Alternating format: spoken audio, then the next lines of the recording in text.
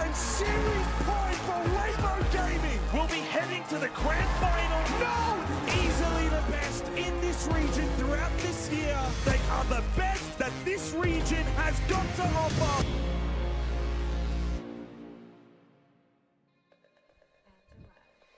The Salt Lake City Major is just around the corner, but the job's not done yet back home, Pengu. We have one more team to qualify through to the Major from the APL. I can't believe it. Kickoff has flown by us. I am completely slapped around by how insane Kickoff has been so far. It's been such a pleasure, and I'm lucky that I've been getting to cast it with mostly with you. Unfortunately, I had to do a day or two with Xenox, but Pengu, thank you for dialing in so early in the morning. How are you feeling about our final day of APL?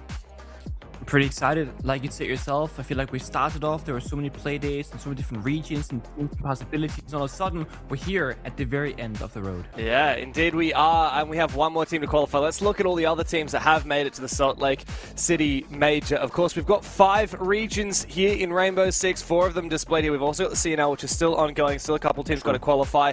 And we've got the EML, which of course, that was crazy. We got to do a bit of that, Pengu. That was a lot of fun. Exciting to see Twisted Minds making their debut internationally, the brand new VP as well. North America, a few wild cards as well, no pun intended. 5 Fears making an appearance, and SAL. Man, there's been so many shake-ups amongst the roster manias globally in every single region. We've also seen quite a lot of upsets, and none more than in the SAL. Let's have a look at the winning moments for these 4 qualified teams. Obviously, no one was surprised to see the reigning world champions FaZe make it through, but they did so in such an impressive fashion. Yeah, to be fair, you know, they did end up in the lower bracket. The thing about ACL is that it's a completely stacked region from top to bottom, so all it takes is, you know, one matchup that goes the wrong way. Now you're lower bracket, and even that run is not going to be easy. FaZe has to fight against, you know, Team Liquid Alienware into lows in that lower bracket to make it happen. Whereas Furia, you know, new team, but still the same old performance, I guess. They continued in the upper bracket and actually fought against teams like your Floxo, like your NIP, and they locked in their spot. And you see a lot of the player camps. It means so much to these guys up in their chairs, over big hugs. You gotta appreciate every single major that you qualify for and every single victory. For sure. And I mean, it must be so insane for the Furia guys because this is their first stage as a team, completely new roster. Yeah. Must be pretty insane for the Los boys as well. I mean, this roster, which, you know, has some familiar faces. Dash, formerly on Wildcard, of course. Perez, who had an insane performance.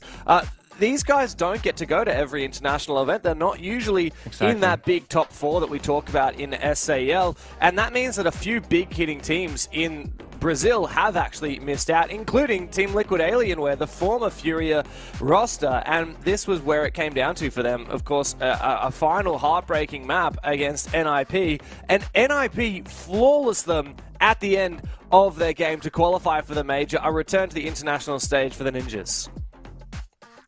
Heartbreaker, right? 1v5, you know, the round to like not take it to a major, to struggle, to have these roster changes where, you know, Furia, like we keep saying, they are a new team, 4 new players, and then 1 of the old guard, whereas Liquid Alienware is 4 of the former Furia players with 1 Liquid player in Maya. So you would expect it to be the different conversation, where it would be Team Liquid Alienware qualifying, not Furia, due to those rosters. But no, I think the Team Liquid Alienware organization has a slight curse to themselves, maybe. Yeah, unfortunately, but it does mean that we've got so many new fresh faces at the major. This major is going to be unreal. So many big shakeups coming into 2026, and of course the introduction of the CNL getting 4 spots directly to the major as well. A new play-ins format, I mean, so spicy, so exciting. The tickets are available now. You guys can go grab tickets, head to the US. I would highly recommend it. But of course, down under in APL and in the Asia region, we've had APAC North, we've had Asia, now we just settle into OCE. But we had some championship winning moments, and this one that we casted just 2 days ago, Pengu, was particularly heartbreaking for D+, but so exciting for CAG. After failing to qualify for the 6th Invitational in Paris, they're back on the international stage, and in such an impressive fashion. It was, you know, honestly, prime Anaton back on the shields with so much confidence, taking map space and everybody pushing together behind him. And, you know, a big question mark happened where D+, you know, are they going to be able to make that lower bracket run? Can they make the comeback happen? Or is CG just in full control right now for Kickoff? Because they kept saying on social media, hey, for this matchup, we have secret strategies. You're gonna watch them, and then they smash D+ the first time around, and then they go against them way later in the grand final, and they had more strats up their sleeve. And we spoke to Sparky, the coach of CAG, and he said we tailored our game plan specifically to this grand final for D+. So huge counterplay. Then we have Weibo, obvious qualification match, right? Obvious domination. They have the best that APL they have to offer. Yeah, they really are. I mean, 7-0, 7-1 for Weibo Gaming to qualify through in first seed. Of course, Daystar will also get to make it, but they will be in a lower seed than Weibo Gaming. Of course, people are very excited to see what Weibo can achieve at the major with their current form. But we do need one more team to qualify through from the APL, this time from the Oceanic region. And man, things have spiced up a lot. We've got 3 teams left remaining, and I think it's no surprise to see Enterprise through that upper bracket directly into the grand final. But we don't know who they're going to face yet, Pengu. That match, that grand final, will be later on today. Before that, we have to find their opponent, which is Man LFO or the Chiefs Esports Club. Now, a lot of people look at OCE, Pengu, and they're similar with Asia. They say, well, you've got one obvious top dog. You've got Weibo in Asia, you've got EP here in OCE. But Man LFO and Chiefs have been playing phenomenally over the past couple of weeks. They have, but playing phenomenally is not necessarily enough, and you gotta go up against the very best the region has here in Oceania. And Enterprise, they got that big question mark to them. Are they for sure the best team in this region, or are they actually the best team in the region? And that is what today is going to be all about. Yeah, well, a lot of the players on Enterprise are the former stars from the Chiefs, who now have got a completely new roster. The only one that's the same from last year is their coach, but they also have some pedigree of their own. Relays and Player coming over from Enterprise after getting dropped off of the top team in the region. They've formed this new team with quite a lot of talent. Of course, Lunchbox previously playing on Ludovica, Jacana, he's played on so many teams. Neptune's been in the scene for about 1 million years now. These guys are a very deadly roster and quite stacked in terms of the experience in the Oceanic region. And like individually, you have players like Neptune who's just popping off like practically every single game. I mean, his stats right there before he showed he has the best KD on the roster, whereas Jacana is going to be like your more hard support oriented player. Yeah, on the scoreboard doesn't hit as hard. That's not his job. He plays the shields, he sees the gaps, he calls where the plants are going to be going down, who's going to be covering what angles, and that is going to be kind of his specialty. But it does, you know, put a little bit more pressure on your injured players, like your player, like your Neptune, to find these gunfight victories when you do have Jacana having a more strategical mind about the game, not doing the injury work himself. So they have experience in different areas. What they're lacking, like the only area I think right now, is consistency, because they have had a couple of tough games. However, they have won those games and gotten them so far. Yeah, they have. And look, a lot of people were surprised to see these guys knocked out of the upper bracket in their very first match against Team Anios. They made it through the lower bracket against Barbie Boys, Academy, and Rock LFO last week. It has been a lot of tight games, and yet they have overcome. And we really saw that epitomized last week in their double back-to-back day, and a lot of good insight from their coach, Nate. Let's remind ourselves of what happened last week for the Chiefs. You have all your strats, all your defaults, all this stuff that everyone talks about, that everyone does, but you can't win without mentality. I don't think it's possible. I think if your team doesn't have a good mentality, you're not winning those big games. Like, obviously, like maybe people thought that we should have been favorites in that BO3 and favorites in the BO3 before, but like I think you guys were saying before, the region is so close now. Obviously, one team has taken a lot of the really top-rated players all into one, and now we're all split, and there's a lot of people like Box, Jake, Neptune, who have stepped up massively, and they've also learnt a lot, and they're taking in a lot of information from like me, Player, Relays. So seeing that today, I think was really awesome. It's good to see. Obviously, I think we should have ended at Chalet, and I'm not saying that was a good performance from us, but I'm not going to say. V2 now. A C4 still available for Names Dave. It's one of the main ways that you can kill that player on that double window. Player himself has a grenade that could also protect the diffuser in a dire moment. Names Dave starts at 1 tick, 2 ticks. The nade buys him a few seconds and just enough time. He goes for it again. Sira has to cover. Excuse me, Neb! What are you doing? Neb! Why are you halfway across the map? Even my dog is wondering what the hell you just did. It really is dependent, and it's very much like a lot of the defaults you see. Jake, stats-wise, and people spoke about this when we used to have Oda. his stats weren't great. Yeah. But I'm pretty sure on both those last 2 maps, even the first map, he planted majority of our attack rounds, or at least attempted to, and got denied. He made, like, you know what I mean? Like, even on those Consulate, big rounds on piano, big rounds when we went CEO on those attacks where he's getting plants down, and he's calling us. He's like, hey guys, can you watch this? We're gonna do this. Early round, like you said, that experience from Relays and Player come in where they're like, hey guys, we can slow it down. Minute 40, we don't need to be rushing things. Next goal is obviously, Man LFO. I have a lot of respect for that team. I know they put in the work, and I think it shows. Like, even though they didn't get probably the result they wanted today against EP, like, it wasn't like they were, you know, just rolling over and quitting. I think they had some very good, promising rounds, and I think it's just going to take time and just like them building up. But I think that game will be awesome for us, especially, you know, we don't really like to give up, and they seem very strong-headed with their strats and stuff. So I think it will be probably a great series. You guys don't like to give up. I discovered that today when you guys were down 6-4 after fumbling Chalet. What are you doing? He did not give up on Consulate. Massive credit to you. It's going to be hard to count you guys out after you put on a performance like that. Congrats, Nate, again, and good luck in your games next week. Yeah, Chiefs really know how to give you heart palpitations with what they fumbled what were last they doing? week. Man, I don't know. I'm still figuring that out myself. But they did come through at the end of it. A lot of really tense moments for the Chiefs last week. I have no doubt that no one's been under more pressure in OCE than this Chiefs roster. Of course, they got picked up immediately by the organization, the biggest esports organization in OCE, and there's a lot of expectation on their shoulders. But they're coming through that lower bracket roster run, and they're going to have to fight the team that came through the upper bracket only to lose that upper final. It is Man LFO, and you heard it from the horse's mouth. Nate said that he's been really impressed by what these guys have achieved. And they have been good. You know, it's been a bit of a surprise at how well they've actually been faring individually. Yeah, they did lose to Enterprise, you know, whoa, big deal. But they actually went 5-7 and then 2-7. So they actually also showed that, hey, on a really good day, Man LFO could probably take a map of Enterprise Esports, which puts them down perfectly for that conversation of, are they good enough to maybe fight for second place in the grand final, or will they get stopped beforehand by Chiefs? It's gonna come down to, you know, performance on the day. Chiefs, they've been tested to their very limits. They've been under so much pressure. Where Man LFO, they've had a little bit easier. You know, they had a 2-0 victory against Rock LFO, 2-0 against Shy Academy, and then 2-0 loss, of course, to Enterprise Esports. They haven't gone for those super long series or those super tense moments necessarily.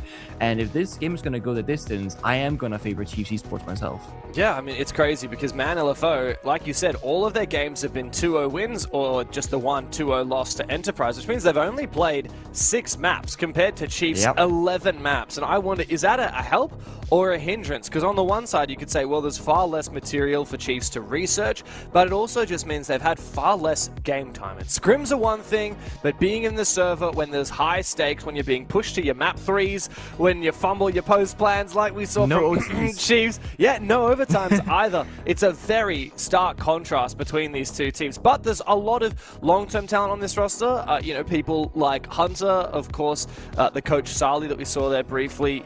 But we also have up-and-coming talent as well that are still kind of proving themselves. I mean, Beers really came to light last year. He started performing very well on his teams, but we just haven't seen this like long-term kind of pedigree like we see out of Player and Relays and Neptune and even someone like Jakenna. So I do wonder what Man LFO will be able to achieve, because in a way, despite coming through that upper bracket, they feel like perhaps the favorites may indeed be their opponents in the Chiefs. But let's have a look at the map veto. We've got to go through 3 maps, potentially. If Man LFO continue their streak, it'll be a 2-0 either direction. Bank, our first map, picked by Chiefs. Man LFO then go to Consulate, and then we go to Lair. Should we need it? I am not sure how I feel about this one. I'm still a bit scared for Man LFO. I am as well. Consulate, of course, we've seen Chiefs go into deep overtime on before. But I think other than that, I think Chiefs can be a little bit like, guys, we got this one. Actually, just double checking here, Chiefs have gone back-to-back overtime on Consulate against both Shy Academy and then Rock LFO in back-to-back play days. So honestly, if anything, the only thing we can know for certain here, that second map of Consulate, that's gotta be a third OT in a row on Consulate, surely. Surely. I mean, I feel like Chiefs need to push as hard as they can on Consulate, even if Yeah, they win they do. Bank, because should they go to Lair as the decider, Chiefs haven't played Lair so far in Kickoff. Man true. LFO, on the other hand, they beat Rock LFO 7-1 on Lair, and then beat Shy Academy 7-5. So I feel like if we go to 3 maps, Man LFO will be very much at home on that decider. But of course, it starts here on Bank. Chiefs' map of choice, but they're going to need to continue the momentum that they have built through this upper bracket, taking scalp after scalp. First it was Barbie Boys, then Shy Academy, and then finally a big win over Rock LFO. Now it's time to take on Man Esports LFO. There's only one spot up for grabs at the major for OCE, and either of these teams, should they wish to contend EP, will need to lock in first in this lower bracket final. Very curious in the operator bands. I feel like we see a fair bit of variety lately here in APL. We saw in APAC North with CAGD Plus some target bands. When it comes to the Chiefs game here in Oceania, we've seen a lot of target towards the shields when they're on the attacking side. But of course, Chiefs here, they're going to start on the defense. Man, they're going to get clear of the Asami and the Kaid. So I like this. You're targeting multiple bomb sites with these operator bans. Sometimes you see people ban, for example, the cast of the Asami. That's going to make top floor here in Bank a lot more difficult. Some teams, they opt for, you know, more utility, like your Smoke or your Goyo or the Kaid, which speaks to basement. Getting rid of the Asami and the Kaid makes basement a little bit easier to attack, top floor a little bit easier to attack, and gonna give you a lot more kind of spread across the bomb sites. With that being said, something very unusual here, James. We're not starting downstairs in basement. We're actually starting top floor in CEO instead. This is just giving me flashbacks to ranked. Like, this is every single game of OCE ranked. Everyone goes top floor first, and I hate it. I loathe it. Yeah, it's really weird. It is very strange. But you can see that Chiefs are going top floor because they banned Hibana and Ace, which are the only hard breaches capable of breaching the Kanto wall near where Jakenna is at the moment. And when you open up that Kanto wall, you have a long line of sight all the way from the rappel to cut this map essentially in two by looking all the way down this long hallway. So Chiefs banning out those 2 operators, ensuring that wall stays closed, and hoping that they'll be able to fortify this top floor a little bit better. It goes back to the conversation, right? Like, some attackers, they will double ban operators that make one particular bomb site weaker and therefore easier to attack. Defenders double banning one archetype to make only one bomb site stronger is quite uncommon. But this is the thing, if you're Chiefs and you think that top floor is going to be like undefendable, you can invest these 2 operator bands in Nibbana and Ace and make it a lot easier to win. And then if you believe that basement and the tertiary of like open area, you'll just win anyway. You now have 3 quote-unquote strong or playable bomb sites due to this this target ban and operators. So Man LFO also, like you said, they can breach the elevator wall, the counter wall. We all know that they're going to be quote-unquote forced into a top square take, which is why they're going to have the block downstairs of Pluto, doing the verdant in janitors. They're going to have people on the window rappels and just cutting off as many angles as possible. They do have a player actually contesting on that window rappel on towards lobby, but nobody needs to peek unless they absolutely want to, because they can with those echo drones. Nice opening pick though onto Lunchbox. It's the concern here for the Chiefs. You pick this top floor bomb site, you are very vulnerable to these rappel angles. It's such a hard game to play. Especially with no castle, they elected not to pick it, and no Azami, which Man LFO banned against them. And so a lot of this is just Chiefs trying to figure out, where can I sit on site safely? Yeah, mind you, there's no Warden either. You can't see through the smokes or the flashbangs once you should come out later. Hunter on the Brava does have a set of smokes, as does the Capital. I believe they used the Capital Fire to then force the movement of Lunchbox, and therefore they got the kill early. So they can start the round off in a 5v4. However, they're all going to be outside the building with the exception of Pluto inside of Square. And they have spent, like I said, the most valuable piece of utility in the Capital Fire arrow. So they have less ways to win this round. But, I mean, if they're walking the breach right here on square wall, that could just be a free plant, honestly. The hard thing here is going to be the Yokai drones. The Dokkaebi call comes out, but Jakenna is standing on top of a Mute Jammer, so he's not going to be affected by it. He can get his Yokais in a position and look for a plant denial onto Hunter. Does he know where the plant is going down? Amongst the smoke, he's going to have to get active, get that Yokai into action, but no, indeed, he will fail to do so, and Beers coming up the spiral stairs not only finds one, but also the Echo as a second kill, looking for a third. Player shuts him out of it. 1v3 now for the smoke. But with this diffuser just here inside of CEO, it's going to be nigh impossible for him to try and plant it. Even if he does get some kind of cheeky long angle with the long arm, it's not going to be possible up against that rappel. ManLFO cruised through a very strong opening round on the attack. Yeah, and it all comes down to they took care of the only C4 in the round, taking down Lunchbox, and then player who's on the smoke. He's in a not in a bad position per se, is it that there are not really any other good locations on that bomb site. You're starting to start a meeting, window repels, you want to push the bomb site, window repels, you want to go through that rotation, people are on the window repels, watching you, just waiting to get that pick, and then they have an important backstabber. Beers sprints up lobby stairs with the Dokkaebi call to take players off the Yoga drone for information, and can just flashbang elevator, push straight past Diego himself in elevator, and then get a freebie. So, good frontal take, good backstab, ManLFO. They do, I would say, like a pretty expected push, but the way they did it is where they succeeded. They get early kill, they take it step by step, and nobody's making any huge blunders around the map. Chiefs didn't have many ways to win that besides hitting some gnarly shots, which they don't. So they're gonna change it up, go from top floor all the way back to basement, the much stronger bomb set on paper. And they're gonna pick a kind of like bit of variety operators here. They got some roam extension in the castle and the vigil, and they have a ton of, you know, staying power on the bomb site with the warden, with the echo, with the Melusi. So they're definitely gonna fight for their own game here. The question is, are they gonna fall back by their own terms? Or are they gonna be having to force to fall back by too much pressure happening upstairs? Because I'm seeing a Monty, I'm seeing a Glass, I'm seeing a Thatcher. This is gonna be a pocket strat. Yeah. Meanwhile, we could have Beers lurking through Garage. He's going to be able to be invisible to the Yokai drones, and Elements, who can take any free map space himself using that Solid Snake. So this is a perfect attacking lineup for ManLFO to really make things difficult for the Chiefs. Elements can just stay up here and essentially cut off any of these roamers looking to rotate back to site through blue and trying to flank server. A lot of options here. Monty goes on immediately, actually. Oh my god. Planned the wrong spot, perhaps, actually, on the door. If they walked in just a little bit further, you can't get seen from this very hatch. But he's trying to get it down as quickly as possible. And now, this entire pocket strat has to be changed, because no Monty should mean no planned. It does force Elements to get active here and try and push for a kill onto Neptune. Tries to get active, but doesn't want to overswing here. Meanwhile, the rest of the Chiefs have stuck onto their positions very confidently. It's made it very difficult for ManLFO. They tried to do a real bare minimalist kind of attack, but as soon as one thing went wrong, as soon as player was on that warden and could peer through the smoke, I mean, it's pretty much a done deal. Nice attempt there from Elements, but the round does not last very long at all, and that is a very dominant response from the Chiefs.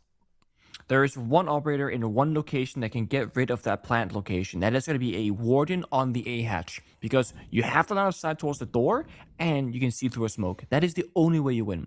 The warden is also the only C4 operator that Chiefs had on that round. So, had you planted in any other location that cannot get seen by that hatch, aka walking in 2 more steps all the way through the door, in towards the reinforced wall, you're actually fine. Warden would have to drop down the hatch, throw out a C4, or somebody would have to smoke bang you without the ability to see through it. So, perfect operator in the perfect location, the real counterplay there coming in from Chiefs. ManLFO. I mean, a quick loss is a quick loss. They don't gotta think too hard about that one. Guys, I messed up. Let's go next round. Okay, back to top floor. The thing is, with the Hibana Ace, like I mentioned in the round number 1, you can't really attack lobby because you cannot get that elevator wall opened up. So, you should be expecting here of your Chiefs that same kind of attack. They're going to go top square, they're going to go stock windows, bomb set repel. That's going to be the execute. So picking a clash up now from relays is actually a power move. Because when you know they have to push one area of the map, you can guarantee that clash can be in that one location. The way that you deal with Clash very commonly, you attack from many different areas, or you don't show your cards until the very last second, and now Clash will get caught in the wrong spot. So should be making the round much more difficult for ManLFO. Let's see how they can pick it apart. They've got their own counter in the Kali. They can both deal with the castle barricades from afar, and the Clash later on. Ooh. Oof. Unfortunately, he misses one of those. Oh, he's getting peeked, so that's the dangerous thing here. I like that. Funnily enough, the counter to the Kali is to peek him. And that's exactly what Neptune's doing. Thankfully, he's got a really good weapon with an ACOG scope to try and fight back. And you'll see, even at that kind of range, Pengu, that's the amount of damage that DMR does. Beers is just one shot away from dying himself. It was damn DMRs, man. Back in the day, it was a Doc ACOG scope peeking you. That's how the Kento call-up came to be. He would play that Doc operator.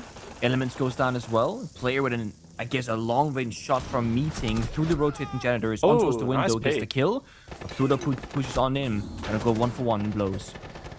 Yeah. Taking a bit of damage, though, especially from that barbed wire there for Pluto. Feels like Plan A has gone out the window here for ManLFO, but because they found that second pick, it might just be achievable to go for a Plan B to desperately try and find a little bit of ground. The problem is, Chiefs don't have to over-aggress here. And actually, Shark is inside. I don't know how he managed to successfully rappel inside. Unfortunately, Lunchbox for Hunter is going to be the demise of him.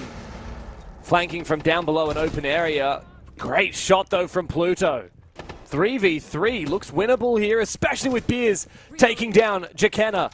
Now Relays has to have maximum value on this clash, as Lunchbox down below might be able to look for a plant spot. Might not matter. I think they might have some kind of information, perhaps. Big kill, though, from Lunchbox coming up the main stairs. Him and Relays have every reality here, every opportunity to find this clutch, but they have to win this 2v1 first onto Pluto, who finds a 3k, make it a 4k for the Ash. Big round from Pluto. ManLFO steal a second attack. And it's just a quick punch, really. It's just 3-2-1. Let's send it in throughout the bomb site. Shark here raveled in on the capital saying, guys, this area is clear, this area is clear. They can only really be in these three locations. That's going to be janitors, that quad window room, and then, of course, top main where they hear the clash just walking back and forth. So Pluto walks in, pre-fires the Aruni. That's the first kill. That gives them bomb site control. Then what happened kind of off screen, and we saw it very briefly, the Bok had jumped in stock room right there with the yellow ping too. So they sent in the Solus downstairs, right there, gets the vertical kill, while the Clash is getting yellow ping formation and the slow. So when the defenders make a play trying to punish the Bok, that's when Pluto at the same moment walks in towards the bomb side. So you're punishing the enemy's play with a play of your own. But because it was a 2v1, Solus and Clash just dealing with the Bok, it means you have numbers advantage on the bomb side in that 4v4. Because they're -2, you're -1, you're playing 3v2 effectively. So really well read there from LFO, very quick to their decision making, and that is how they find their second round victory. It makes you wonder if there was a world where the Solus could have tried to deny from below while the Clash scattered for info on site, but so many what ifs here. I mean, we know in reality the bank is a very hard map to defend, which is why ManLFO picks the attacking side. And yeah, credit to ManLFO, they've got some good attacks, but I expect that Chiefs will be able to reply in turn once they swip onto that attacking side as well. So really it's just about get 2 or 3 defenses and then Chiefs will be very happy. There is also a quote-unquote concrete plant spot on top floor of CEO. It's a very, very small area and meeting, so I think the worry there is if they plant on the non-soft destroyable floor, Clash is playing 1v3 while they're planting, and that's not really ideal. So they're saying, hey, let's just try and take the gunfights before they plant. You know, get down to even numbers, get into a stable position. But then the other issue is that the Solus player was very low on health from a fight earlier on. So Lunchbox was taking the fight with like 30 health versus full health enemies. That's not really going to go very well necessarily. ManLFO now double shield duty. They got the Blackbeard, they got the Munty, and another one of those pocket niche operators, Aura, seeing some play. She's been buffed. She can now shoot her gadget from, I think, 25 meters away. It's actually 2 million light years. Yeah, sorry, it's 2 million light years of distance. And they also close 3 times as fast. It only takes a single second upon activation to fully close the attacker, which is nasty fast. A really cool way to see it in action there from Elements. However, player goes for a big peek and takes that Rayora down. Now the gadget will still be active, But the entire point of picking that Rayora was to more safely look for a way into that top floor, and it was anything but safe for Elements. The vert angle is being held by Jakena on that janitor door. The issue is, like I said, there's 2 shields in play. And a Nook creeping downstairs, a Solid Snake getting information. So while Man in the Fold, they have lost a player, they still have, I would argue, the 4 strongest operators that they've picked so far. Rayora was just to get in top floor, but technically, despite losing a player, they did achieve that. They got in top. Now they can do, hopefully, a little bit of verticality maybe with their guns, just to try and force out some of those player positions. But if not, just do this. Walk on in with the shields covering your face and clear that map control. They still got almost a full minute to work with. Oh, interesting. Beer's going to go for a lurk below. Oh. I love seeing the Nook DMR, by the way. New addition. Ever since Solid Snake came out. But Player is the one that he is hunting at the moment. He's all the way down in Vault Lobby. What's he doing? Beer's down there. It costs a lot to invest an entire player to go for a lurk all the way down in the basement. But if he can flank onto Player and find that kill, it would be massive. And they know that his rough location is going to be server stairs. Does he have the read, though? He does not. Goes down. But now they know. Only 2 people attack the bomb side. Yeah, it's just Neptune now in a 1v3. Sharky knows where he is, but he gets the better of him. Hunter now has to go for that plant. It becomes a 1v1. There's no way! Neptune sends them into space with a massive 1v3 for the Chiefs. Oh, the punishment happens right there. They know there's a player in the basement. So when they're attacking the bomb site, it's 2v2. So they invest all that time taking down player on the Goyo on server stairs, only to lose the most important area of the map. They don't get down the diffuser, they don't get proper bomb site control, and it opens up the door for a clutch from Neptunes. He gets it perfectly. The Blackbeard had to go for the ADS swing, had to cover the Monty. Yeah, that was insane.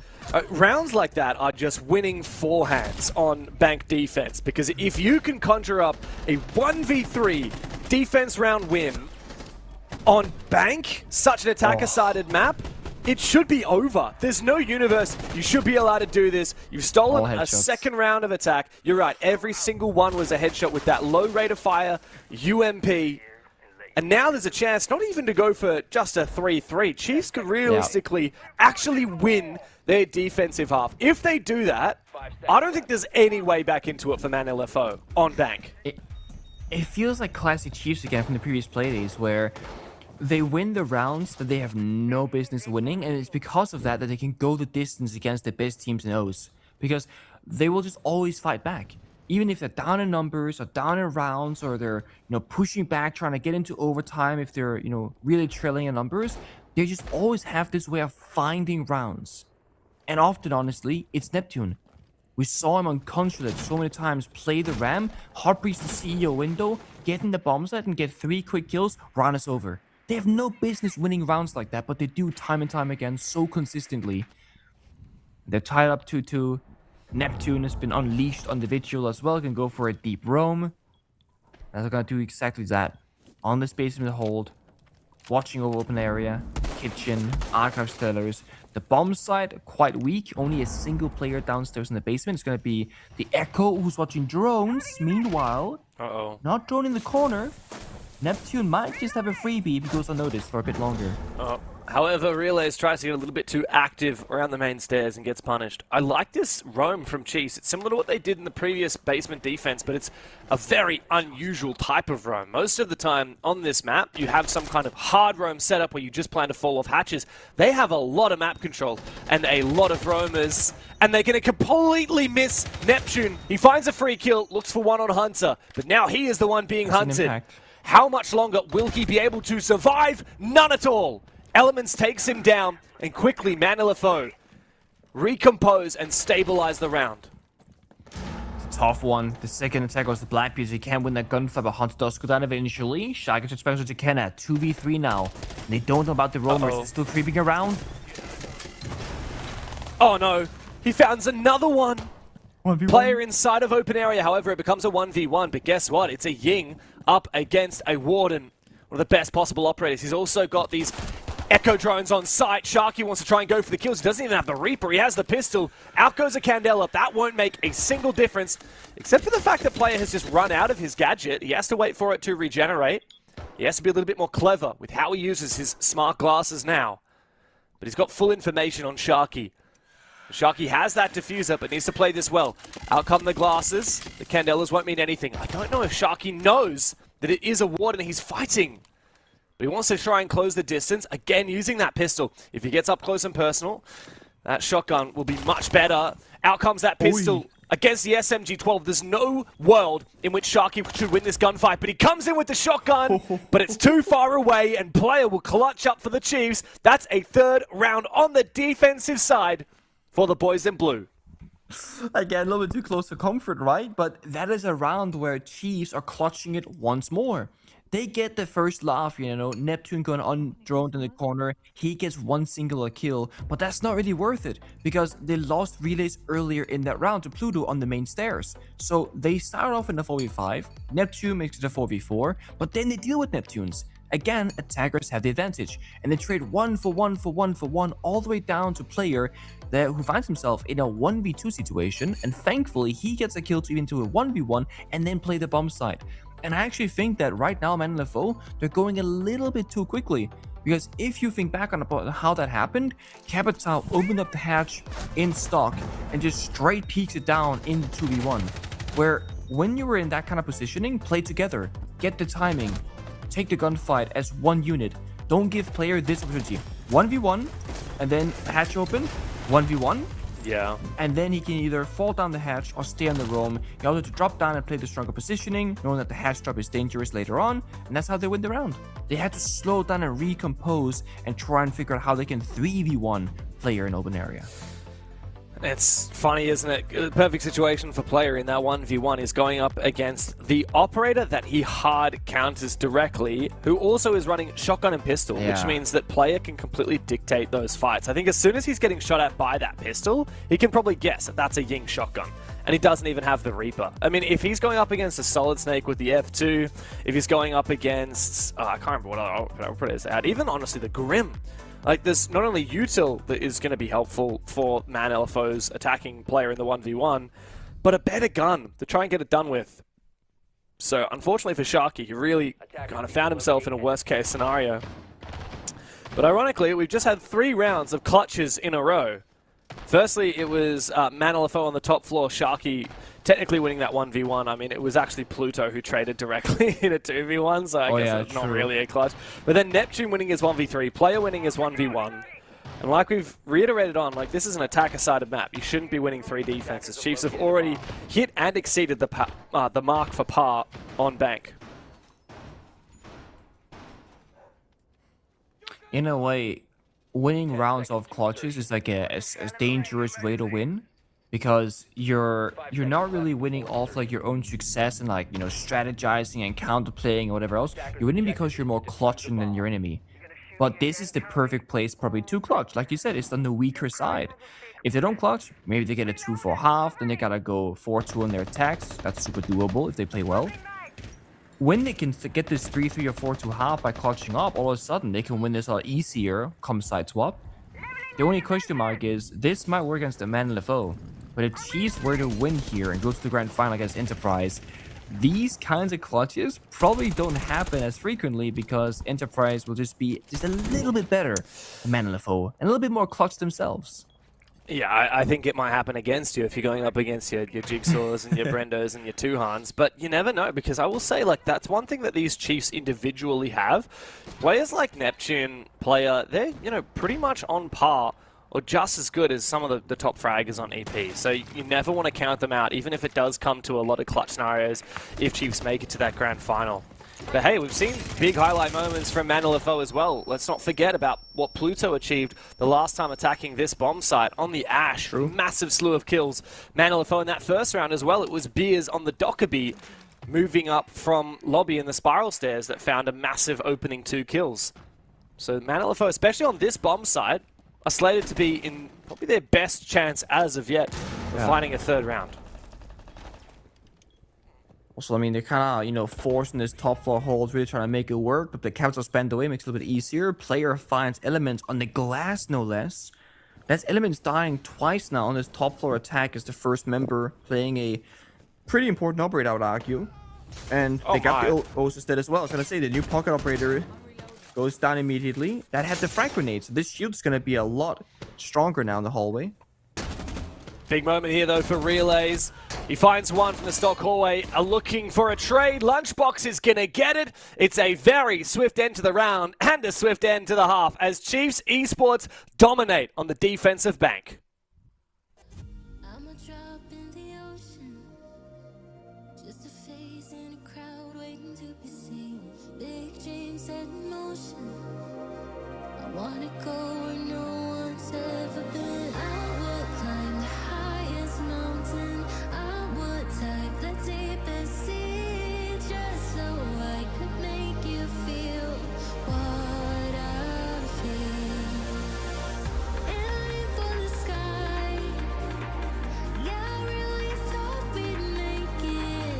Got my head in the clouds, but I can see the world from up here, from up here, from up here.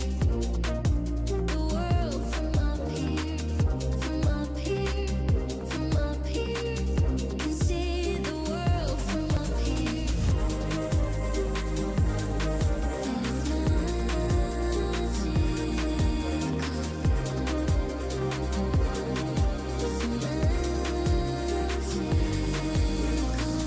Go ahead, call me crazy. I always see the good in everyone. Blue-eyed and naive, wow. Way up here, I can see the sun. I will climb the highest mountain. I would dive the deepest sea, just so I could make you feel what I feel. Aiming for the sky.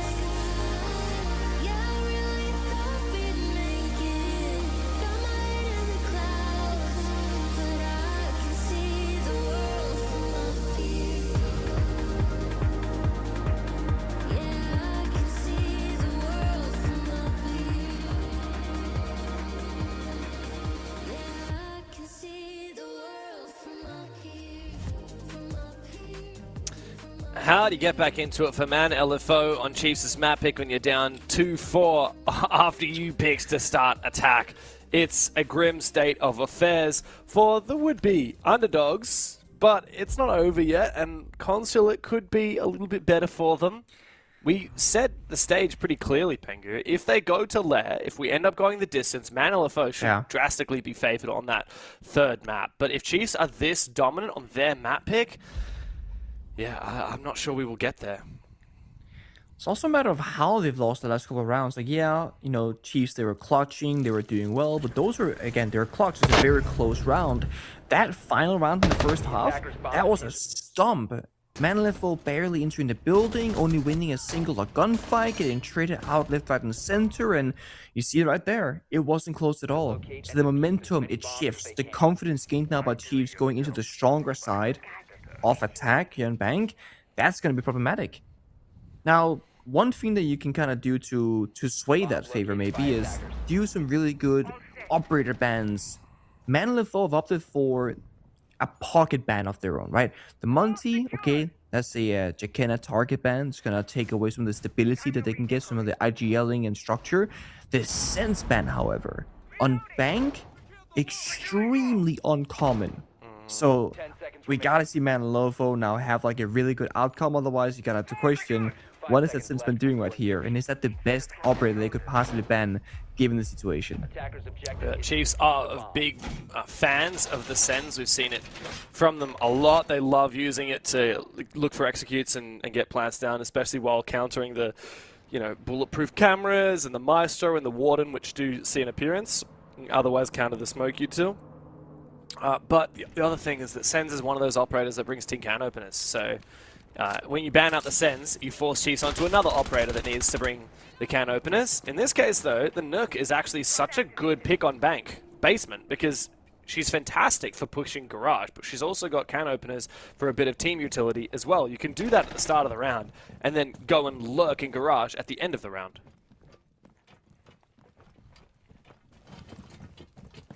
Here comes the blitz push. Oh. Perfect in 1v1, but the impact grenade gets the fire extinguisher. And guard breaks to Kenna, forcing him to reset that gunfight. Yoga Drone is there as well in response, has to respect it. And Pluto takes down Lunchbox, so this roam is very much alive. Yeah, wow. Hunter is so good on that Echo. And while he doesn't actually enable that kill, that's really thanks to Jakenna just not exposing himself for too long. And unfortunately, though, while Lunchbox dies, Beers is traded back. Now, that is a worthwhile trade here for Manilafo, because it's the Hibana that they took down. But the job's not done yet on this roam clear. Still Hunter and Pluto both alive. Pluto solo in open area. Hunter on the verge of dropping down that elevator hatch. He really needs to survive here. There was a world where you say, guys, we killed Hibana, fall back and play safe, but look at the attack in secondary utility. Both the Nuke and the Ying with can openers. That's secondary heart destruction. They can open every hatch and every wall that has not yet been done so by Manilafo themselves. You can tell it's gonna force back Pluto. Gonna drop down the elevator hatch as well. This is the roam surrendered with just about a minute to go. Equal numbers 4v4. Jakenna still has the blitz, so a planned position late round is still very much available. And there is no more C4. Yeah, but there's just the echo for plant denial here, really, isn't it? But the thing is, those yokais are being hunted down by the Brava drones from player. He's already hacked 2 gadgets. Now, I don't know what those gadgets were. They could have been yokai drones, or they could have been the Banshees from Malusi. Either way, that is immense value. There's now a Brava drone at the bottom of the main stairs. When Chiefs look for an execute, they might be able to send that Brava drone in to try and hack those yokais. And I got these 2 more yokais alive, one watching the main stairs, or actually one watching lobby, and one ready for the bomb site, and one also by the corner hatch. So they have 3 yokais left remaining, 1 for the flank, and 2 for the plant. 20 seconds. And no easy way to deal with these yokais, as you said, besides the Brava. And that yokai now will not be able to stun. He's going to have to rotate a second one over, but there's some information at least on what's happening. Player, though, down the main stairs, doesn't need to deny the plant. However, the yokai comes in again. It does indeed deny the plant. A massive clutch up from Hunter on the Echo. Despite everything Chiefs threw at them, they didn't address that second yokai drone. Oh my days. So the yokai actually used their final stun, because you have 2 stuns per yokai. It used the first one when there was about 2 seconds left on the clock, and the final one at the very last seconds in 0-0-0. Because Echo was watching the drones, you have 1 less gun watching for the push. That means that you're sacrificing, covering the bomb site in hopes of winning on 0 seconds. And it pays off massively, because that's what happens. They win on the timer, but they had lost everywhere else on the map. Huge clutch Manilafo, and it comes down to burning enough time on the roam game before falling on back. And it's why it's so important to min-max as much as possible, staying on the roam, when to drop down those hatches, and just try and get every single second out of it that you can. I am impressed, though, that Hunter was even able to get that yokai into position, because we saw where all 3 of them were. There was one in sight, which ran out of stuns. The second one was at the bottom of main stairs. And the third one was all the way over in lobby. I don't think he got the lobby one back into position, so it must have been the one bot main. And there was a player bot main peeking. So I'm really impressed what Hunter was able to do. He might be 0-6 right now, but he had a lot of value, not only on that Plantinal, but also on that roam game with that Echo. Insane. So we've seen a couple of kind of niche operators so far, right? We've seen an Echo 0-second denial clutch. That's been years since I've seen that happening. Obviously back when Echo was the meta operator, this happened all the goddamn time, but it's been quite some years since then. We've seen Ascents being banned away, Glass, Kali, OCE being played, Nuke demarked twice, which to be fair, this bank is the one map where you probably see Nuke the most, if I would say, because of that the garage flank on basement. So a lot of flexibility being shown here from both 2 teams. And now we're going to see the second round of Aura, once by Manilafo, now once by Chiefs. I love this. Yeah, both these teams like to get creative with their operator picks on the attacking side, which is very exciting. Oh, nice Nitro. Doesn't land though, however. And so much exposure here on that top floor of the bomb site. Chiefs are really taking down all these barricades, making Beers feel that pressure. He has a DMR, which is going to be nice for that late round long-range gunfights. Candela's come out. I think the Candela must have been shot. Didn't hear it detonate. Yeah. Did not pop. You are correct. A flourish drone. Let's open up the rotation to CEO. It's pretty smart. There's 3 more Candelas though. It'll be fine. And when you toss them through a smoke grenade, a lot harder to see for the defenders. Are they gonna push with it though? The diffuser is in lobby from Jakena on the Aurora. Wow. Just walking up the staircase about now. Needs to win this gunfight to elevator. Oh, I like this though. The Tubarão will very quickly open up that door and maybe enable a peek here from Beers. However, it's the Blackbeard on the other side. It does enable a little bit of aggression from Pluto. These 2 players together, double teaming on the lobby. And while player is able to trade from his rappel, he's so far from being able to get in that building. He has to go for a rotate now. 40 seconds, 3-on-3. Manilefo have put a stop to this quick push from Chiefs. It feels a bit like Relay's got the Salt there, though, from player. He was on the rappel and somehow just didn't get the trade fast enough to shut down Pluto before Relays would have died to the double swing. It's still even numbers, but timer is ticking away and there's almost no use of lifting pocket. Final call, final flashbangs. They have to push right now. Neptune finds a good opening onto Pluto. Oy. Oh, I mean, the round Okay. is over, isn't it? I guess that's what happens when you have good players on rappels and someone gets in the building. Player finally makes his way to the top of the lobby stairs and gets people to move. Big kill, big round, and, well, I mean, it doesn't take many attacks now for Chiefs to steal the map. I like how we see more commonly nowadays how pro teams are using the Ying, not for the main push of where you think they're going to be attacking from, but just like a middle of the map. Hey, you don't know what's happening right now. We're going to spam Candelas on the bomb side. We're actually attacking lobby, which is quite far away. Only one of the 4 Candelas blinded a player actively in a gunfight from the main push. So it's all about creating chaos and taking space elsewhere. It worked out quite nicely. But it'll be attack timeout now for Manilefo to find themselves a little bit behind the curve. And you got Sali, who we saw just a moment ago, their coach. A lot to say for him, a lot to contribute. A lot of thoughts. Manilefo really need to get on their bike because this game doesn't have a lot left in it. If Chiefs are able to find just 2 more attacks, it's over. And Manilefo, I mean, yes, they won that basement defense. You could argue it was a clutch from the Echo. I mean, they certainly were dwindling in numbers. Chiefs looked like if they had a few more seconds on the clock, they win that round. And so Manilefo, with basement still locked, top floor, a bit of a disaster. I have to figure out, well, how do we, okay, go to our tertiary, then basement's going to be unlocked. Go back there. That's not a done deal. That's not a guarantee. Top floor has been nigh indefensible for either team. Turns out the OCE ranked was wrong. Who'd have thought? Who would have thought?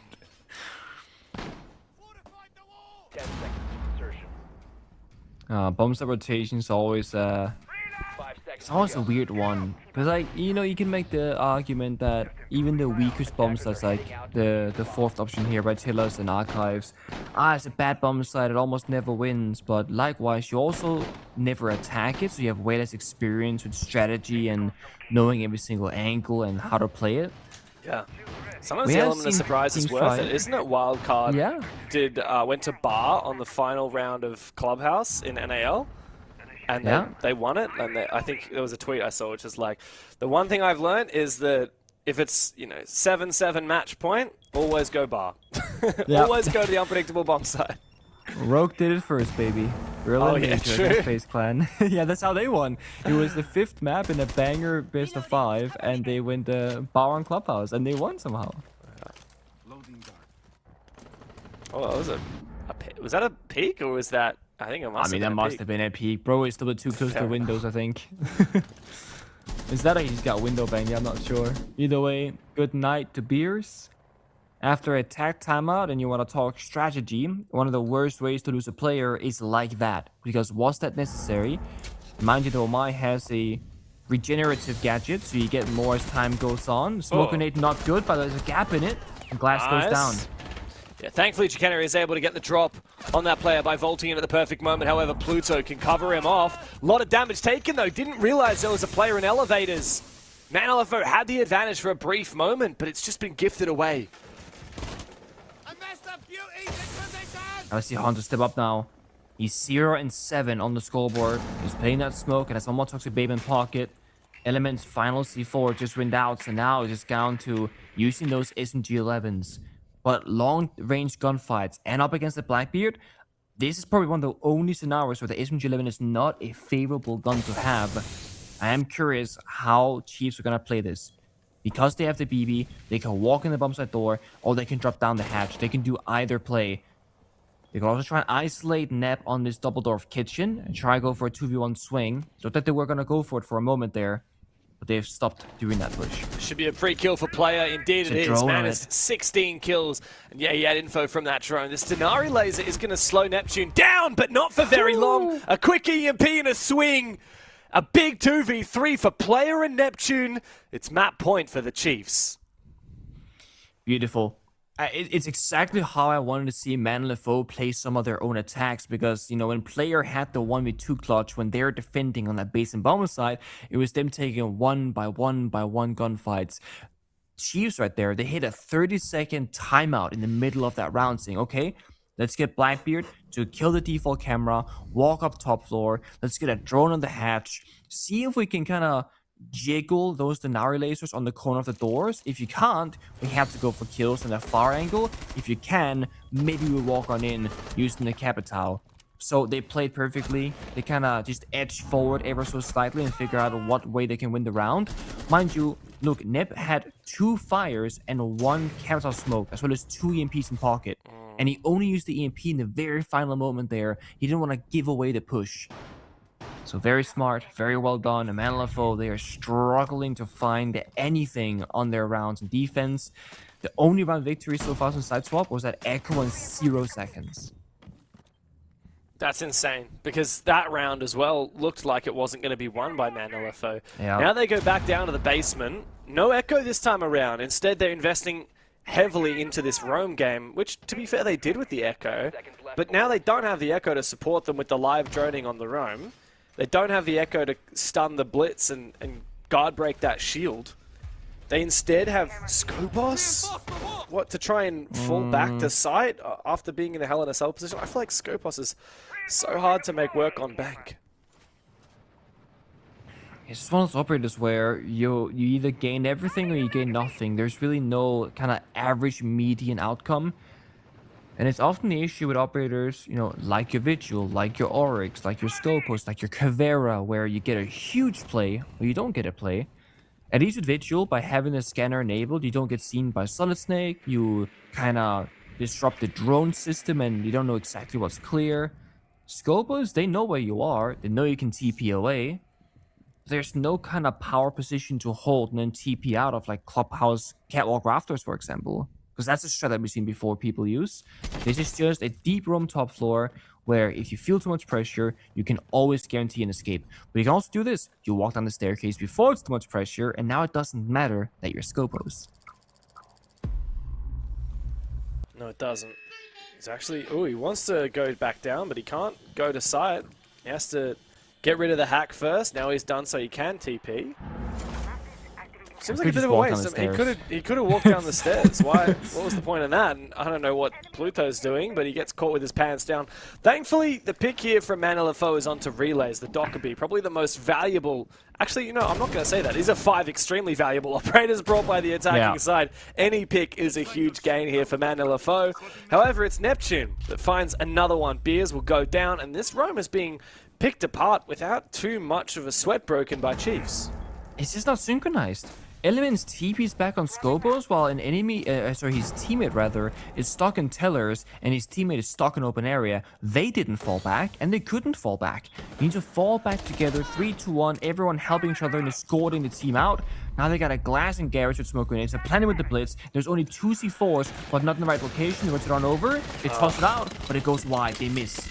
Complete miss, and the Warden here is the one that has to have an impact. The Warden realistically needed to be peeking the glass inside of Garage, but it's not going to happen. In fact, it all comes down to just elements The Scopos left alone on the bomb side. Flash and abused by Jaquetta on the blitz. It is a monstrous attack half from the Chiefs. Incessant. They take no prisoners, and they do away with Manilefo in the first map quite handily. It's map 1 in the books for the Chiefs. Next up, Manilefo look to come back on Consulate.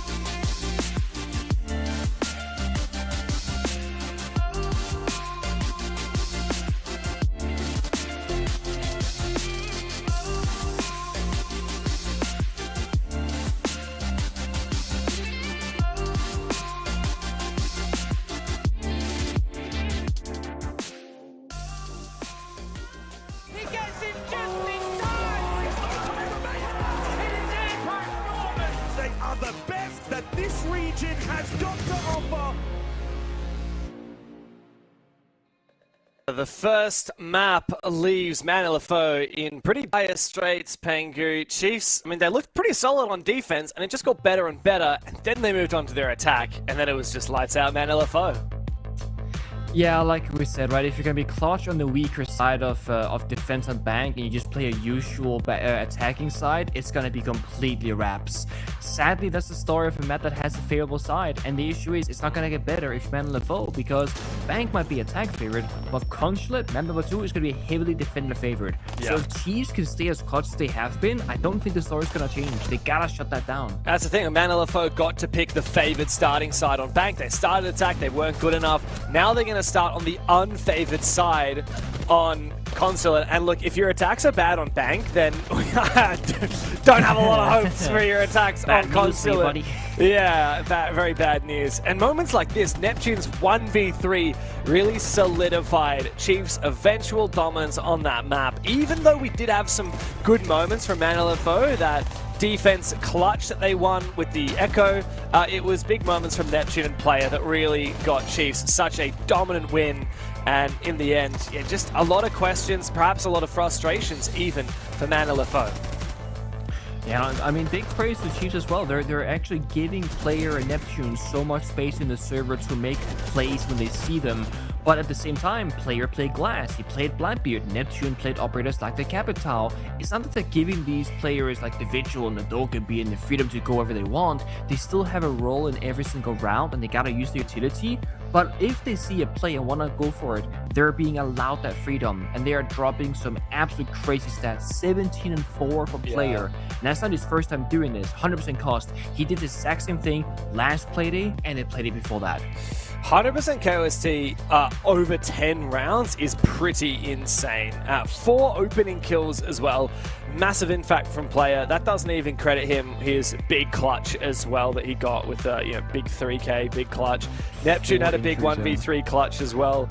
You look at the EPS ratings, Jackenna the only one below 100. Oh, actually, Relay's below 100. That's a little bit uncharacteristic of Relays, let's be honest. But Jackenna, I mean, that is a player that Nate even said in the post-match interviews last week, his impact in the game cannot simply be read on the scoreboard. He's making a lot of calls, he's doing a lot of the heavy lifting on shield operators, and he's really giving a platform for the other highlight fraggers on his roster to launch off of. That's it. The reason why Player and Neptune can play the way that they do is thanks to people like Jackenna on the more supportive-esque operators, where he's going to be IGLing, he's going to make sure that everything's covered, he's playing the shields, he's going for the plants, often dying while planting. It is a full team effort. So Consulate is our next map, and yeah, I mean, I'm a bit scared for what Man LFO will do. For a brief moment, though, I just want to point out, Nate did get a little bit of a glow up there on the bottom lower third. You would have noticed Nate actually has been chosen to be the coach of Team Australia for ENC, which is very exciting for Nate, and just for Chiefs in general, and for everyone in Australia. We know who the coach is going to be for ENC. Very cool stuff. Nice to have a coach that's actually from the country, unlike some other regions. Team USA got Bobby Team USA. But of course, Consulate is our next map up on the docket. We have seen Chiefs go massive on this map. 2 very tight overtime wins in their last 2 matches, whereas Man LFO, we haven't seen them play that map since they beat Shy Academy on that all those play days ago. It's now up to Man LFO to do even better than they have done throughout this whole bracket, yet they need to overcome here on Consulate, because Chiefs are ready and reeling, looking for a chance to play against their former teammates over on EP in our grand final. It's time for a comeback, or time to let Chiefs surpass them for Man LFO. We saw Man LFO go for a Sense target ban last time on bank. It didn't really net them a too good of a result, but it does speak about how they want to counter Chiefs at their specific niche playstyle. But then the same question mark comes into mind. If Chiefs are just like the better team, if they are more clutch, does it matter if you're banning their target signature operators, or do you gotta try and force a more average round of Siege? I'm not entirely certain, but these are more average bans, that's for damn sure. Asami and the Clash and Consulate, nothing really too out of the norm. Ying and Glass onto the attack, again, same kind of story. We're playing versus the execute enabling operators. And much like on Bank, we're gonna see a different start to the bomb set rotation. It's not gonna be downstairs, it's not gonna be upstairs. We're going towards that lobby, often a tertiary choice here on Consulate. It's gonna be Chiefs defending, Manifo on the more difficult side. They gotta find at least 3 rounds on attack if they want to feel really good about it. At minimum, they have to find 2. Yeah. Look, unlike Bank, this is not the favored bomb site in OCE ranked. I can tell you that for sure. We do not see this a lot. It's not? Okay. No, don't worry. This isn't just some weird OCE thing like it was on Bank. This is just Chiefs throwing a little bit of a curveball. But you can see with the castle pick, immediately they are trying to change the structure of this map, force Man LFO to do a lot of extra drone work, and you can see a lot of fortifications at bottom spiral. The bot spiral door into Visa hallway, into the spiral stairs, and here into the Z hallway all have been castled up. Pluto is going to take down one very quickly, but he has the main util to try and clear those castle barricades. There's not a lot else on this Man LFO roster. What would you say is the primary bomb site here for OCE rank? Easily top floor. Easily top floor, yep. Okay. For some reason, OCE always loves top floor. Same on Clubhouse. Cash is the first bomb site picked in every ranked game, and I think that bomb site sucks. Yeah. It's awful. I'm Diamond 5, so I'm not like in champ, and I'm pretty average for a Diamond 5, but that's what I can tell you from my experience. Oh man. Let's see this. The push comes to shove. Hunter goes in for a big 1K. Wants to go for a second. And he's going to just one-tap off the corner. Beautiful shot there. A jiggle onto launch bombs. Relays finds Pluto as well elsewhere. So Chiefs, they want to try and fight back on top floor. Despite the bomb site being downstairs. Yeah, great collapse here from Man LFO onto that top floor pick after pick. And now a 2v4 for Chiefs. I mean, we say that 2v4 is the most winnable deficit to be in. There's just some kind of magic about being in a 2v4, but these former EP duo will have to go big, and indeed they do. Surely not again. Surely not to happen today. For player and relays, they go up against a Monty and a solid Snake. It couldn't really get much better for these two defenders. So now you can play player in the basement garage. You can deny the plant and the vast majority of the bomb site. However, the very back of piano does have like concrete floor where Monty could go for a plant. That means in a perfect world, you plant deep with the Monty, and then Elements and Solid Snake just has to cover for relays horizontally on the bomb site itself. However, if player's going to be in the basement, it does mean there is no crossfire. Relays is effectively 2v1 unless player comes up that spiral staircase and helps him out. It's all about wasting time here. Information for Elements thanks to the Solid Snake who knows about Relays. Relays is low HP. That nade is good. He needs to try and go for the kill, but instead, no, he tries to go for the knife. Comes down to player. The castle barricade might give a little bit of a sound cue. The thorn traps on site make it awkward. That is a missed impact grenade. He needed that impact in the late round to take a fight against that Monty. Now he needs to deny this plant before it goes down. In a post plant, this is nigh unwinnable. But first, he will need to take the fight to Elements, who gets the better of him first. A banger start for Man LFO on Consulate. Oh, I'm not a huge fan of that, I gotta say, for the side of Chiefs. Either you play the solids downstairs and you surrender the bomb side. Let them get inside. Let them try and go for a plan. You can just deny it, or you play the side together. The whole back and forth, one guy below, one guy beneath. Like, I'm not a big fan of that, honestly. And then it had Castle Barricade and a spiral door, which was never communicated for player. He was obviously surprised when he went up that staircase. Bit of a shame. Yeah. Bit of a scary moment there for Chiefs. Hopefully they can fix their problems, but you know, they did change things up immediately, going for a different bomb site. The atypical move there from the Chiefs. But of course, these players have been grinding a long time for a chance to play in this grand final that's coming up later. Where do they start their grind? Well, of course, down in the Tier 2 circuit. The Challenger circuit has begun. It's been announced as an exciting new format for the coming year, and I'd highly recommend anyone watching right now, scan the QR code on screen, register your team, get started. You can play in these play-in weekly tournaments that we have, which will qualify you to compete further, deeper into the Challenger circuit. It's a lot of fun. Grab some friends and sign up. Exactly that. Starts next weekend. on May 2nd and 3rd. You can also apply for as many as you would like. You don't gotta pick and choose one or the other. You can go for every single one if you would like to. Even if you don't qualify, you can get more experience. Or you you keep just going. Even win if you were every to qualify, week, you know, like just ego. yeah, or you just win every single week. Right? Just keep going. But don't feel like you're pressured into choosing one option of the qualifiers. You can play in each and every single one, whether you win, whether you lose, whether you just want to play for fun. Good times. I feel like I need to jump back into some tournaments. It's been a very long time. I haven't even played Siege Cup yet. I've never been available. I was gonna mention the Siege Cup, yeah. I never know when they're happening, to be honest. Like, was there one yesterday on Saturday? I have no idea. I thought there would be, but I don't get like a notification anywhere. I don't feel like it pops up on my Twitter feed anywhere anymore. Good question. One day. Well, guess you'll just have to play Challenger Circuit, mate. Come down to APL. I was gonna say, just go to OCE, yeah. Come down under. I mean, if you want to host me at your place, you can do a little boot camp session, get some mates over, and play a qualifier. I've got space for a few more PC setups in my apartment. Yeah, you do. I know. I built one of your little wardrobes. I mean, your brother did most of the work, but I'll get 50-50. You know, it takes 2 people to build something. Okay, I was there. I was there. You and Alex too. We actually have 2 teams of 2 working together to get it done. Yeah, but you Danes really know how to build some IKEA. I'll give you that.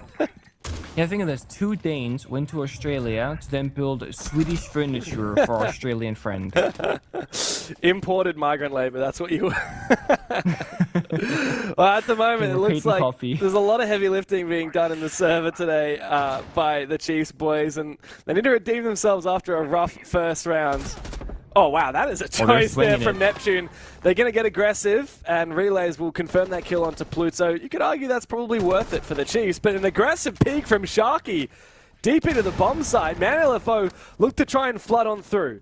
Now a plant opportunity available for Sharky on the Flores. It's up to Beers and Elements to protect him while they do so. But there's a temptation here for Lunchbox, who has no C4, to go for a retake of Long Desk. With that plant going down, out goes the Grismont mine. That's actually going to deny the plants. That is beautiful from Jakenna. Genius. And he still retains 1 in pocket. It's so rare. We get to see Grismont mines used to deny the plants. And now in a 1v2, Sharky's got no bloody clue where player is. That is absolutely gorgeous from Jakenna. I mean, that is incredible. Again, we don't see it very often, and it also came down to the last second of timing. If they wait just a bit longer with that Griswold mine, then all of a sudden, the bomb goes down, you're in a post plant, and you probably lose the whole round. So it comes down to a tiny detail. Once again, Chiefs, super clutch in the late round. I feel like Consulate defense shouldn't be getting this close, though. I mean, honestly, it feels like Chiefs are fighting like this right here, the triple swing on Spiral in a 5v4. I don't know if it's necessary.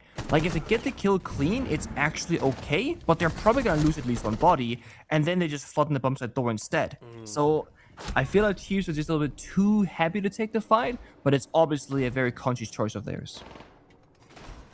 They're keeping ManLFO guessing, but ManLFO are happy to play aggressive as well. That last round, I mean, Sharky pushed very deep to try and refrag his teammate who died at the top of Spiral. You see ManLFO, they're confident here on Consulate on the attacking side, perhaps even more so than we saw from them on Bank, which is a bit of a funny happenstance. But now they're going to a different bomb site. For the first time, we're seeing basement defense picked here by the Chiefs. And in terms of operator picks on the ManLFO side, we've got the Monty. Yeah, that's nice. We've got a bit of Vert. We've got a bit of Hard Breach.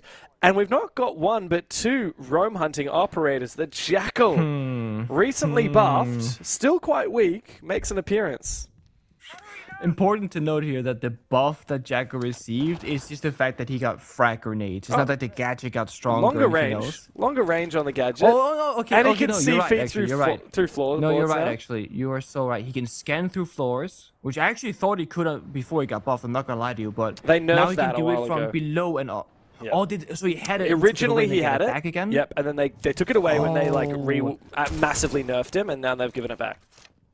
Okay, I thought it was a matter of like he could scan from above, but now he can also scan from below, like through the beams. I thought that was maybe like how detailed it was, but either way, you're right. Range got increased. They're on the hunt now, looking for relays. Was on this mute as 11. Again, they swing alone. No flashbang. Had 2 flashbangs in pocket. No teammate. There's a Jackal and a Solid. There's a Monty that can just walk on in and find relays together. Now they Jackal track. Now they get the kill, but Pluto's almost dead. Hunter did in fact die. Pluto's now injured by the C4 downstairs. This hunt of one single defender has not been good enough. Yeah, and also Hunter is the only vertical operator here. There's no breaching charges on any of these other attackers. And that secondary shotgun for Pluto is, I mean, it's trying its best to do vert, but it's nowhere near as good as the skeleton key. Unlucky. Again, it feels like Manlefo having the same slight issue on both the bank and Consulate attack. They just need to slow down sometimes and make it a clean play. I know they're fighting a timer, it's a big map, but you're better off having 5 attackers with a little bit less time on the clock than losing your Buck and almost losing your Jackal. And maybe you'll have 10 seconds more, but guys, that 10 seconds is not going to be worth it. Chiefs are re-aggressing now on Teller's stairs, on Teller's hallway, and they actually made a swing. Beautiful. Yeah. He gets 2 kills, and Monty's alone. Phenomenal there. Oh, another one. Sharky desperately goes for the aim down. Sides fight. Neptune takes him down. Him and Lunchbox together have been phenomenal. Not to mention Relays with this solo roam early at the start of the round. Now we have Pluto on the Jackal, and he has 4 tracks left in pocket. I don't think at this point it really matters at all. He's got 2 grenades. Doesn't matter how much they buff Jackal. I don't think he wins this. So mind you, they had 3 frag grenades, 4 flashbangs, 2 can openers, and the only thing they've spent this entire attack around is a single frag grenade from the Solid Snake. Everyone else died with full utility in pocket. That is how one-sided this round has been. They haven't even pressed G on their keyboard more than a single time. And Pluto, he might not even try and go for it. There's 5 seconds, 1v4. It is completely over. Wants to get the exit frag, not gonna get it. He's gonna save the KD instead. But during those final 40 seconds, they could use like a quote-unquote mini tactical timeout from Manlefo, where they can just keep the last attacker alive and discuss amongst themselves, guys, what is going wrong? What happened for this one, and what do we fix with the upcoming attack? Because like I said, they need 2 rounds at the very least here in the attack to have a realistic shot at Consulate. And now they get a chance to go for some operator bans as well, which might help out, depending on what they get rid of on this attacking side or for the defenders. Okay, Mira. Not that it really mattered, let's be real. Did we see any Mira in that half? I don't think... No, we didn't see a Mira picked a single round. So I'm a little bit confused as to what Manlefo... I mean, maybe they just fear the Mira. They respect it as well. They want to get rid of it. They don't want to have to clear it or deal with it in any way. I feel like Hunter just forgot that Relays has legs. Because they drone him in break room, and he was about to open up the break room wall as if that information was still active. We forgot he had hands too, because Relays actually shot back. He's like, wait, he's not supposed to fight back. He's supposed to be free. But again, like the Buck Hunter who runs in, he had 2 flash grenades in pocket. He had the Buck gadget to create line of sight. Like he had so many different ways of making the gunfight more favorable. And instead, he pushes close quarter blindly, without using utility, into an SMG-11 shotgun mute. Like, that is just one of those small areas where you gotta do a little bit better individually, or you gotta have your teammates kind of reel you back in and say, hey, don't push this guy, let's get the Monty on over. It should just be a freebie. Or it should be Relays having a huge clutch, or a nasty shot, or a crazy sound wallbang. It shouldn't be you pushing a door, Relays just waiting for it. That's too simple. Almost a spawn peek as well for Lunchbox. Before he puts down his util. I love that. Man's got his priorities. Had he died there, he doesn't have any value for the team except for any potential reinforcements he'd done in prep phase. Like, no rotate holes made, no barbed wire placed, no Ella mines down either. But thankfully, he can come back into it. And obviously, we saw from Chikena on that top floor how the Ella can be used for plant denial. You can also use it to fight shields mid-round. Lunchbox here, ideally, I mean, is going to be up in the face of that Blackbeard when Blackbeard enters the building. If Blackbeard enters the building, because the Solid Snake certainly won't. I believe Relays went for a run out from the lobby door. And Elements goes down. 5v4 very early for Chiefs, and Manlefo again caught lacking. I feel like these are all very different defensive strategies from Chiefs today than we saw in the last 2 playdays. They're playing this like very, very coordinated, aggressive, synchronized roam game with the castle barricade, impact grenades, runouts. They're seeking gunfights and disrupting Manlefo from ever getting to a bomb site execute. When they played the last 2 playdays, it was nothing like this at all. So maybe they've been conjuring this up just to tailor this playstyle to Manlefo. That, or they ran out of strats and they've shown them all, so they had to make some new ones. Either way, it's also looking pretty good so far. Neptune, please play with Lunchbox to your left. Do not swing this alone. The grenade clears the entire table, actually. So now the crossfire is a bit more difficult, which is why Lunchbox will step up a little bit closer to him. Oh, wow. To go for an assist. Lunchbox just made the vert as well, looking down towards Spiral. He actually get a kill off of it as well. Goodbye to Pluto. Oh, no. That's huge from the Chiefs. 2v5 now. Sharky just hoping that someone goes for a flank. Hunter as well. Hunter almost peeks. Jakenna on the stairs. I mean, this is a very grim state of affairs for Man LFO. And Sharky almost dies to that vert as well. Now into the bomb side, but yeah, a plant is not likely to happen. They can try and go for it, but with so much map control up above from the Chiefs, the vertical game comes through from Player, who eventually gets traded, but Relays and Lunchbox together put the round to bed. It's another dominant defense for the Chiefs. Yeah, and again, look at how proactive that is. Impact grenades, vertically, fighting together horizontally, extending out aggressively with the castle barricades, and they use some of the castle barricades as like they can do use an impact grenade and they can then run into the enemy, or if they leave the castle barricade up, they know, hey, nobody's attacking admin offices. We know for a fact it's clear. Why? Because we've castle barricaded off both of the doors. So they're both choosing where the attack is coming from and where they can then punish the attackers as well. So there's, I think, too many things happening for Man LFO on the server. And it's also, excuse me, it's also why I think the multi-ban was absolutely genius. Because when you play this chaotic playstyle where you're everywhere, the #1 operator that can give you some of that stability back as an attacker is gonna be Monty. Because if they aggress into you, you have an extended shield. They can't do anything about it. And if they don't, you can just step by step go, hey, I'm gonna go over here, teammate behind me, hold this angle. Now we're gonna go into this room instead. We're gonna clear this angle and just slowly pick apart the layers of Chiefs. So the operator ban combined with the current playstyle, it's just a huge counterplay. And Man LFO are obviously struggling and dealing with it. Yeah. So you said at the start of this game that Man LFO realistically need to go 3-3 at the half, maybe a 2-4. I feel like 3-3 is very ambitious at this point. That said, Hunter's just made very short work of a lot of that util setup using that Twitch drone, which is very nice. But they desperately need 1 or 2 more rounds in this half before it's over. Good spot there from Lunchbox taking down that drone that was pre-placed inside Visa. Beers goes down. This Nitro could be big. Nice attempt there from Neptune. Doesn't quite land.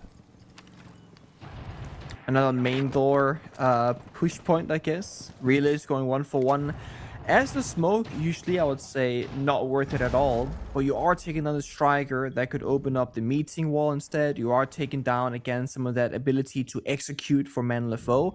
And given how proactive Chiefs have been, I think it's worth for them to trade even. So I know it's Toxic Babes lost, good weaponry, but for this one, I think it's justified. Is Neptune going to take a fight here? Indeed he will. Hunter, good pre-fire with the F2. A much needed kill for Man LFO. A little bit of control now taken as Chiefs are forced to now give up, break room, and fall back to their next line of defense. They have a shield. Player hasn't put down his barbed wire. Man, what is it with the players in this game? Yeah. 2 barbed wires, 3 razor blooms in pocket. They've lost their C4 because Neptune died. They lost their smokes because Relays died. And all of a sudden it's less worth it. But as I say that, Lunchbox, long range gunfight, fires on the meeting door, and then he swings for a second. To shoot again, guys, bro. we have Goyo fire on the doors, 3 razor blooms in pocket, 2 barbed wire. We can just play the bomb side in the 3v3, but they're going for these 50-50 swings and they're overdoing it now.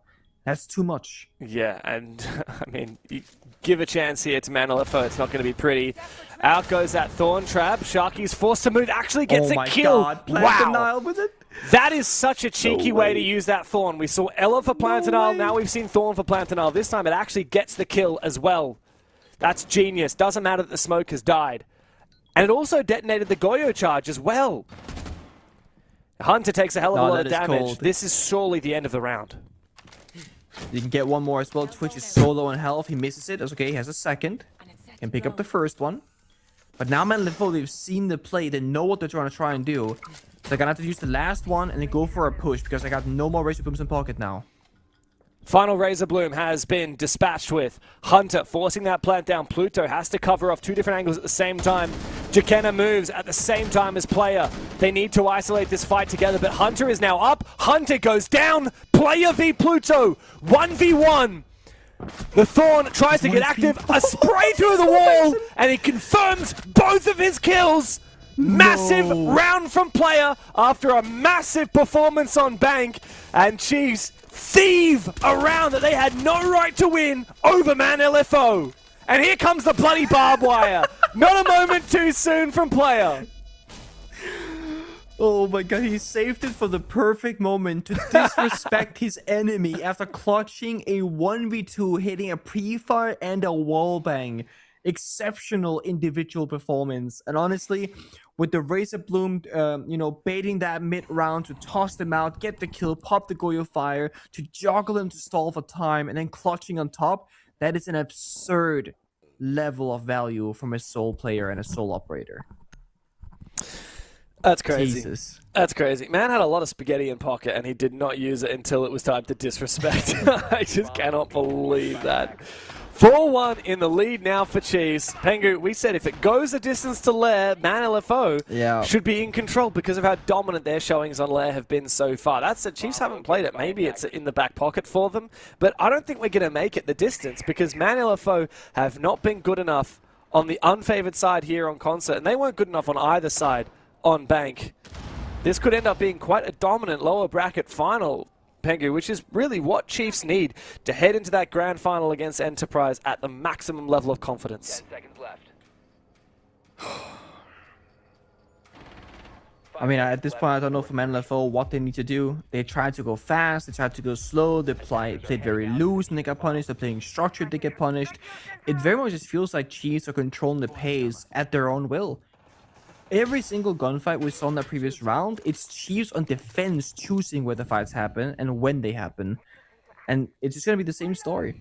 We need Man LFO to get a clean opening pick, get the 5v4, restabilize, pick it apart step by step, and not lose to any of the individual players in a clutch. The issue is, every single round so far, on basically both Bank and here in Consulate, they have not hit all of those checkboxes. Either they don't get a clean opening kill, or they do, but they fall apart in the mid-round to a player creeping around somewhere on the map, or going for those crazy plays. It's been Relays in this SMG11 shotgun combo Mute Smoke, who's always roaming top floor looking for an entry. And now Nep on the Visa double door has the Solid scanner for information, and has the sound cues to work as well. And he's gone unnoticed, I think, in this corner. He might just be good for one.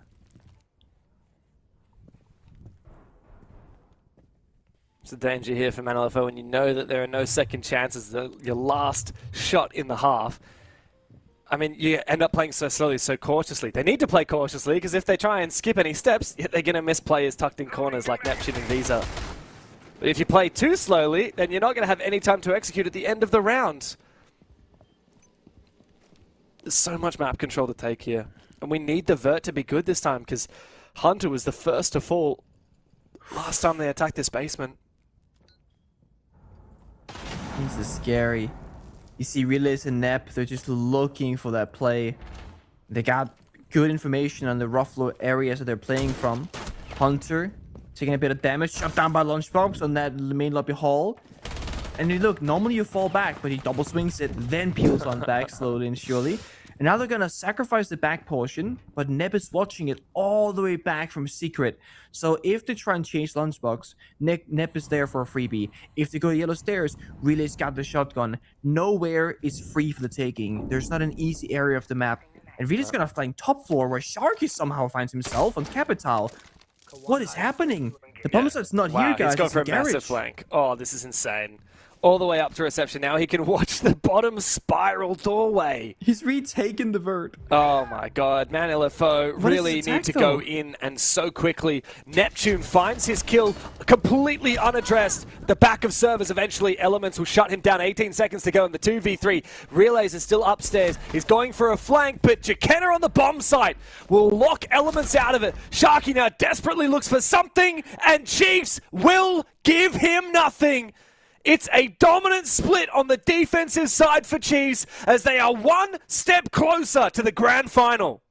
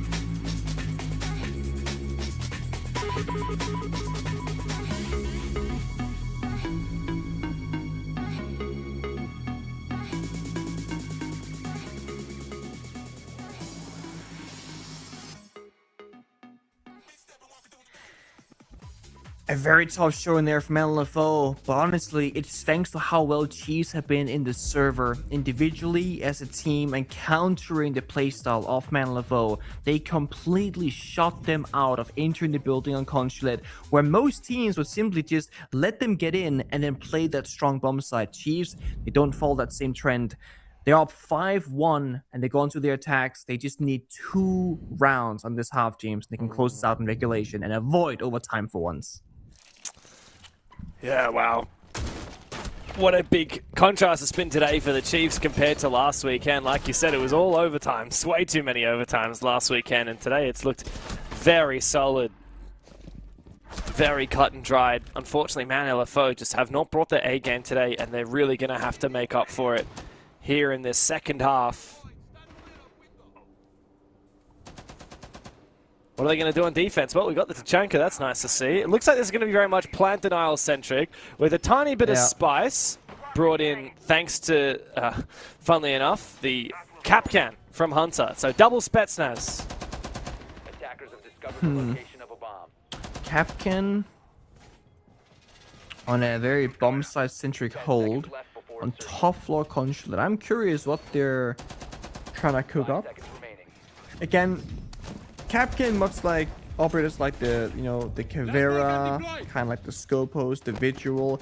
If you get a Capcan trap kill, congratulations, you have made this worthwhile. Oh, you know what they're doing? I like this. Okay, CEO window jump in. We see Neptune hard breach in the window with the Ram twice in the last play day. So that's gotta be a very specific Nep counter if you were to go for that play late round again.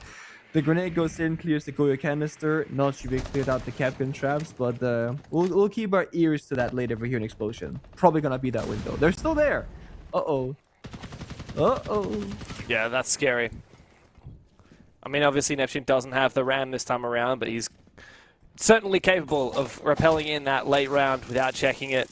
For now, though, the focus seems to be for Chiefs is taking on control as much as possible the admin side of the map. In goes the Blitz. Very big contrast to how we saw the Man LFO guys struggle on this bomb site.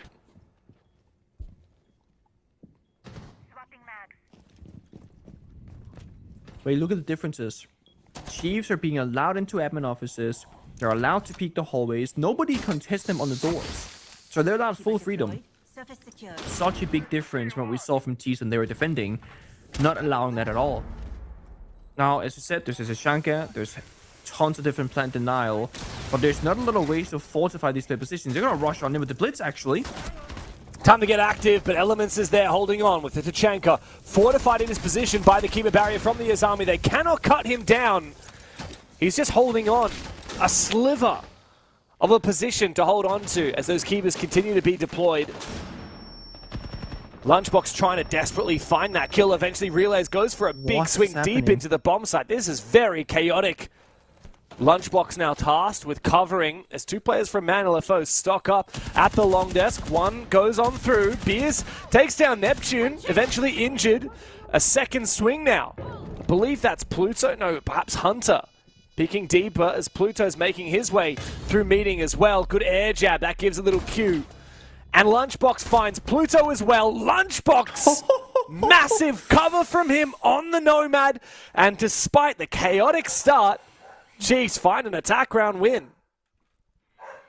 Really smart from Lunchbox. He takes the first fight elevated on the desk, and then he immediately drops down and takes the fight at normal head level. And you saw the communication there from the defense, right? The first guy died from way up high, and the second teammate gets that information. Oh, he's boosted on the desk, aim high, but then he had dropped down. So he takes an advantage in both of those two gunfights.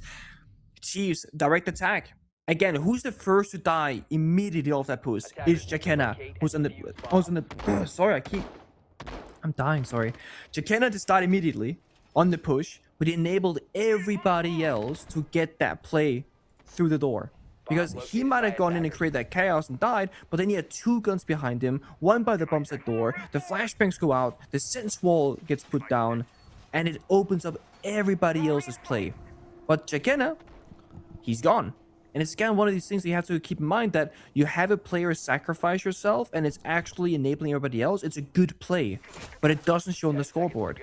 Despite that, Jakena is actually 4-3, so he's doing quite well for himself. But it's Relays and Lunchbox right now stealing the show.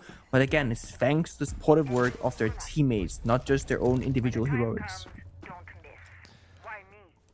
Yeah. I mean, it's exciting when you look at it from Chiefs' perspective, but from Man LFO's, I mean, Beers is going for a spawn peak, guys, 2-7, and he's got 5 match points against him now.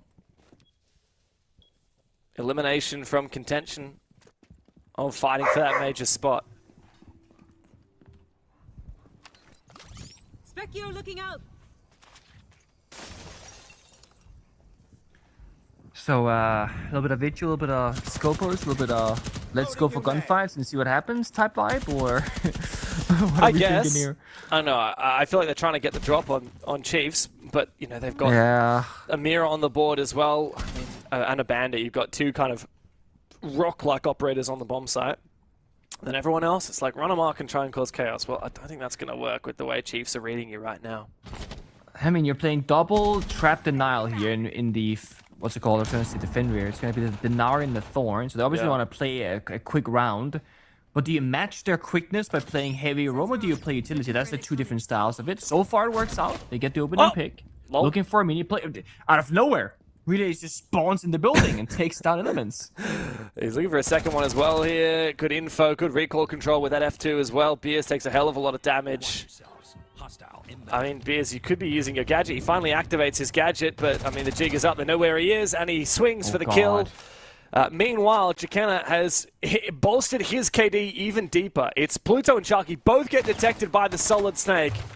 Now Relays knows where both of these last two remaining players are, and they're being forced back further and further. Sharky tries to support and take down Relays as Pluto retreats back to the bomb site.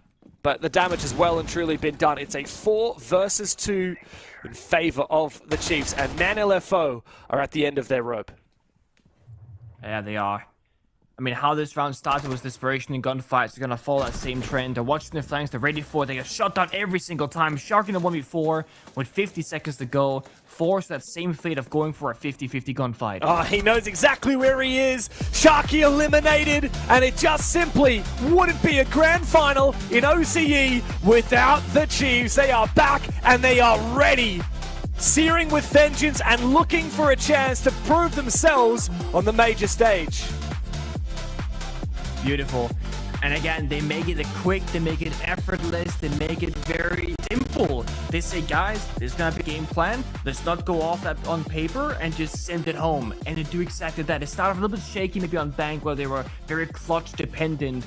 But then on Consulate, they were warmed up, and it was just better teamwork across the board. Yeah, I mean, such a dominant game by the end of it. Bank, yeah, it started, it was back and forth, but I mean, as soon as Chiefs locked in the 4-2 defense on back, it felt like something had shifted, and Man LFO, they just could not get themselves into it. It's 7 rounds in a row for the Chiefs on Consulate to assert themselves as top 2 in the region. Now they're looking for a shot at the Kings and a chance at revenge, of course, as well. Man LFO out of the competition, out of the tournament, but for Chiefs, I mean, this is a dream, and it really is a match made in heaven to see Chiefs and EP in a grand final. Yeah, it is. And with how they performed today, if anybody had any doubts about can Chiefs actually go up against EP and have a shot at winning, I feel like this match against LFO shows exactly how good they can be when they're playing at their very best. They're gonna set up that future series so well, honestly. And also great to see everyone individually from Chiefs stepping it up. Obviously, Map 1, we talked so much about player and less about relays. Map 2, relays went 12-4. So, yes, we have a lot of fighters on this team. Sometimes they can be inconsistent, but you've got such a well-rounded roster, and I think Chiefs are finally looking like a team that's more than the sum of its parts. Are they capable of taking that next step to an international event? Well, they're going to have to get through a very tough opponent in EP in order to get there. Let's just focus on the Man LFO game for a second. Do we feel like that is the proof that we finally needed? After last week's very touch-and-go overtimes, this is the proof we needed that these guys are the real deal. They are. And honestly, nothing left now for me is thinking, what more do they have in the tank? So can we ask anybody about that? We can. Anybody we can talk to? We can. Kenna, get in here, mate. We? Congratulations on such a fantastic 2-0. Very clean from you guys over Man LFO. How are you feeling after a convincing 2-0, considering you've had some pretty tough games in the lead up to this point through the lower bracket?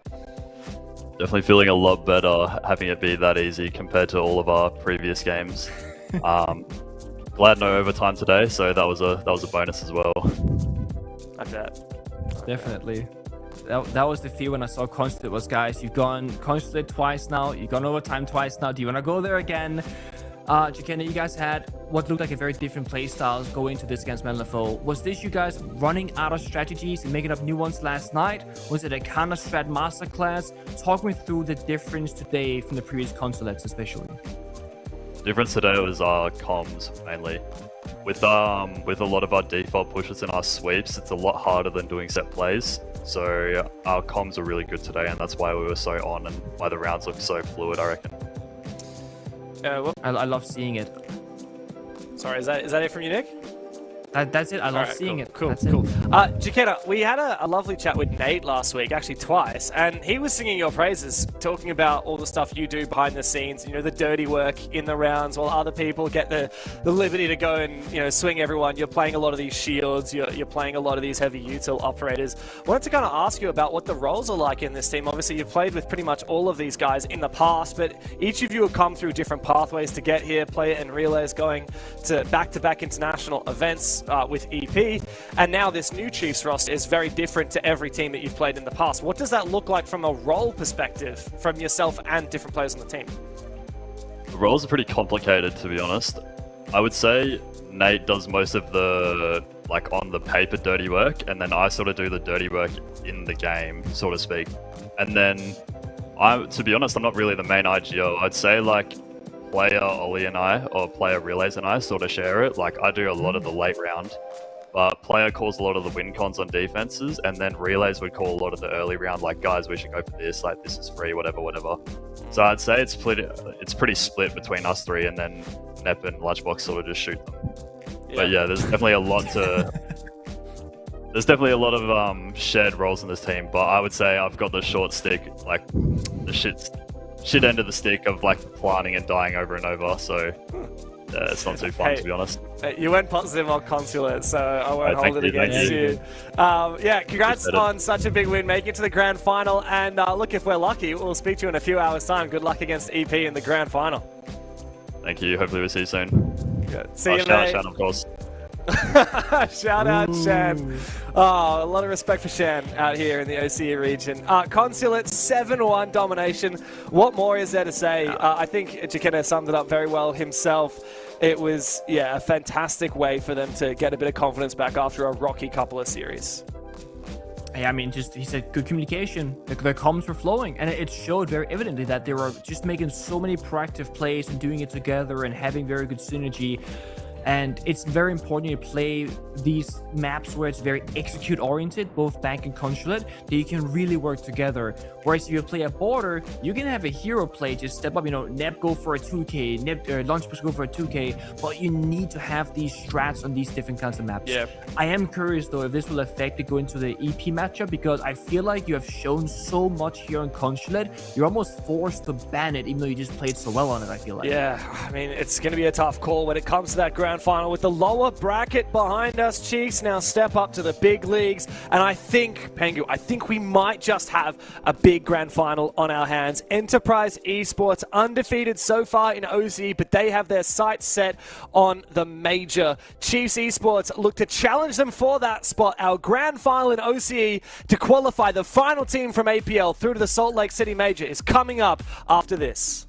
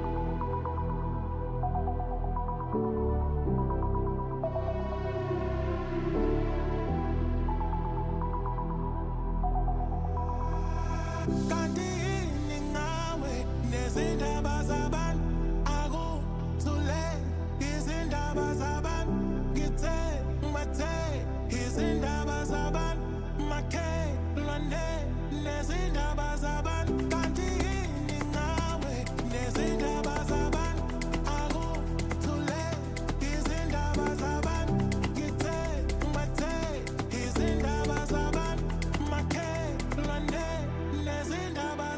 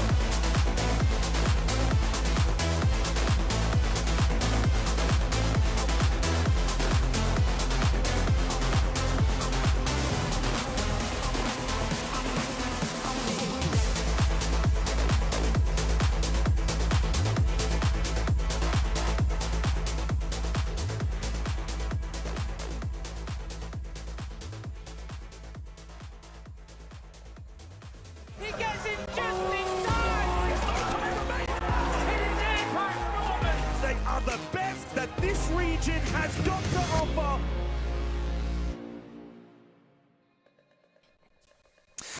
All of these weeks of APL come down to just one moment where we find out who the final team from APAC is to join all of the others that have qualified for the major in Salt Lake City. Pengu, it's time for our Oceanic Grand Final, and it's also an exciting chance to see two teams that are yet to play each other, the two most infamous rosters in OCE, EP and the Chiefs, with so much intermingling and incestuous roster changes between them, finally get to go head-to-head. And I'm happy that we got to be here because, you know, for a short moment I thought, okay, Chiefs falling lower bracket pretty early on, having a tough stage here in Kickoff.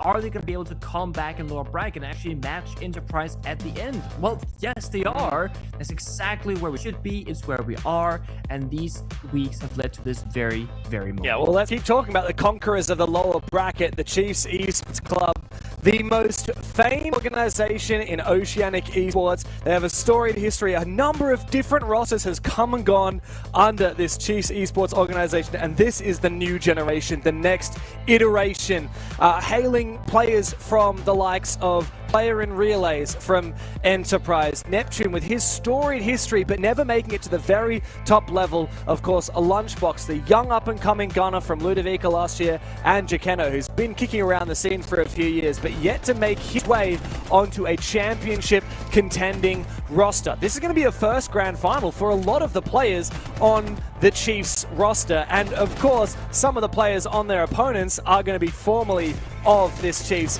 organization. They were eliminated from the upper bracket in their very first game, Pengu, knocked down by Team Anios, who continued to be the bugbearers on the back of Chiefs, and yet they marched through every game looking better and better until the domination over Manila Foe earlier today. I mean, it's been incredible. Player, Relays, Neb, Lunchbox, even Jacana, everybody today was fired up on Bank and Consulate, whereas in the previous play days, it's been like, you know, one player having a good game here, one guy having a good game there. It feels like they have peaked at the exact right moment, rather, and they need that because they're gonna go up against the most mechanically strong team that OCE has to offer in Enterprise. Yeah, very much so.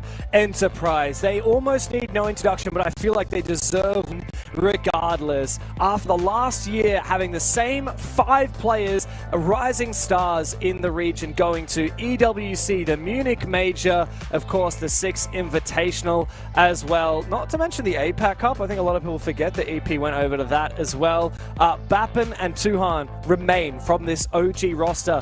Visho Guy, for the first time, has stepped down. He has gone and retired, which leaves a big gaping hole in this team. But anyone could see that Brendo and Jigsaw, the former Chiefs stars, would be the obvious pickups. And Cairo, who's flown under the radar a bit, but a highlight player for many years, and on the 3rd best team last year in Ludovica. This has really created an unbelievably stacked roster here in OCE. It has. They have strats, they have coordination, they got their fracking abilities, they got Brendo, who we see in the highlight reel being the backbone, I think, of this team right now. When a round goes sideways, it's always down to Brendo. But it's not often that a round goes sideways because the front lines are so strong and so successful at finding success. And it's why they're going to be the best team here in this region. It's why they're going in as the favorite team to win, not just because they came from upper bracket, but because how they got there in the upper bracket. But we saw the stats before. While Jigsaw has an insane, or Mikasa here has an insane plus-minus KD of like plus 30, they have almost no kills in comparison to the likes of Chiefs because they've played so many less maps and so many less games because they're coming from the upper bracket. They're going to go into this not warmed up, a little bit less experience in terms of how many games they've played, but well rested. Yes. So the question is, would you rather be rested or would you rather be warmed up? It's a tough conversation, but the other thing that we have to keep in mind is just the pure pedigree of the players on this roster. This is Oceania's first team that we have seen in quite some time. The 2 best players from Enterprise, the 2 best players from the old Chiefs, and the best player from old Ludovica. For many years, ever since, I'm going to say, what was it, 2021 perhaps, Jigsaw has been the hottest property in this region, and whatever team Jigsaw has been on in OCE has always been the top of our conversation for the best team in the region. He's got Brendo, who's been one of the most consistent top fraggers since 2020 when he grinded up from tier 2. Tuhan, very similar story, also grinded up from tier 2, and last year was unbelievable, one of the best players statistically, regionally, in the world, funnily enough. Bappen, a rising star. Cairo's been around for a long time. These guys have really created a new super team, but can they get it done without that old support guard of Visho Guy? It remains to be seen. Let's get into the VODs, finger, because the game is nearly ready. Of course, we saw Chiefs really dominate earlier today on Bank and Consulate. We're going to see Bank again. This time, EP pick it against them. Oh, very curious here. A very early ban there on Consulate from EP, seeing how good Chiefs ran it just a second ago. So we're gonna go back to Bank, then Night Haven, then to Fortress. So a bit of a different map video this time around. Honestly, I don't know who to call here personally. I don't know who I would say is expected to win, who's going to take it. I just hope for a 3rd map, or I want to see these guys go head-to-head on Fortress later on. I mean, we deserve a big 3-map series. We deserve to see the 2 best teams in OCE go head-to-head for a full 3-map banger, but Enterprise are no doubts the favorites. We go to their map pick. It is Bank to kick off our grand final here in OCE with a spot at the Major on the line. Chiefs players going up against their former organization, former coaches against each other, and of course the return of Magnet coaching Enterprise. It is our super team of EP challenged by the new generation of the Chiefs, and it starts here on Bank. We have seen these bans before. Could it be the Kaida Sami and the Ace and the Hibane? Because if that is the case, no, not quite. It was going to be the exact same as the game that Chiefs just had a second or minutes ago, rather. But it's going to be Kite and Castle, a very similar stylistic choice where you're weakening both the basement and the upstairs hold. And then, of course, Chiefs, they will double down on the Ace and the Habana, making the top floor bomb site a lot more playable as there's no ranged hard destruction. And I really do like this. It does mean that, you know, your basement is like, by everybody's measure, the strongest bomb site for the defenders. But then open area and top floor of CEO are both a little bit tricky. This kind of makes it a lot more even across the board. But Enterprise, they've seen this. You know, they're all watching the previous game for Chiefs versus Man LFO. They know what to expect. They've seen where Man LFO they fell short and what they can fix themselves in response. Yeah, I mean, EP have spent the morning just watching Chiefs' game and been like, okay, well, how'd they play Bank? All right, well, we saw them win 7-3 over Man LFO. Chiefs started on defense. They went 4-2 on the split. That's pretty impressive, going 4-2 on your defense. Hang on a second. This is Enterprise's map pick. Chiefs chose to start defense, the unfavored side. Perhaps they're so filled with confidence after that 4-2 split earlier today that they actually think that they're going to be better on the traditionally unfavored side of this map. It's all about trying to set the pace and control the momentum, and I think there are a couple of reasons why you might want to start defense here.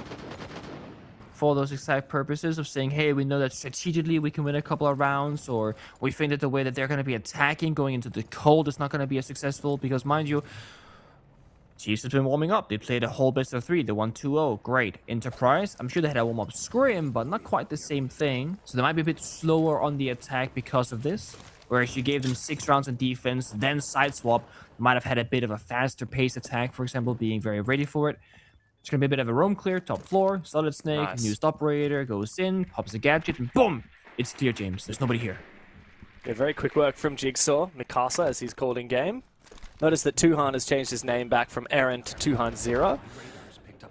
Good info here from the Solid Snake, though, man. I mean, such an efficient roam clear. Immediately, he can already call. All right, yep, drop down that hatch, drop down that hatch. All right, we're good.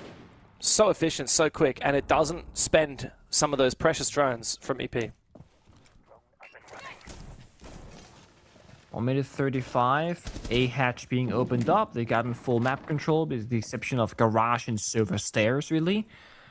And they are primed for an execute. They got the best operators for this, right? They got the Ying, the Grim, the Capital, and then you pair that with the live information of the Solid Snake. If you can get down a staircase to get to that basement portion, you can scan a big portion of the entire bomb site. But the 2 Brown is stalling things out.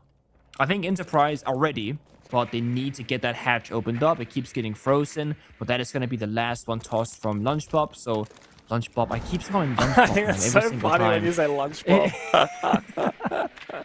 Lunchbox. But now I see that Shank get deep in the bomb site, can lock down the A door. This pretty much means that Enterprise either have to find a safe plant spot somehow from Babin here inside of server, or drop down the hatches, attack the front portion of lobby side, and just try and get chaos in the server. That right there, that opens things up. Big opening, but it is traded back by Relays. However, Enterprise all drop from different places at the same time. They establish a numbers advantage. Lunchbox forced all the way back deep into gold. Great shot from Neptune, though. Critically, Kyra couldn't take him down. Double kill from Neptune. It's now all up to Tuhan. He has to go deep. Neptune finds all the final 3 kills. And Chiefs bring it back despite being in deficit. They overcome in the 2v3. I'm telling you right there, that is the going into a game warm kind of buff. You know, they are ready to strike back, to go for the punch, and they are up against a Man LFO who are very aggressive on their own executes. So they've seen this kind of playstyle before. They didn't break a sweat. They hold down the front and the back push at the same time. They trade each other as much as possible, but it's going to be Neptune who pops up in that round as the individual hero for Chiefs. This was the entire story of Bang for them against Man LFO. They were clutching round after round after round on defense, and they start off in the exact same way. EP, I mean, we know that Chiefs are good on this map of Bank, but EP are good on Bank as well. They've already won it throughout the bracket. They beat both Barbie Boys 7-2 and Man LFO 7-2. So funnily enough, both of these teams have very similar scorelines against Man LFO. We know that Enterprise should be confident here, should be good here. We know there's a good reason why they picked it, but they need to make sure not to let fickle moments like that slip between their fingers. Attackers are moving out to locate a bomb and defuse it. Actually beat Furia on this map. Yeah, wow, they beat Furia on this map at the Munich Major. That's insane.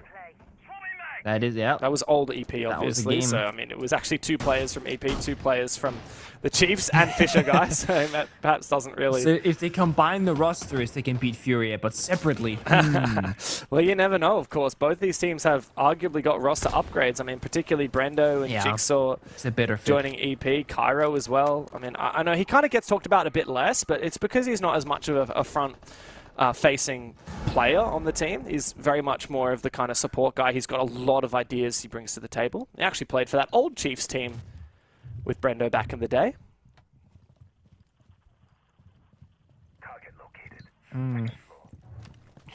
One thing that kind of I noticed last round is like, you know, Mikasa or Jigsaw, he got the opening pick and just start, you know, they keep pushing. Enterprise, when they get that first initial pick, they remind me a little bit of G2 and EML. They speed up where most teams would kind of reset the rounds or slow down. And I think we really have to watch for that throughout this grand final. Because if they keep speeding up, and Chiefs shut them down, you have to kind of raise the question, should they change their playstyle slightly? But also, are they able to do it off the rip? A great nade, yeah, injures Neptune. There's no dock, there's no revival necessarily for this one. He's stuck in a tough location. With Babin also watching the rotation and the cross in the bomb site. Yeah, he's going to be bleeding out, surely. Meaning that once more Enterprise, they will start this round off 5v4. But this time they don't speed up. They're still just watching and waiting. It's actually almost better that Neptune's on the floor not getting revived instead of being dead, because he can't sit cameras for the team now. He's just going to keep holding his blood. I think someone's crossing to try and revive it. There's no way that that is going to work out. Enterprise knew that he was injured a long time ago. However, there are no grenades to try and confirm it. Good info here for EP. It's not revived yet. Still, Neptune is bleeding out on the ground. Is it actually gonna... Oh, they just get 2 kills out of nowhere. They're gonna sacrifice Neptune, though. They're not gonna go for the revive. Yeah, no, they won't. Eventually, he bleeds out, but it's been worth it. Good kills. However, Dekenna will go down to Jigsaw, trying to make his way in the bomb site on the Deimos. Lunchbox still in this pivotal position. As he's smoked off, he can't go for a flank outside Janitor now, but Relays and Player, their phone's ringing. Lunchbox protected. The coverage here from Relays. However, the Glaz will be able to peer through the smokes. Tries to walk through the Glaz. Finds a kill. Player now in a 1v3, but he can isolate the first fight surely against Brendo, and he will win it. He has been so clutch today against the previous opponent from the Chiefs, but it's not enough in the 1v3. Jigsaw puts the round to bed, and Enterprise find their first round.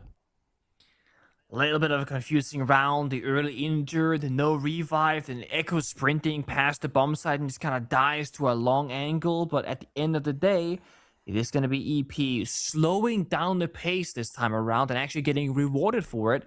They had smokes to the glass. They were just patient on the entries, and they are explosive when they have to be. Chiefs didn't have many pieces of utility like C4s, Toxic Babes, etc. Didn't have much to throw at the problem. Just had to get lucky with a smoke wallbang. That's kind of the issue with not playing the Warden every single round, is you don't have Warden in the right location, the right bomb site against the glass, and nobody can really fight back against it. This isn't a map where bulletproof cameras and Maestro Evil Eyes are super common on every single bomb site. So now you gotta keep that in mind if you're Chiefs. Hey, what if they bring the glass? Hey, what if they bring the Monty? Hey, what if they go for a rush? There are so many small scenarios you have to think about and prepare for strategically, and you can actually end up spreading your defender lineup very, very thin and being a little bit good at everything, but not really excelling in one area. So with a tag or repick, that makes life difficult because Enterprise, they see a particular set of operators that counters the glass Monty, for example. They can just not pick it, and then Chiefs are stuck with like worse operators. So trying to save your defending operators, kill the Jones in prep phase very early on, all very important things to consider. I think this is actually going to be a very hard bomb site to attack for Enterprise. I mean, seeing Neptune playing inside Staff Room with the Azami, and what's more, he's got the Slug Shoddy, that is a really hard position to clear. You can't really vert them out, especially when they play on top of the B-bomb itself with the Kiba barriers. So Neptune, I mean, we know how influential he's been for Chiefs. EP have to be careful not to feed him in the late round. Firstly, they'll look to clear the top floor. Lunchbox on a smoke roam up inside janitor closet. He is almost alone on the top floor. Player is not far behind. That's very unorthodox. A quick peek from Lunchbox, and Jigsaw will go down. Catching him by surprise. I guess Enterprise didn't watch the Consulate game from Chiefs, huh? Because they did the exact same thing to Man LFO. But now they're gonna be more prepared for it in the rounds to come. Gotta watch those entries. Got the Monty of Cairo now, cleaning meeting, janitors, saying guys they dropped. 2-1 takes a ton of damage from the Razor Bloom of Relays and the Thorn.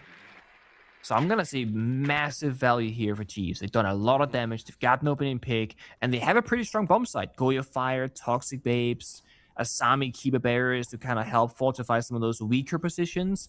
And because they have 5 defenders, they can keep some by the bomb side and then leave one person, player in this case, in the basement who can have the main staircase, the server staircase, a late round for a flank. And there's no vert on stock as well, which would otherwise expose a lot of those site positions. And with Buck dead and Bappin fully out of Rams, then that's not going to get open unless Brendo comes over with his secondary shotgun. Let's proceed slowly.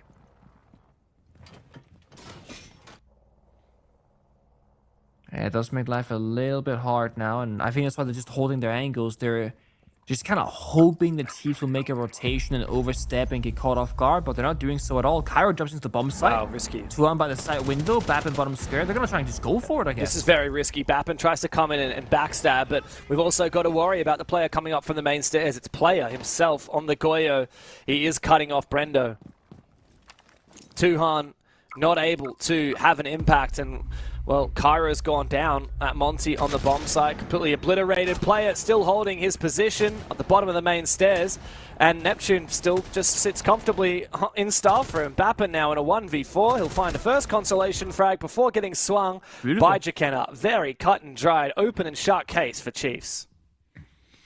It's a great hold. Again, early aggression, get opening pick, fall back, and play numbers advantage, force them into a bad execute. And Cairo dropping the hatch with Monty, he doesn't have many other options to go for, really, but he's dropping into the counter off the smoke Toxic Babes. I'm very curious in the set of operator bans, if we're gonna see operators, like a Warden ban and force the Ying Glass, if we're gonna see the Monty ban or something else. It's gonna be the Ying and the Asami actually going out. Like the Asami. Okay. Yeah, Asami's great. I mean, it's played on every single bomb site, maybe with the exception of basement half the time. And the Ying one can be for a lot of reasons. It could be expecting the Warden ban, it could be just removed from being played, and it again gives you less things to worry about. Now you gotta keep in mind the Glass and the Monty. That's really like the main attackers, I would say, at this point. Yeah, I mean, on top of just the operator selection, leaving a pick early, EP just having Jigsaw run in and die with no trade, it's moments like that that are uncharacteristic and very deadly for EP. Jigsaw actually messaged me before the game. He said he's going to drop 30 today, so he's... Did he say that? Yeah? He did. He said, "I'm sorry, mate. I tried to change my name back to Jigsaw. Tuhan's changed his from Aaron back to Tuhan, but I didn't get, unfortunately, the opportunity to change my name. But I'll make it up to you." And I said, "If you drop 20 kills every map, then I'll forgive you." And he said, "Okay." Every map. Okay. He's not making much Just progress a little so 20 far. bomb. I mean, it's gonna have to be a long map for him to get 20.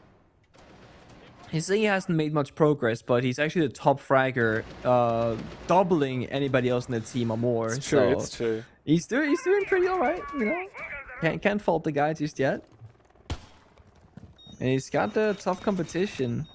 I would say, it's uncharacteristic for EP to lose Jigsaw/Mikasa in that fashion, but I think it's actually praise to Chiefs at finding these gaps and being able to punish them so effectively.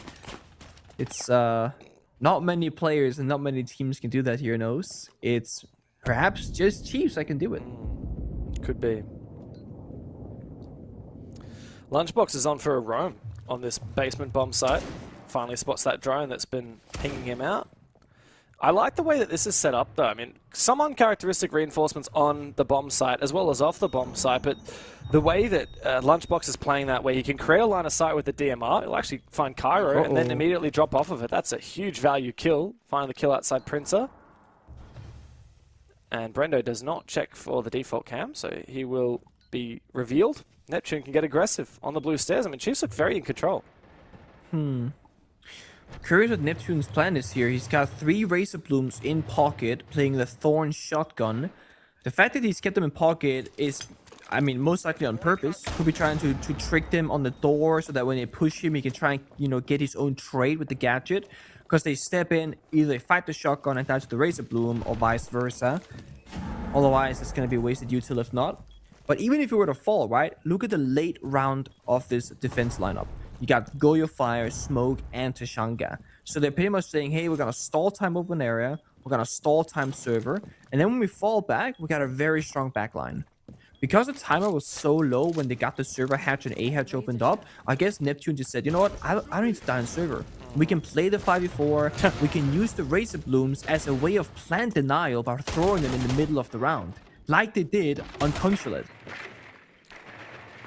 There's so much plant denial here for Chiefs. I mean, I don't see a way that EP win this without going absolutely nuclear. And there's no more hard breach to open up that default plant spot as well. Oh, you're right. This is very scary here for EP. The only way to win this is to go unbelievable. And while Jakenna is completely lighting up the bomb site, it's going to be nigh impossible. Bappen cannot plant while the fire goes down. Good kill from Mikasa. Jigsaw finds his.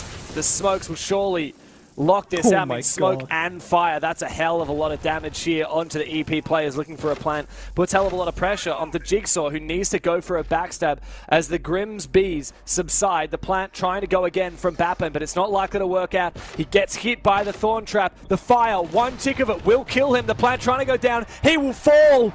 Finally, the Goyo Fire is what puts the nail in the coffin for Bappen. And despite some big kills from EP, Chiefs found every single kill they needed. Yeah, and there's no backstab. We're watching Mikasa on the main staircase with Solid Snake getting all the information of the defenders and still does not push into that bomb site door, doesn't go for the play. And that's probably due to communication from EP saying, guys, they don't know we're planting, it's going down, don't risk taking a back gunfight. But that ends up being a fake call because the Goyo Fire then gets popped, the plant gets denied, and now you don't have a backstabber. So they lose the round with about 2 or 3 attackers alive, but 0 seconds on the clock. And again, really well done there from Chiefs. For a short second, I thought, oh my god, they're wasting all their smoke babes with the Goyo Fire, with the Shashanka Fire. But at the end, they actually just kind of ensured that they didn't miss 1 pixel off the plant spot. They were making sure that they covered every single area, that no plant could possibly go down. It's better to lose that round because you spent all your plant denial, and then of course there was enough time for them to plant after the fact, than to sit with utility in pocket and they somehow sneak a plant right in front of you. So 3-1 lead here on bank defense, by the way.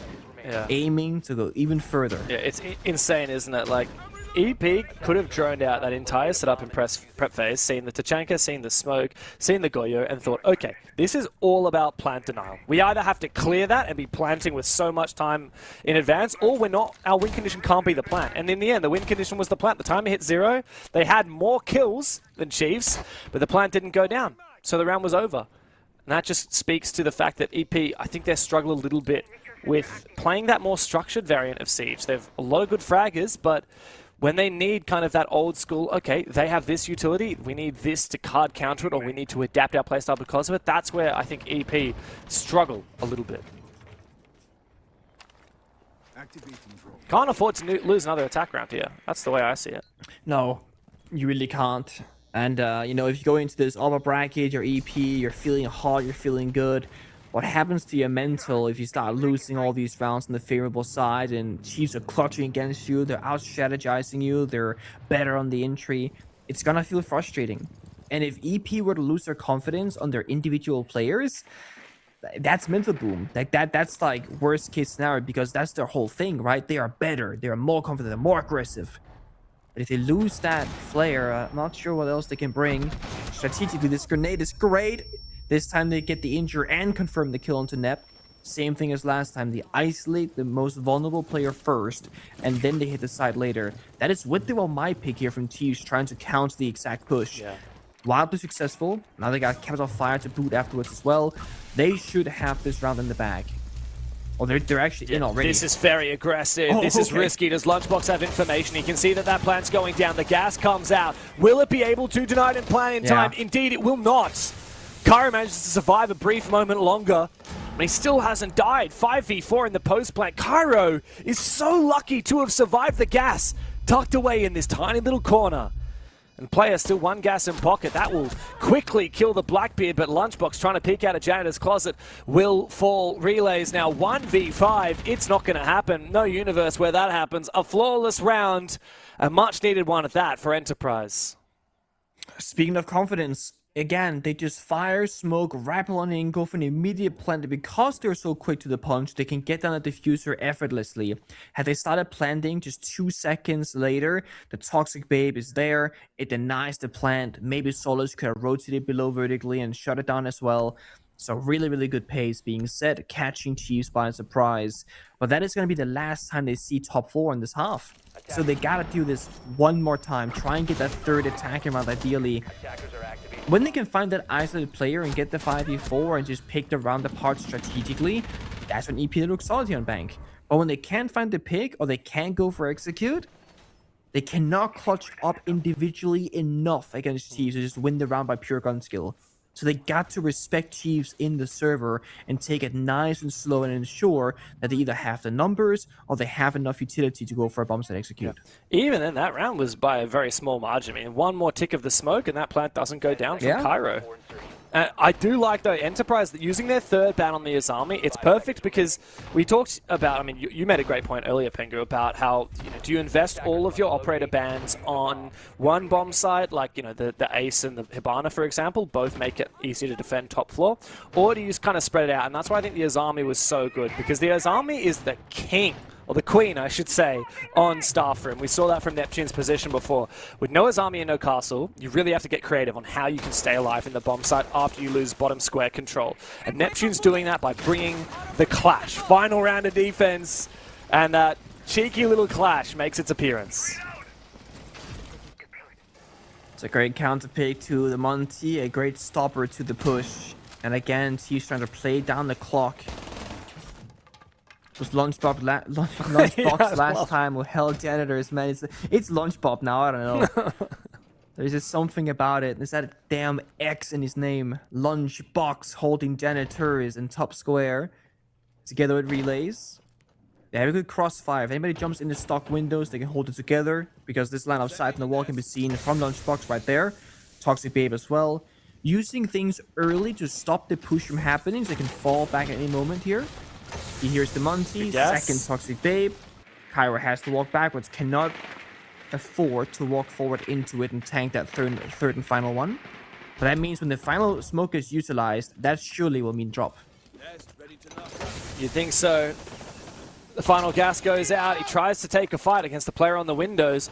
He's feeling a little bit more pressure, but still not completely exposed. I mean, look how comfortable he looks. He's so confident in this position. Relays is rotating over. Lunchbox falls down, but Relays is still upstairs. Trying to buy time. He has one Razor Bloom in pocket, and he's going to get a free kill into Tuhan. EP did not contain Relays. As he left Stockroom, he found another safe haven, and now he doesn't even have to move Pengu. He can wait here for EP to push him out. It's such a good wraparound. Lunchbox drops down the hatch. Relays wraps around, and because Lunchbox knew the guy was on CEO Repel, he's gonna make the communications Relays, hey, they're gonna wrap on CEO, be careful, watch out. And Cairo's like, janitor clear, meeting clear, the hallway's clear, guys, they fell back, don't worry about it, but they didn't. So it's a great little utilize of lack of information. And look at the drone count, to top right, there are no drones remaining here from an EP. They just have Cairo dry chicken every area with the Clash, or with the Monty, up against the Clash, with 30 seconds left. When you see this, yo guys, we can push square. What do we do now? Heart breach? Yeah, thankfully we got a thermite. We can pop the wall open and try and make a play. We gotta do it very quickly. It's going to need to be an insane last 15-second push here from EP. And Relays has made his way all the way on for a flank player upstairs. How has he snuck back into the top floor? He can single-handedly pick apart this attack. Lunchbox gets active on the bomb site. The plant will go down, and it's retake mode for the Chiefs, and it's massive! Big flank here from player, and the Clash is still alive. It's only Bappin now as the shield beset down by Neptune. Bappen has no utility to try and clear it. Finds the first kill. Needs to try and find the second. Can he get the angle onto Neptune? It's a ninja defuse from the clash. And Chiefs Esports Club are 4-2 at the end of their defense splits. Wonder how much shit I wrote down, you never broke down. My back used to be up against walls, it's on the ropes now. Fighting for that feeling we had in your Laredo. Back when you saw the thorns on my crown, more like a halo. My conscience punished me for the past while I was out there trying to ball. Bet you seen through the mask, hope I ain't being brash. If I say you could've split it with me, girl, you would see riches with me if you stuck around through the rags. My motivation these days is different. I mostly beat on myself, I don't wanna spoil a couple things I prayed for and was gifted. Just peep the drive, see how I stayed in my lane when they shifted. I knew that time could not erase what my destiny's written. Right there next to these writtens. In my skin and my DNA like the one that was risen. I'm out that grave and I'm where life is the only decision. I'm not alone in my plight. I want you alone for the flight. About to take off in a minute. I dreamed it up. Changed out my lifestyle. New money, nice house. I claimed it up. And that seems enough. But one thing really on me, I'm thinking of. In my sleep, I see new scenes of a just you, me, two rings, no strings to cut. But I don't know what you want. You thinking of it make me wrong. And has it been too long? Yeah, still I got my eyes on the prize, that else in sight, just tunnel vision. If I got commas missing, I don't know who might come up missing. I don't know who gon' beat her through it. Thought you were at one time, that got proven not to be so true. I got left halfway out my mind, had to gather some things. Rearranging what really matter, kill casual flings. Set the goal and saw nothing after, had to take a risk. Bet on me, cause that's where the well. Before you fantasize of them, you should dream of a better self, and that's for real. I dreamed it up. Changed out my lifestyle, new money, nice house, I cleaned it up, and that seems enough. But one thing really on me, I'm thinking of. In my sleep, I see new scenes of a just you, me, two rings, no strings to cut. But I don't know what you want. You thinking of it make me wrong. And has it been too long?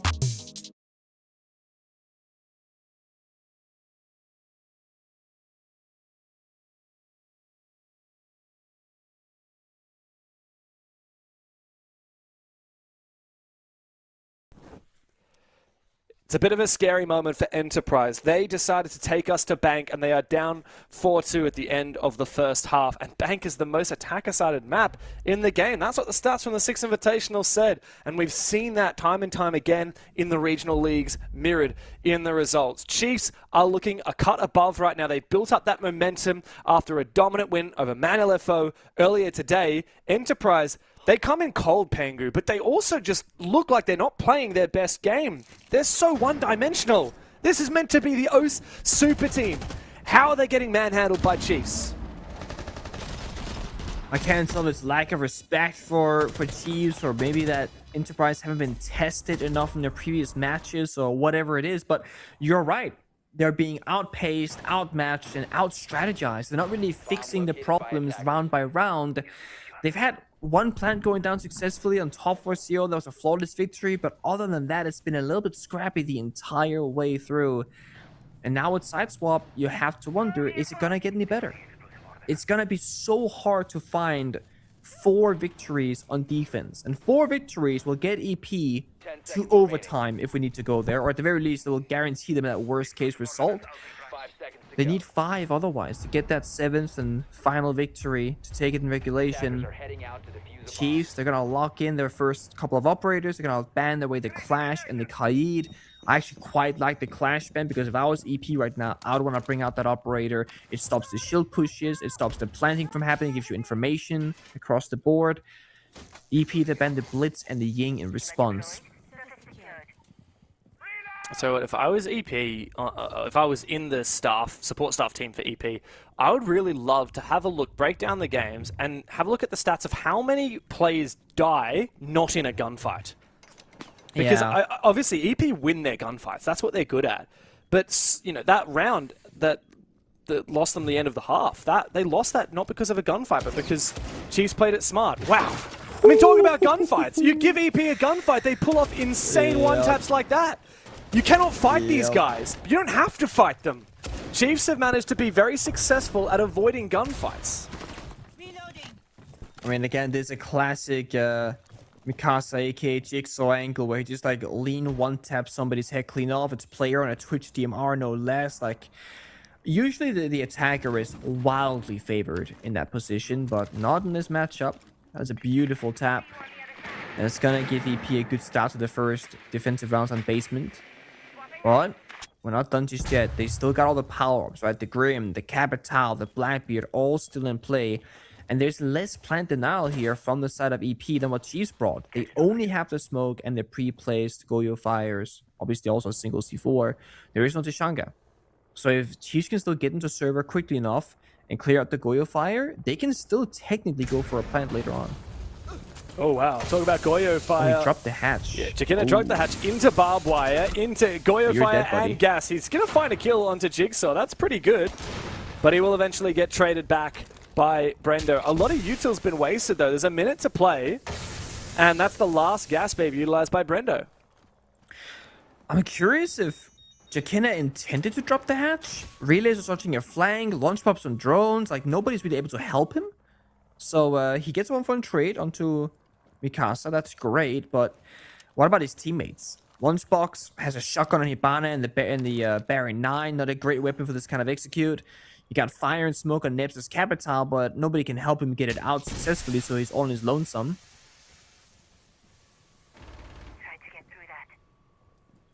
This gunfight could mean a lot here. Oh, Tuhan, you can't afford to lose it. Neptune has been phenomenal today in clutch moments for Chiefs and bring it into the 3v3. It looks 15. possible. But the problem is for Chiefs is that diffuser is cold on the ground. A spot onto Bappin. Realize does a little bit of damage onto him. Brendo, though, survives for one, and Lunchbox, despite his best efforts, cannot survive inside of the barbed wire. He continues to take damage, and EP win, realistically, just thanks to that diffuser being on the ground in Vault. If it wasn't the case, then there might have been a way back into that round for Chiefs. That's why I'm not sure Takena intended to drop it. If he did, surely not with the diffuser. I think it must have been a small misstep, or maybe he just forgot to exchange the case before he made the play. Because again, him going 1-for-1 on the heads drop, not bad technically, but with the diffuser, it means nobody else can really play out the round if you're on the attacking side. That's basement with this great opening pick as well for EP. That was a worst case scenario of a round, and it got pretty close.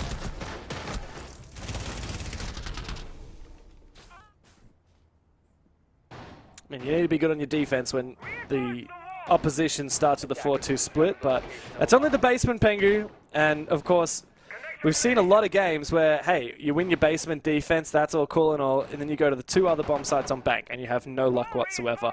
Chiefs not only managed to win on basement, they also managed to win on staff room twice. 10 seconds to Oh, sorry, no.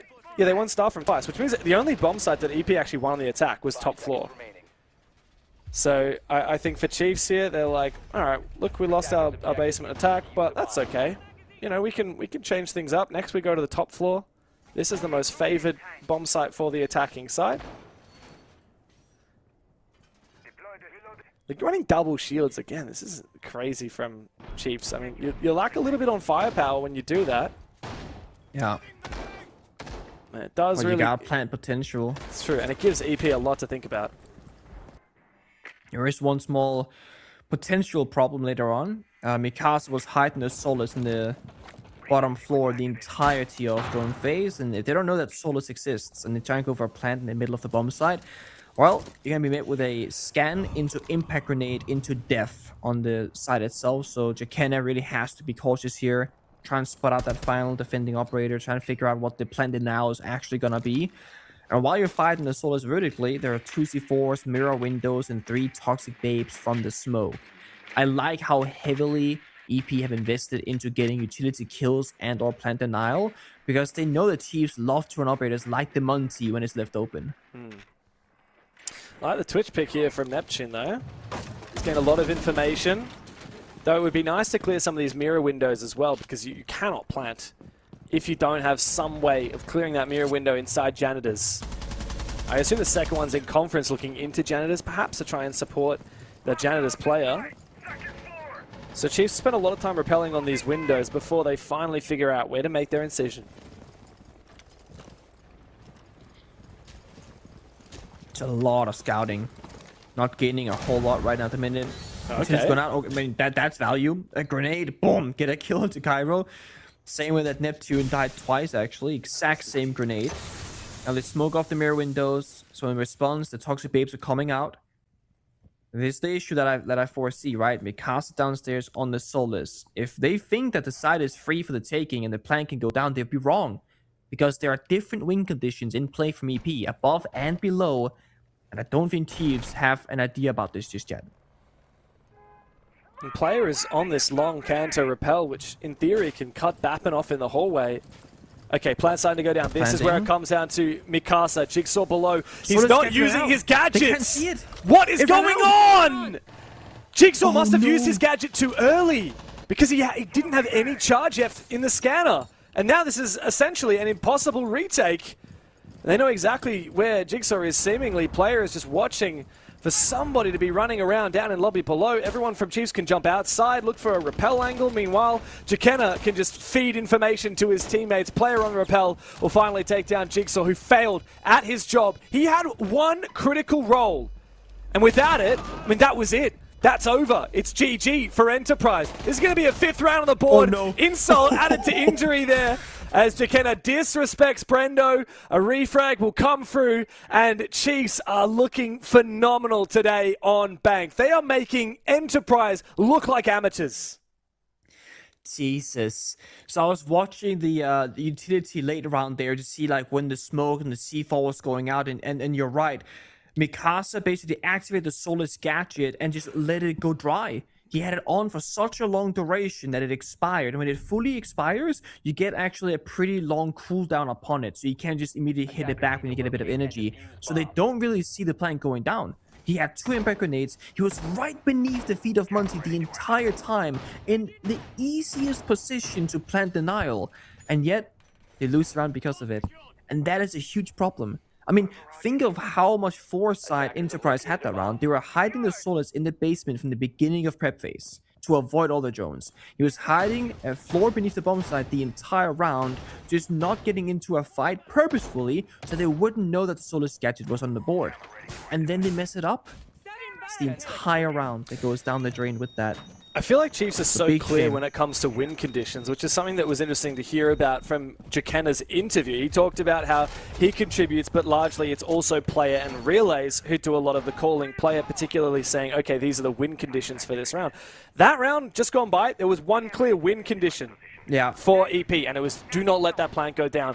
And the only realistic way to deny that plant was a Solace below.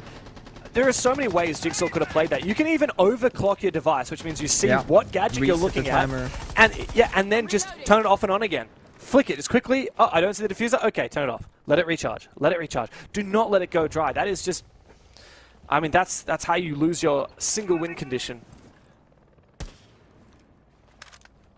Now we see the IQ being brought out, so great counterplay once more, denying the information here. Obviously fishing for vert C4. Look at the bottom right here, guys. There's 4 C4s all playing on the very first floor of the map, looking to get at least 1 kill on the floor above them in CEO and meeting offices. So that is, again, very clear win condition, very one-sided. The thing is, if all these C4s don't, well, if they all miss, rather, and you don't get a kill with it, you're actually going to be quite weak.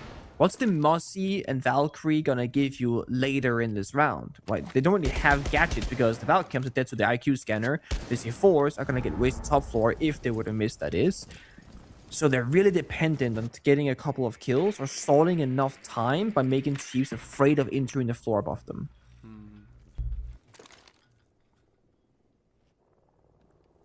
The scary moment for EP. Chiefs are looking so confident right now. Brendo, do not overpeak here. He's got a mirror window, and he's holding control underneath CEO, where Enterprise are hoping Chiefs will try and enter up above. Now they have done so, but clearly there's not enough information to go for these vertical C4s. Relays finally pops open that mirror window. Brendo is under a lot of pressure. Jigsaw's going to go for a flank at the same time, and he gets spotted and taken down by player. Huge kill from the IQ. He's going to get swung again, and he takes down his old teammates. Chiefs are handling this aggression from Enterprise oh so well. Now Tuhan is low HP. Player has lapped up this free map control, and Chiefs are starting to tighten their grip. Brendo fights back, lashes out, finds one. Relays needs to try and prevent him from taking any more ground. But he's also being watched by Jakenna up above. Position revealed for Brendo. Numbers advantage still for the Chiefs as they need to try and focus up on planting on the bomb side. But with Lunchbox falling as he tries to drop into the side and Brendo winning another fight, it might just be over for Chiefs in this round. Cairo and Tuhan now try and stand tall against Jakenna. But Cairo is just tucked into this corner. Tuhan there with the pistol. And a big round, a much needed win for EP. Keeps their heads above the water. Oh, and Chiefs with a very split attack, right? They had the Blackbeard the entire time on the bomb side hatch, and he was going to try and look for a plant play. But let's see you take that Blackbeard for the roam cleared player and just try and isolate the players and tell us in the archives and get that third and final kill onto Brendo. You can just storm the bomb side right after, but it's a split play. 2 people worrying about the lobby, 2 people worrying about the bomb side, 1 guy worrying about the flank. Chiefs felt so pressured in the server because the new EP were trying to force a play. And because they spread their eggs into too many baskets, they weren't really strong in any one particular area, giving EP those individual gunfights that they're so strong in. And it's Brendo in the end. Picasso is shot down. Shortly after, it's Bappin. Brendo finds 1 and then a second shortly after through the rotate. And that closed the round. Chiefs could not get around victory. And you really feel like player had done enough pushing from lobby in that round. But, I mean, credit to Brendo. He did play that late round very well. And that bomb site's actually so much harder to attack than people think. It's funny. That's the one, I know I've talked about ranked a bunch. I never see that in ranked. Because no one bloody bothers to learn how to play that staff room bomb site. But it is so powerful. It's the anchor positions inside of staff room and open area are really difficult to flush out. Because there's actually no vert on staff room at all. You can kind of get a weird angle from janitor's closet through the wall. But it's not ideal. And a lot of the hard to clear positions inside of open area, like on the hatch, are also invulnerable to the vert as well. And I think, look, credit to Chiefs, they locked down the bomb site. Cairo's struggled to get in on that Blackbeard as well. Yeah. Sorry, not Cairo. Player struggled. No, Lunchbox, I think it was. I don't know. Whoever it was on the Blackbeard. One of the attackers. One of the attackers. With the I get confused because Cairo is the one who plays shields when it's EP's turn on the attack. Yeah. I think it was Box. Honestly, I'm not entirely certain. But usually it's Jakenna. Wherever He's it was. on the shield this round. On the fuse shield. Oh, yeah. Strongest pistol in the game, the PMM. It does like 62 damage a bullet or something like that. Almost DMR level of destruction on towards players' bodies. Not so much the soft wall hatches. Yeah, not as much recoil as something like the Deagle. Fast reload as well compared to like a revolver. And it gives you the gadget, which of course Fuse historically a bit of a meme operator, but there are very few instances where that soft destruction comes in handy. For example, if you clear open area and clear Mikasa and make him fall back, you drop a Fuse charge on the A bombs at hatch, you clear every single Guyo canister known to man. Plus, like kind of like a fun small little fact here, you cannot tuberal freeze. Oh my god, are you kidding me? Okay, he just fused himself. He's fine. He fused himself. He only got in. He's smiling by the player camp, by the way. But he cannot die. Because Mikasa had dropped the hatch and it's all good, okay? Mikasa has a prep C4 in hand. Just waiting, looking, goes out, goes deep and doesn't find the pick. That means Jakenna might just live as well. What I was going to say is you cannot freeze the fuse charge. You can actually counter two-brow with this as well. Oh, really? That I didn't know. You can, once you activate it, like the fistling charge, you cannot freeze it. Almost like Hibana, where the second you start fistling the Hibana pellets, you couldn't bandage trick them back in the day when you first came out. Interesting. I didn't know that. It's a good bit of tech. But yeah, I mean, I thought for a moment that he wasn't going to fuse the hatch before it was opened by Lunchbox, but he is seemingly fusing the hatch. He's just spamming it. Frozen. Yeah, it is frozen before it could drill on through. He wants to go for the second one as well. Then it's gonna continue to go through. So, and even if one cluster charge goes off, it'll often destroy the two-brow freeze, and then you can just keep breaching shortly after. So, it buys you a good 12 seconds of time actually if you get it off successfully. Hoi. Here's an angle. We need a fuse charge here on the server hatch, but I think the server hatch is open. It's open. So too late. How do they push this? Hatch drop and just go YOLO, because like this door, you're not gonna get past it. There are so many lasers. Yeah, and there are no nades. It would have been nice to have a fuse charge on it. Here comes the EMP and the drop. Another flash to come through. Perfect, beautiful play by Jacana as he drops down, finds the kill with that PMM. However, relays will fall, which means you don't have a Thatcher to try and counter any late round smokes or C4s. Thankfully, there are no C4s, but there are the smokes from Brendo, and they go out in abundance. It's a desperate time now. Chiefs have to go deep for kills, and Enterprise will overcome, tying the scoreline up. Pengu, we're hit at 5-5. Enterprise not letting Chiefs stay ahead of them. Comes down to the final few seconds. Good use from Brendo there of the Toxic Babes, denying both plant positions by the chassis and the boost spot by the desk, ensuring that there is not going to be a safe area for Chiefs to try and get down that diffuser. I see a bit of a pause here. I think Christian Marks. Kyra called a tactical, I believe. Yeah. Yep. Okay. So attack timeout. Very good. I mean, I was going to say, when you're tying up 5-5, it is time for attack. It is time to talk about what you can do better. Uh-oh. What you got to change up. I think it was called but didn't go through. Yeah. Question mark? Yeah. I think that happens sometimes. The tactical timeout doesn't actually trigger in-game. And unfortunately, now that the round started, we can't pause the game. So the admins will figure out how we play this, whether we let them take their tactical next round or whether we like rehost here. But either way, like the awkward thing is the players just have to play it out, right? Like they just have to play out the round as best as they can. 10 seconds left. Which means EP trying to defend the top floor with no tactical timeout. That is going to be rough, man. Like, we are going to indeed play this round. I believe we'll take the tactical timeout next round, Pengu. That means Enterprise have to defend top floor with no tactical timeout. Man, this bomb site is not easy to defend. It is not at all. Hasn't been won by the defensive side even once in this game, by the way. Oh yeah, right, because the Chiefs got a clutch last time around. The Solo's not getting the plant denial. Yeah, it was only won once by Chiefs on the defensive side in the Man LFO game. Out of 4 times the bomb site was played, it was only won once by the defense. Damn. Looks like we are going to rehearse. So we will give them their tactical timeout. That's nice, at least. So they'll have a chance to talk about it. I think EP will be very happy to have that. Still, it would be monumental if they're able to win this round. High stakes 5-5, you're gonna want it. You know, if this is like a blowout 6-1, it's like, let's just finish it 7-1. Let's just keep going, right? But no, this is a super tense match. The comeback is happening in front of your very eyes, and that upcoming round of CEO top floor being so undefendable, it is gonna be the mega break round, I think, for Enterprise. Can we talk about Lunchbox for a second? We were talking about this in the break. Why does he keep leaving? He keeps getting up literally after every round when we go to the player reactions. Lunchbox is always standing up and running to off his desk or something. Like, I don't know. There's no way he's going to the toilet after every single... I don't know. Is he doing weights or something on the other side of his room? Is he lying down? Does he like close his eyes? Like, what's he doing, man? I would love to know. It's every single round for all the playdays that I can remember that this happens. And he had a bit of a sniffle during the first playday of OCE that I worked, so I thought, oh, he's a little bit sick, he's gonna blow his nose kind of thing. But it's a lot of nose blowing if it's every single map for 3 playdays.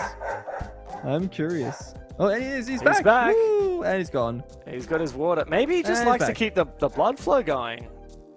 Yeah, he's gone again. He's gone. See you later, Lunchbox. Okay. Yep. Go for a little walk. Meanwhile, you got Babba with the mini fridge in arm's reach. He just leans over, opens the fridge, grabs the drink, and he doesn't even get like stand up. He's just locked in his chair. I love that. Yeah, it's really cool getting to see the different setups from people. Oh, I just noticed Jigsaw. We got to see some of his player lanyards from previous events in the background there. Oh yeah. So I can see that would be the APL finals, I believe, that one that we can see. And behind that, is that the Montreal major, perhaps? I think it's a major batch, yeah. Yeah, it looks like it. I think that must be the Montreal major that he went to, funnily enough, with the Chiefs about 1.5 years ago. What else we got? We got the footy on. Very nice. As always, for Brendo, is that yeah. the Saints? I can't tell. I know Collingwood played yesterday. I'm not really an AFL guy, to be honest. I feel like everybody collects lanyards, right? Like, do you also have your collection of like... I do. I have a lot of lanyards. So much so that I had to put them in a box somewhere because they were they were weighing things down. I would love to display them though. It'd be nice. I have the same thing. I put them on a box. I'm collecting them, and my goal one day when I get very creative and I have a lot of spare energy is to get, you know, people that hang up their jerseys in a picture frame. Yeah. I was gonna take them. I was gonna frame just like the card that's just like player or cast or whatever. Yeah. And just kind of take it off the wire and then like kind of stack them in a way where they're all visible in like one big I picture think frame. that'd be cool. Yeah, sort big of picture deal. frame, and then they're all in chronological order for you. So it would start with like player, Yeah. player, and then you see the crossover into caster. And then the That'd day, be- yeah, the kind of day all you is have cool. more caster badges than player badges, you'll probably cry. We are probably there now, James. Mind you, I was a player for 5 years, right? In those 5 years, in the very first year, I only made a singular tournament. I don't know, it's only 2 tournaments. IEM Katowice 2016 and Year 1 Season 1 Pro League Finals. And then in the second year, that's when we started going, let's say 4 times a year. But for casting, I have been to every single event for 4.5 years straight, with the exception of the Montreal Major a year and a half ago that I did work as a content creator, so I do have a badge, but it You doesn't have say like player. a content creator badge or something, which is different. Exactly. So I actually think I'm gonna have the same amount of casting badges as a player, or maybe tied at this point. Yeah. And then a few content creator ones as well. And then for Salt Lake City, you're going to get another content creator badge. So maybe one day you'll have more content creator badges than anything else. I mean, I don't know. It's gonna be crazy, but no, it's been almost. I've been retired for about as long as I've been a player. I have been a player. Yeah, that's insane. We're at that point in time now where Alamau, I'm not sure you saw the stat on Twitter last night, but Alamau is one of the 4 people who has made it to 10 majors or more, or something like that. Wow. Alamau, the new guy, right? The up-and-comer IGL, the guy who's still not an OG. He is one of the 4 people in the world still at Cyber who's made it to 10 different majors. Yeah, it's so funny because like even in the OCE region, like we don't have any of the OGs that were in the scene when I was, because I started as a player. I wasn't a very good player, but I started as a player before I started casting, and then I was coaching as well. But like I guess Mag is the only one that's like that OG. But he was even on Xbox when I was playing, so he wasn't even OG to the PC scene. Then you got Lunchbox. He wasn't even born when I was playing this game back in the day.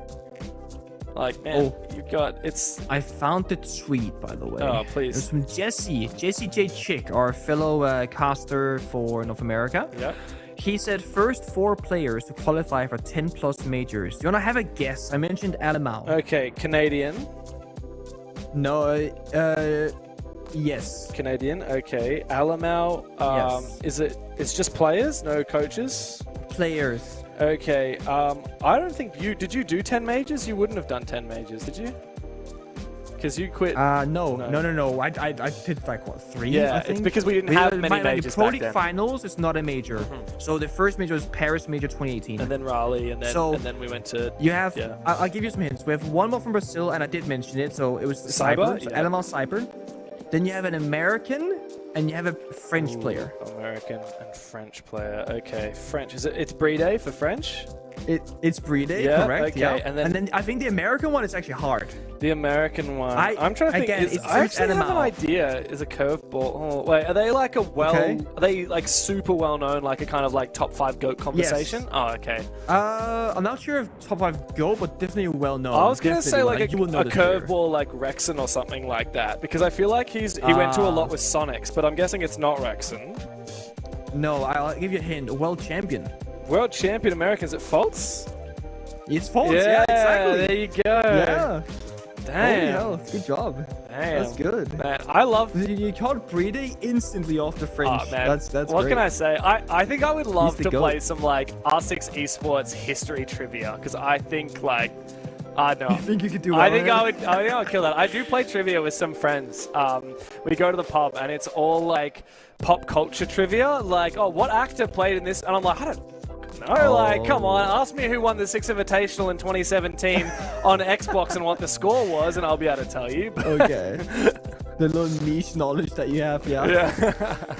So it was those 4, and then when this tweet was made, it was the 23rd, so 3 nights ago. It was during an NAL play day, and the tweet said, "If Big Bad Nadian wins tonight against 1 of 30, he'll be the 5th player." And I believe they did. So The 5th player to 5 what? people Sorry. have. So the 5th player to qualify for 10 majors, because it's the Cyber Alamau Bride Faults. And at the Right. time of this tweet, it said the 5th player will be Canadian if he wins tonight, but he did. So Yeah, right. 5 people have only made 10 plus majors. Damn. Yeah. Very competitive line. At the Paris Six Invitational just a few months ago, we did this thing with all the staff where we took photos, like little, what do you call the instant cameras? The Polaroids? Polaroid. We took these Polaroid photos, and then we would write how many events you'd worked on. And it's like very similar conversation, like how many events have different players gone to. And there are some staff that were like, 20 plus, which is just insane. Like they've been there, the OGs, since the beginning. People like the player managers, for example, that our audience would never get to see. But man, like they have been there as long as anyone else. Like I can think of a few player managers that are, so well known to the players and the other staff that some even decided to marry some players. That's the level that we're talking about. All right. Yep. No, it's funny because the person you're speaking of, she used to be a player manager back when early on when I was a player, not like the late end, but like 2018 SI, she was a player manager there, and then almost 10 years later, she's still there going to the vast majority of events. And like you said, she married a player, so decided to marry a world champion. Wasn't you, mate? Sorry, mate. No, not me. But Fabian instead, my brother in arms, if you will. So Fabian married somebody through C's. How crazy is that? There you go, guys. If anyone ever tells you that playing video games doesn't get you anywhere, Fabian can say, well, it got him 3 hammers, world championships, a full-time career, and a wife. So. Yeah, that's pretty good. And, don't rip into it too hard. All right, man. It's time to get back into it. We've had our tactical timeout now for Enterprise, so they've had a little chat. We're actually going to change bomb sites, Pengu. This is wild. We are seeing tellers and archives. This is a crazy shake-up from EP. Okay, so this kind of bomb site requires a tactical timeout because you need to cook. Need to figure out the best strategy for this one and upcoming round, and when you're seeing an operator like the Maestro get into the mix, it's a pocket strat. The only downside for Maestro is that Brava had counters, and Relays have picked up upon that and chosen that operator. How this bomb site of the Arcostillers normally play out is that you don't really play in the bomb site as a defender. You play in open area, you play top floor, you play kitchen, and you have all these long lines of sight on the soft walls that can see all the way throughout. Then you have information by the site itself. Maybe one guy playing in here like you see now with the castle. So the thing is, bomb site, very weak. So you're playing around the building instead. It's very vulnerable to a plant, very vulnerable to a rush. Let's see how Chiefs can pick this apart. They've already hacked 1 Evil Eye and destroyed 1 Castleberry. I like it. So quick on the sticks here for Chiefs. It's been quite a long break here. Obviously, the technical timeout into the tactical timeout for EP. That gives Chiefs a chance to talk about it as well. They wouldn't have known that they're going to be going on to attack Teller's Archives, though, unless if they had the most insane read ever. So really quick adaptations from Chiefs. EP built a bit of momentum. They've won the last 2 defenses in a row. First, staff open area, and then lockers. Can they keep that momentum up in this off-piste bomb site?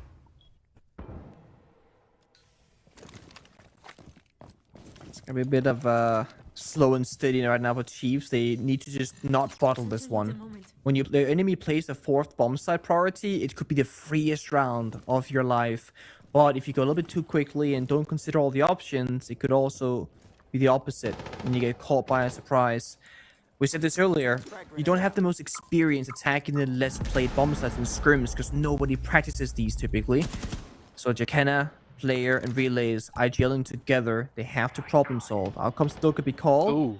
Bit of damage into Lunchbox, not feeling too good right now on the Blackbeard. He's forcing that. Go for a plant. He's forcing that plant down, and Mikasa should be able to see it. I'm not sure he did. Don't think they can stop but they've managed to find a kill elsewhere. The plant indeed will go down. It's a 5v4 retake opportunity for Enterprise, but they find a second kill. In the post-plant now, there are no more logic bombs. This is going to be very hard. Neptune on this prone angle. I mean, it's such a hard spot here. Relays on the prone angle rather. Neptune inside of the elevator. Oh no! Big flank opportunity from Cairo. Hunts down Relays. A second player joins! And Jigsaw helps Cairo to find the kill. The plant needs to be counted here as they find kill after kill. It comes just down to Neptune, and there's no chance now for Jigsaw. Neptune's got 2 players on the floor, and there's no time for Jigsaw to hit the counter defuse. Neptune goes for it. He finds every goddamn kill. Chiefs Esports Club have pushed Enterprise the distance, and now they have map points. Ridiculous. You know, it was looking so shaky. There are 3 attackers alive. How can they cover the plant, the flank, and the map control? So they have a player stock in top elevator, Nep, who's like, do I watch the flank? Do I not watch the flank? Do I drop the hatch? He doesn't know what to do. They have a player top square who looks like the guy covering the plant and the post plant, and it's also what EP thought. They sent 3 people, 1 below, 2 above, and they take him out. And then you were thinking, that's going to be the round over. But they had another person. They had a player in lobby who with the DMR token could see through the bomb side and had visual line of sight to that diffuser, and he found 2 kills. Ridiculous. So 2 people, effectively 2v5 in the post to get Chiefs onto match point and steal back the momentum after a very long, rehost into tactical timeout and then hit the ground running on a 4th bomb that you almost never see being played in professional Siege. And because it's never played in active Pro League, it's also never played in scrims and practice matches. So well done problem solving. EP's curveball does not pay off. You gotta go back to basics. Yeah, very scary here for Enterprise. They have to go back to staff room open area. Now, they did win this last time, but it was very dicey. Brendo was hunted down and pushed, but ended up finding 2 kills at the end of the round against Chiefs. Now, he was in the instrumental position last time around, but they know about him this time, and they'll be able to try and hunt him down to the best of their ability. Chiefs are set up so well. This is Enterprise's map pick, for goodness sake, and Chiefs have not revealed what their Nighthaven labs looks like so far in Kickoff. Enterprise haven't played it either, so this is going to be a blank slate for both teams. And what we've seen, Pengu, is when it comes down to the strategy, Chiefs actually seem to have the leg up over EP. No, they do. They're a bit more flexible and a bit more willing, I think, to try things and do the pocket strats and problem solve in a very creative way and not be too predictable. There's also something about Chiefs' ability to set up a play and then 3, 2, 1, now we're going to execute together. And it begs the question, do EP and the server, the players, feel like they need to disrupt them from getting to the bomb site in a 5v5? Or do they feel okay with letting them get there? On the basement bomb site, usually defenders do want to play 5 versus 5, but everywhere else, like open area, top floor CEO, you don't really want that to be the case. But right now, EP, they're not fighting back too much. They're doing that Valkyrie C4 strat, just playing beneath. And now, the missing piece from previously, the Blackbeard is helping push out the roamers and not going straight away for a plant. This is what they are missing. Nitro tempted here, but Neptune has to be careful. He's walking into a crossfire if he makes his way forward. Oh my god! He got a pre-fire! Through the separator there, above the printer, finds Brendo.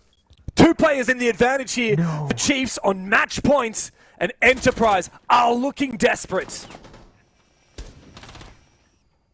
Now they gotta have to go for some crazy kills. Multi stuck in the elevator. Surely Hash was gonna say an escape plan. I don't think so. He's gonna drop down the Hash off the grenade angle. Almost falls down upon his head, but he stays alive. They know now for a short moment the bomb side is weaker. As there is a player stuck below. C4 goes up, doesn't find anything. Oh, he needs his kill. You gotta watch the staircase. Curry go win this fight, but he loses it! Relays has the control, and 1 by 1 they fall! Neptune wins it with the grenade, and Chiefs have done what many thought impossible! It's 1-0 in the series for the underdogs. The Grim Reapers of the lower bracket are hungry for more, and EP must defend their Oceanic title next up on Nighthaven Labs.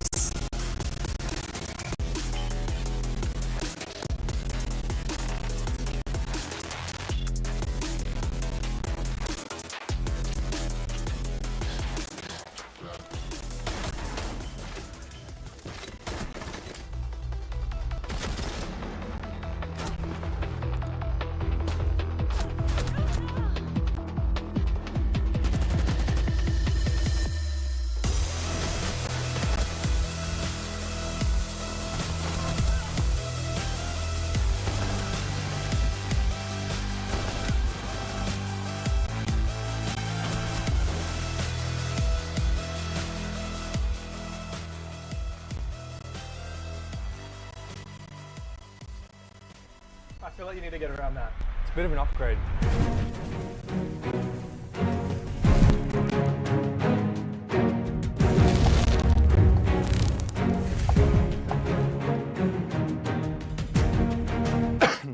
You sure? Yeah, I am. Oh, okay. All right. So, Bappin, for my last question, I actually I dialed up one of your friends, and we had a little bit of a comment from our dear friend and fellow player, Lunchbox, and he had something to say. We were asking him, what he thought about you as a player. Bappin is Fisher Guy made. So last stage, Bappin didn't make playoffs, so he came bottom 2 out of 8 teams, and without Fisher Guy telling him how to breathe, he doesn't know how to play the game. Take a big bite out of that one. You see all the good red stuff? No. Get around all that, all of it. Yep, yeah, a little bit of lick. Yeah. So, what do you have to say to Lunchbox and the rest of the region? I think he's right. But I didn't have fish, but I also had president, so it's like two ends of the spectrum, I'm sure he knows he's president's his coach, and that's why he came second. How you doing there? It's good. You want some water? No. I feel like you need to really get around this because, oh my god. I really shouldn't have licked it. Can you just do that as well? Can you? No. Oh my god. You see that little red bit there? Flip it. Yep. See that right there? I feel like you need to get around that. It's a bit of an upgrade. Oh my god. Okay, I'm sorry. These first two were. Yeah. These first two were piss weak. That third one was serious. It's not even that hot. So you played box in stage 1. Bit more of a challenge than you expected, perhaps. What do you mean? I mean, he played pretty well, didn't he? The whole team did pretty well. Yeah, they did all right. No? I don't know. I wouldn't be happy with second place. So. We were second last place a year ago. Yeah, but now we're up, so it's chill. Okay. Well, maybe Box is onto something. Maybe Fisher Guy is the difference for you. So what do you reckon is the difference between you and Lunchbox then? As players, your teams? I think maybe he got reached out to play in my position, maybe before all the stuff was, like trials were going on for AXO. And I think one thing that stood out for him was how immature he was. Compared to me, I'm resilient, I'm humble. I'm mature, I'm better. So like that's why I got the spot over him. Humble. And he's better. Yeah, he's landed himself a spot in Ludovica. That's pretty good for him. So, not a fan of spice? It's not even spicy. Alright, say that to the camera. It's not even spicy. Is that it? Lovely, mate.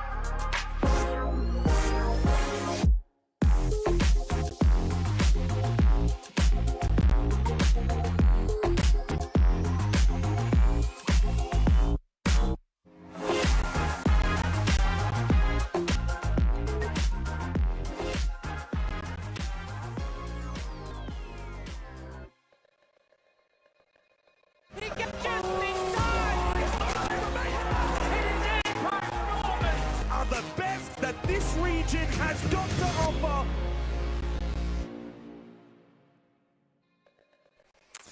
Well, this heated is getting even more intense than we expect. EP losing their own map pick, and it was a fair game. It was a good showing from these. They have looked like the better team today, and we've seen a whole lot more at Chiefs throughout this entire bracket have from EP, because EP just cruised through the upper bracket. Chiefs have grinded all the way down after losing their first to earn their spot here in this grand final. And let's be honest, Pengu, there's a chance they might earn their spot at the Salt Lake City Major. And that's the thing that's very important to me, is that Chiefs have played consistently good in so many series. And yeah, they've also had some rounds and moments where they're a bit sloppy and they go max overtime and they throw around that they shouldn't have. But they've been winning at the end of the day. So they go the distance, they play a lot of rounds against a lot of different teams. They've been tested and they've clearly gotten better, and they're learning from that. Meanwhile, Enterprise, nobody's testing them. They storm through a bracket and they don't gotta go back to the drawing board and keep getting better and better and better. So in their head, they'll keep doing the same thing they've been doing. But if your enemies are getting stronger and you're still at the same level, eventually you'll get outpaced. And it feels a little bit like that's what's happening here. That Chiefs are kind of showing us they might just be the better team. Yeah, unreal though from Chiefs, what we've seen from them, especially in those final couple of rounds. You know, this Archives attack right here, a 5v2. And EP could not successfully retake it. Neptune had to win it in the clutch. And man, he was insane. He has been all day. The whole team for Chiefs have stepped up hugely. Player has had a phenomenal day. Look at him at the moment. 13 kills on that map in just 12 rounds. But even better on Bank earlier today against Manila FR. I think he got 17 kills in that game. Lunchbox is firing all cylinders. 4 opening kills for the team. It's been just such a strong showing from Chiefs. On the flip side, from Enterprise, it has not been good enough. No, I mean, mind you, Jigsaw, 4 of his 10 kills, I believe, happened the first 2 rounds. And then he died for a couple of times, whatever, side swap. My point is that Jigsaw started off on his usual heater, getting opening kill, finding engagement, doing good work for his team. But then it almost felt like Chiefs, they were refusing to give those 1v1 early gunfights. And that changed the name of Bank. Because an EP can't just play 5v4 by getting opening pick after opening pick every single time. It's a lot harder to play a map like Bang on defense, where it's not super favorable. So I'm curious to see if EP is going to make some significant playstyle changes going into the second map of Labs, or if they're going to keep them the same thing, where if they don't get their gunfights, they can't win. Yeah, that's the thing. Nighthaven Labs is our next map up. Now, according to the stats that I've got, this is actually EP's bottom map preference, which is this kind of calculation that I know Fresh and some of the other analysts use to determine whether they like this map. We haven't seen them play it with their new roster, but with their old roster, they lost it quite convincingly to Secret at the Six Invitational, and then prior to that to Weibo. We haven't seen this new Chiefs roster play it either. So it's fresh ground for both of these teams, which means it's coming down to what you've prepared coming into the game, what good strats you've got, and how on fire you are in the server, and most importantly of all, how you can adapt mid-game. And Chiefs have been so much better at adapting so far in map 1 than we saw from Enterprise. Yeah, I would say so too.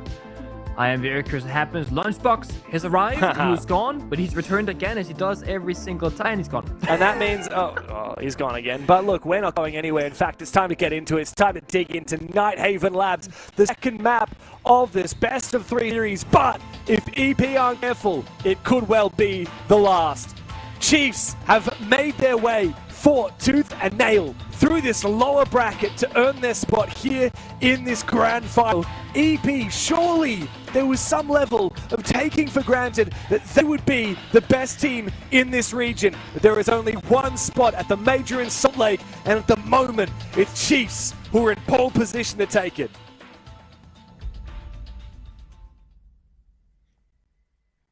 The issue is, what do you target ban? If you want to get rid of something here from the side of Enterprise, do you ban a shield? Do you ban the Ying on the glass? Do you ban double shield? The Blitz and the Munty? So double shield, the double Electro Bros. But this is the problem, right? Chiefs, they aren't like a shield team. Like, sure, Jakena can play it. We think Lunchbox played 1 round on Bang as well. But it's not that they play double, triple shield, they run you over the player thing. Again, they just like you. It's just like one person tends to play any of the open shield operators. They also play the Capital like every round from Neptune. And it's not like he plays Capital like a super passive player and because of that he doesn't get any kills. No, he plays the Capital and uses the fire and the smoke to great success. He also picks up a ton of kills on this operator. So it's a very high value pick. I do feel like Chiefs are going to have a lot of power-ups here on the attacking side they can utilize. We haven't mentioned the Ying or the Glass. Those will come into action later on. Dokkaebi left open.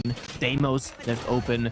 Ton of different things. EP, they're desperate for a strong start here on defense because, again, this is an attacker-sided map. You do want to get at least 2 defenses, but again, if you're EP, you're aiming for a 3rd to make it nice and comfortable. I feel like 2 defenses is not going to be enough for EP here. No, I don't think so. I think just as much as it is about defense or attacker favoredness of each map, it's about momentum for Enterprise. And I mean, they had momentum. It was sucked out of them when they failed to win that Archives Tellers retake on Bank. I think had they won that round, it would probably be map 2 right now with Enterprise having won Bank. But instead, we find ourselves here with EP having to fight from behind. The first time they have been pushed this deep so far in Kickoff. Yes, they've had maps taken off them before. Anios took a map off them, but they ended up winning that with a 7-0 on the final map. It's not going to be that easy here. Let's see. I was going to say, let's see what happens next. There's actually 2-on that takes down Relays in the box. That's a huge value kill. No more destruction from beneath, no more disrupting player positions. And that means that Chiefs might have to go from plan A to plan B instead. As Buck has been one of the pocket picks for this round. Neptune is ready with the Cats of Fire to be used. Not sure exactly where. An air jab on the inside of IT Breach on the door. They're going to take catwalk control with this. Keeper from Brendo will keep them at bay. And Lunchbox now having taken control of catwalk. They do need to take down the actual gadget from Denari that is creating that tripwire. Just stunning it will not be enough. It'll regenerate after a moment. Looks like it's a pivot now. Lunchbox wants to try and take top blue. But 2-on was playing on the stairs. Big Nitro Cell comes out. Hell of a lot of damage onto Lunchbox. 2-on knows a little bit of damage into his feet. Hiding the laser. And the Blackbeard will be done. Very smart. He was hiding the laser there for a moment, so if Blackbeard walked in, he could then walk away from the laser, and therefore it reappears immediately and could take down Lunchbox. He's on a single point of health hanging at Denari. The Chiefs are fully locked out. C4 takes out player. A Thorn Trap popped as well. They are stuck in the Aqua door and the staircase. Oh, 2-on's an awkward spot, but he's got support! Finds a double kill with that shotgun. As Lunchbox, injured on the ground, was an easy target. Now, Jackenna, the last one. Nice kill, but a 1v5 is not possible. Not at all. Great round from 2-on and from EP as a whole. Those Denari tripwires are forced to be reckoned with, and Chiefs just could not crack into that bomb site. And now imagine they had catwalk control, IT breach, they are blocking the enemy vertically, and then they're holding the angles from outside the bomb site. That's what Chiefs were trying to do in that round. But the moment Relays dies in that block, they can't do it.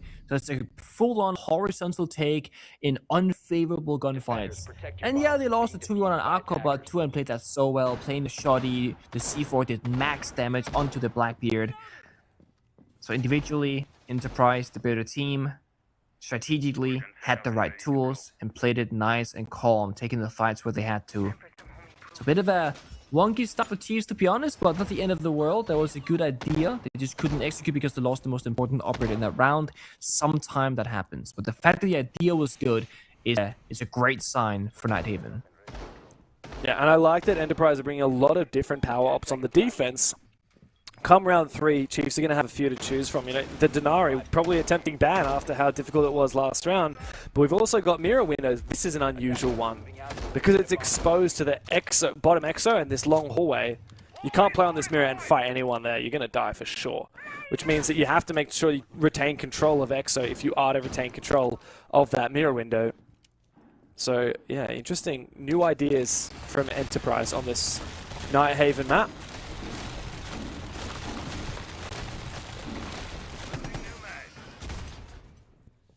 So we get a little bit of a ram vert destruction there from the outside window. Which, mind you, does work both ways. You can't jump in the window any longer, but I assume that Cheese had no plan of ever doing that. But this is a way to use the Rambuki drones before you gotta make the gunfight happen, so that if Lunchbox were to die, he's already done the majority of the self-destruction. He's now just a gun for hire, if you will.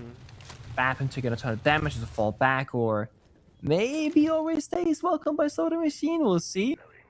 But with Jaken and the Blackbeard, they should be just making quick work of kitchen, clear the corners, walk on forward, and then see if they can deal with these player positions by Vending Machine. Yeah, you say quick work, but it doesn't feel super quick for me from Chiefs. At No, least they've made doesn't. a lot of well-rounded progress. You know, the wall has been breached onto that bomb site now by Neptune. I don't think he's breached Animus, though. Here comes the Blackbeard, though, as Neptune does actually find his kill onto Bappin. He's just come back to support from this window. This is nice. And once Chiefs have Exo control, Enterprise are not going to be able to play on that mirror window that faces the storage stairs. This is dangerous. Tuan gets the first open pick as well. Blackbeard, he's going to see Mikasa now, but he jumps the hatch instead and falls on back. So this is Enterprise willingly surrendering the map control and playing closer to the bomb site. But now we see the vert, the hatch, and the main breach all opened up. They don't have a ton of strong positions to play in. Yeah, Tuhan is a dead man here. Like, there's no way he gets out alive. Surely, be. If there are people on the vert above him, which he's managed to retain control of for now, no, he's going to fall back. I mean, this is the problem with this defense from Enterprise. A lot of the util is facing away from Exo. They gotta start getting a move on. They know everything is clear. They gotta Blackbeard. Just walk on down, boys. Watch the hallway. Do not get flanked. Please, I beg you. If Mikasa swings this, it might get a freebie. They're not really paying much attention to it, and there is no vertical on the door either. They're gonna go for a plant. Do they have the coverage? This might have to be a retake. He's gonna be able to tank the gas. This is stick very the much plant. gonna be possible. He just managed to plant. He might die in the post, but that doesn't seemingly matter. He's going to have to take the gunfight here. Jigsaw, surely the nade comes out, keeps Jigsaw at bay. It's another retake opportunity, but somehow Jakena gets active and finds a kill by walking back inside again. Brendo's in an awkward spot, wants to take out this player outside. Tuhan comes to support, takes down the Blackbeard. Good shot from Brendo. Another big one from Tuhan. It's a 2v1 in the post plan. Player just needs to find this second kill. Not a lot of time left for Brendo. He needs to land this shot perfectly. Can't tuck and hide away behind that shield. Players even got flashes to utilize. The round is a done deal. No retake for EP as player gives his old team a taste of their own medicine. That is so close for comfort. Oh my god. But again, they stick the defuse and just hold it. Honestly, we're talking 2 ticks away from outright just dying to the gas babes. And then Jakena, Godkena, definitely living up to his name there, walks out, takes the gunfight, walks back in, dukes the toxic babe, dukes the C4, gets a kill, finally goes down, but then they have the post plant on the breach and on the vert.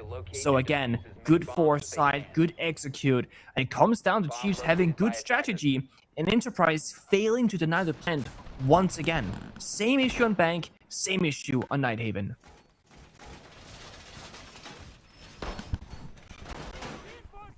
I feel like EP are so happy to let it go to a post plant. Maybe they're a little bit too happy to let it go to a post plant. You put a lot of trust in one gas babe to get that kill, but if you're just doing it based on the sound cue, you're probably not going to be able to deploy that in time to actually get that kill. Am I right in that Blackbeard is a 3 armor, or like a 1 speed operator? So he gets the extra health that he can tank an extra, like, half a second of that gas? Yeah. 3 health, 1 speed. 3 health, 1 speed, which so that just generally might have made the difference. I'm not sure the exact number breakdown on like the health breaking points, but that literally might be the difference between planting and dying in the smoke on that specific scenario. Because if you're a 3 health, you gotta pop the smoke the exact same second as the plant starts going down, more or less. Like you don't have much. 7-second plant, but you know, if you're trying to beat that with the gas, you know, you need to get that kill in 7 seconds, and there's no guarantee the gas will achieve that. If there was a C4 to follow up afterwards, then that might have done the deal. Even just like 50 damage from a C4, yeah, it might have made the difference, but not to be.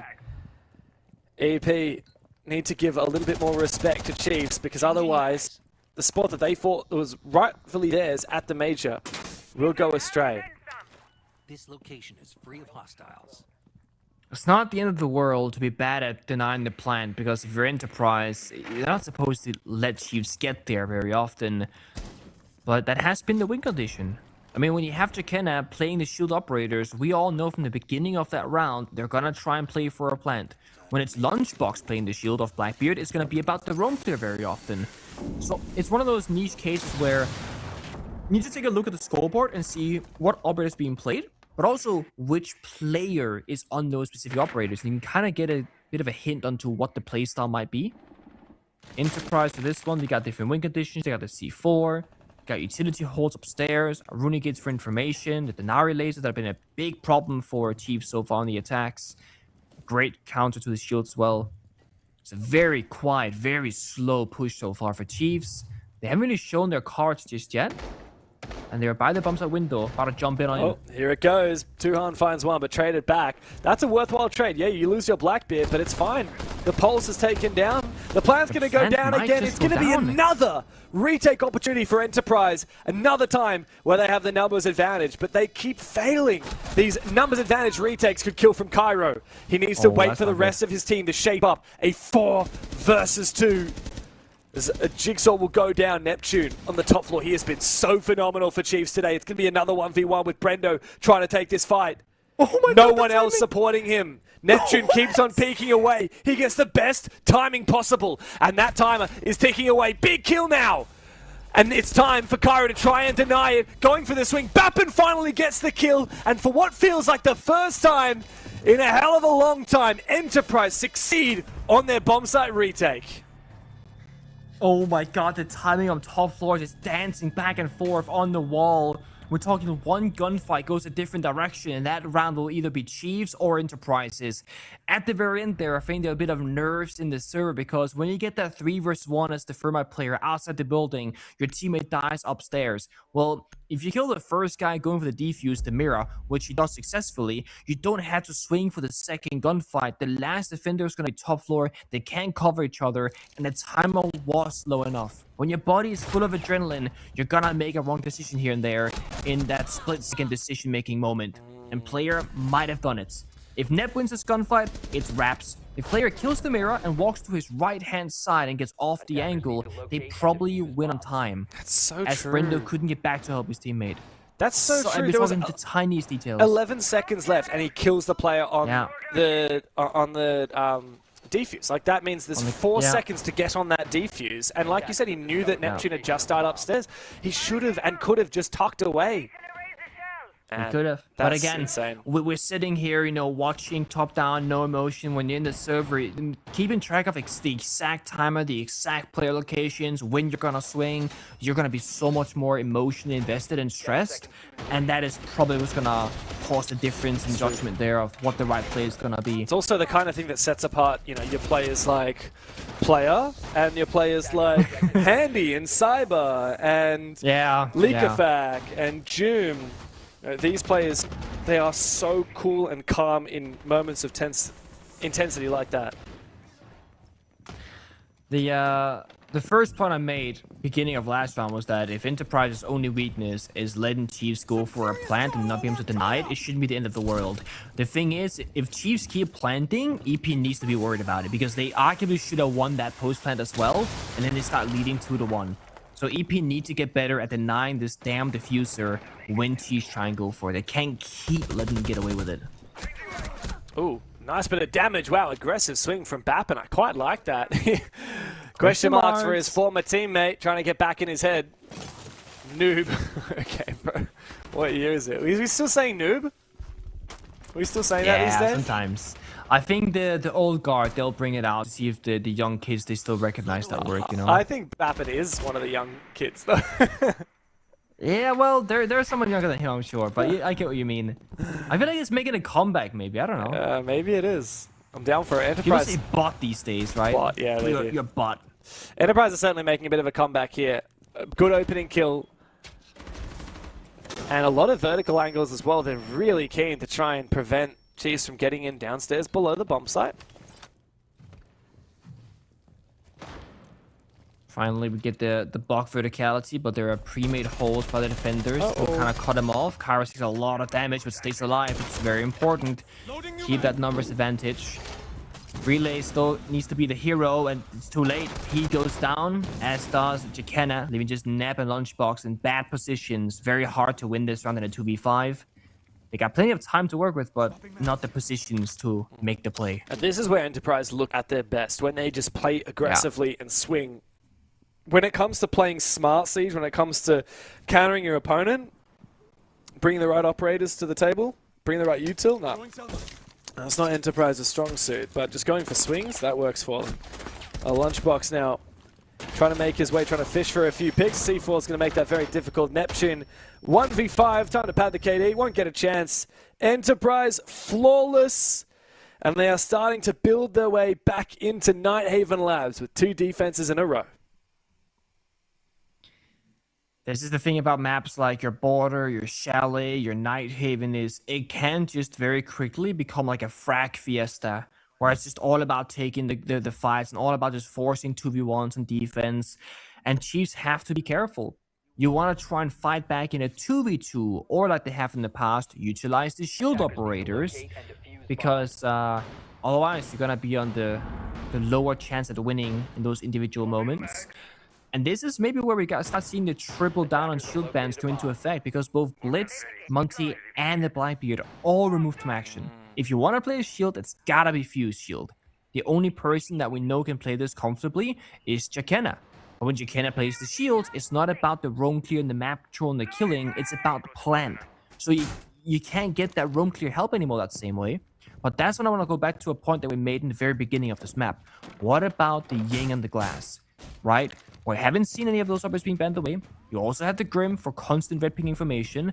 And we've now played 4 full rounds entering the 5th. And only just now, Lunchbox will lock in the Glass operator. That can make or break this one. Because there's no counterplay. There's no Warden. There's no bulletproof cameras. It's just going to be C4s and Toxic Babes that can try and deal with the smoke grenades. Another point, though, about banning the shields is it also bans out a 3 health operator. And we don't see Chiefs. That's their main default choice for their support player to play. Like now, Jakenna is on Thermite. If he's the one planting, he has slightly less health than he would if he was on a shield. So he might not be able to tank quite as many seconds of the gas babes, which in some rounds do make the difference between whether that plant goes down or not.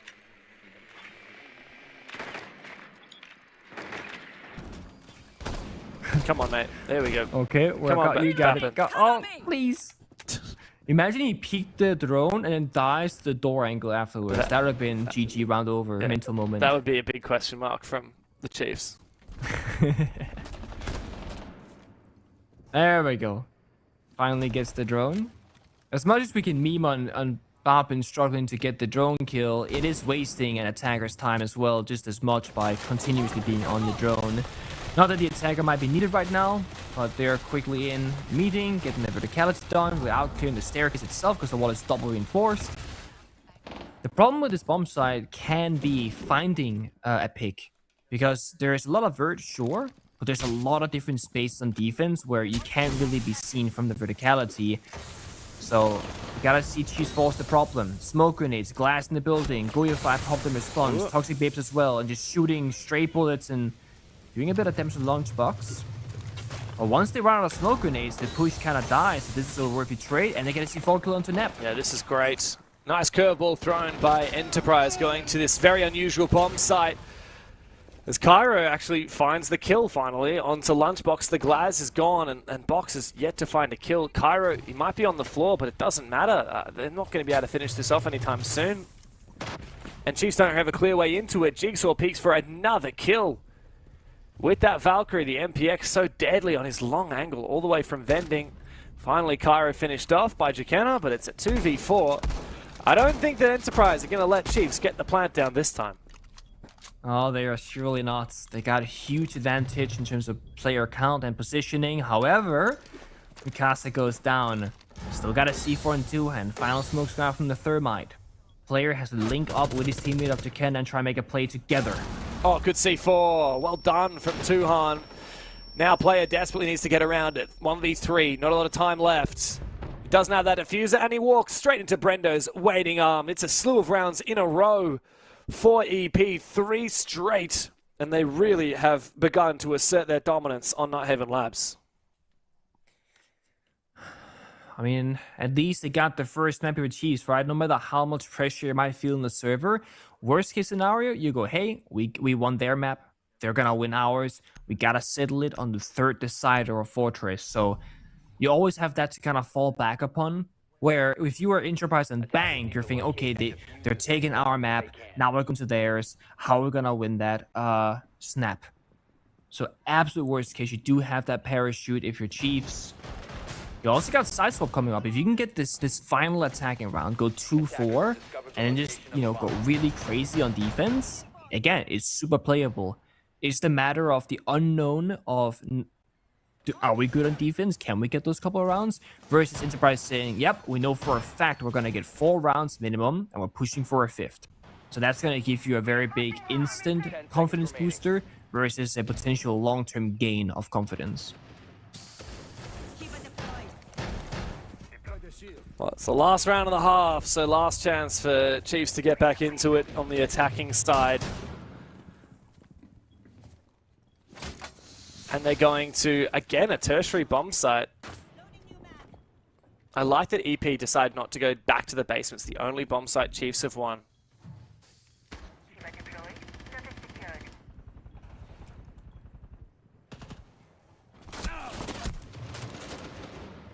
It's been a little bit slower pace as well for Chiefs compared to previous maps. Their Consulate earlier, their Bank earlier. Against Man and LaFoe. They've been a little bit quicker in the building and taking map space, and they've been struggling a bit here on Nighthaven, specifically. Getting 2 rounds stalled out now by Mikasa. It's gonna stall for a good 30 seconds total, give or take 10 seconds per 2-brow freeze. And there's nothing they can do about it. You just gotta say, guys, please wait, I'm breaching, please. Oh, he gets caught! Alright. Jakena, but the pulse shut in the window. I mean, he has technically popped the thermal charge actively on the wall, I believe, so it will open, but you still have no more proper hard destruction, just the can openers. And that's gonna give you a line of sight, but not a good way into the building. Oh, fire comes out. Neptune desperately needs to find this kill. Oh, great work from Relays. Cuts off Tuhan, who tries to go for a close range swing. Chiefs might have a way back into it on the back of that kill. They've shut down the top fragger here from EP. And the Solid Snake's getting information as well onto where the Azami is, but Brendo swings straight into him. Another 2v4. The Chiefs, they're looking to try and find this plant. Now they're baiting it. They're dropping the diffuser, pretending that they're planning to try and bait the Solus. Doesn't seem to work, and the DMR does not win against Jigsaw's DMR. Relays now with 2 flashes and 2 air jabs. Has every way of winning this as he swings the angle. Needs to get the better of Cairo, and he will. 1v3, not impossible. But trying to plant here is going to be nigh improbable.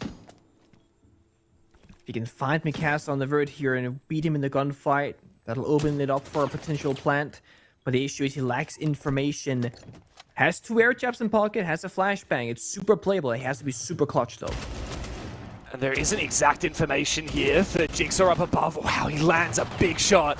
Tiny bit of HP left, and Brendo will spray down and finish off Relays. It is, in the end, a very dominant half in favor of Enterprise. Exactly what they needed. A 5-1 start to Nighthaven on defense as they move into the second half, looking to push us to Fortress.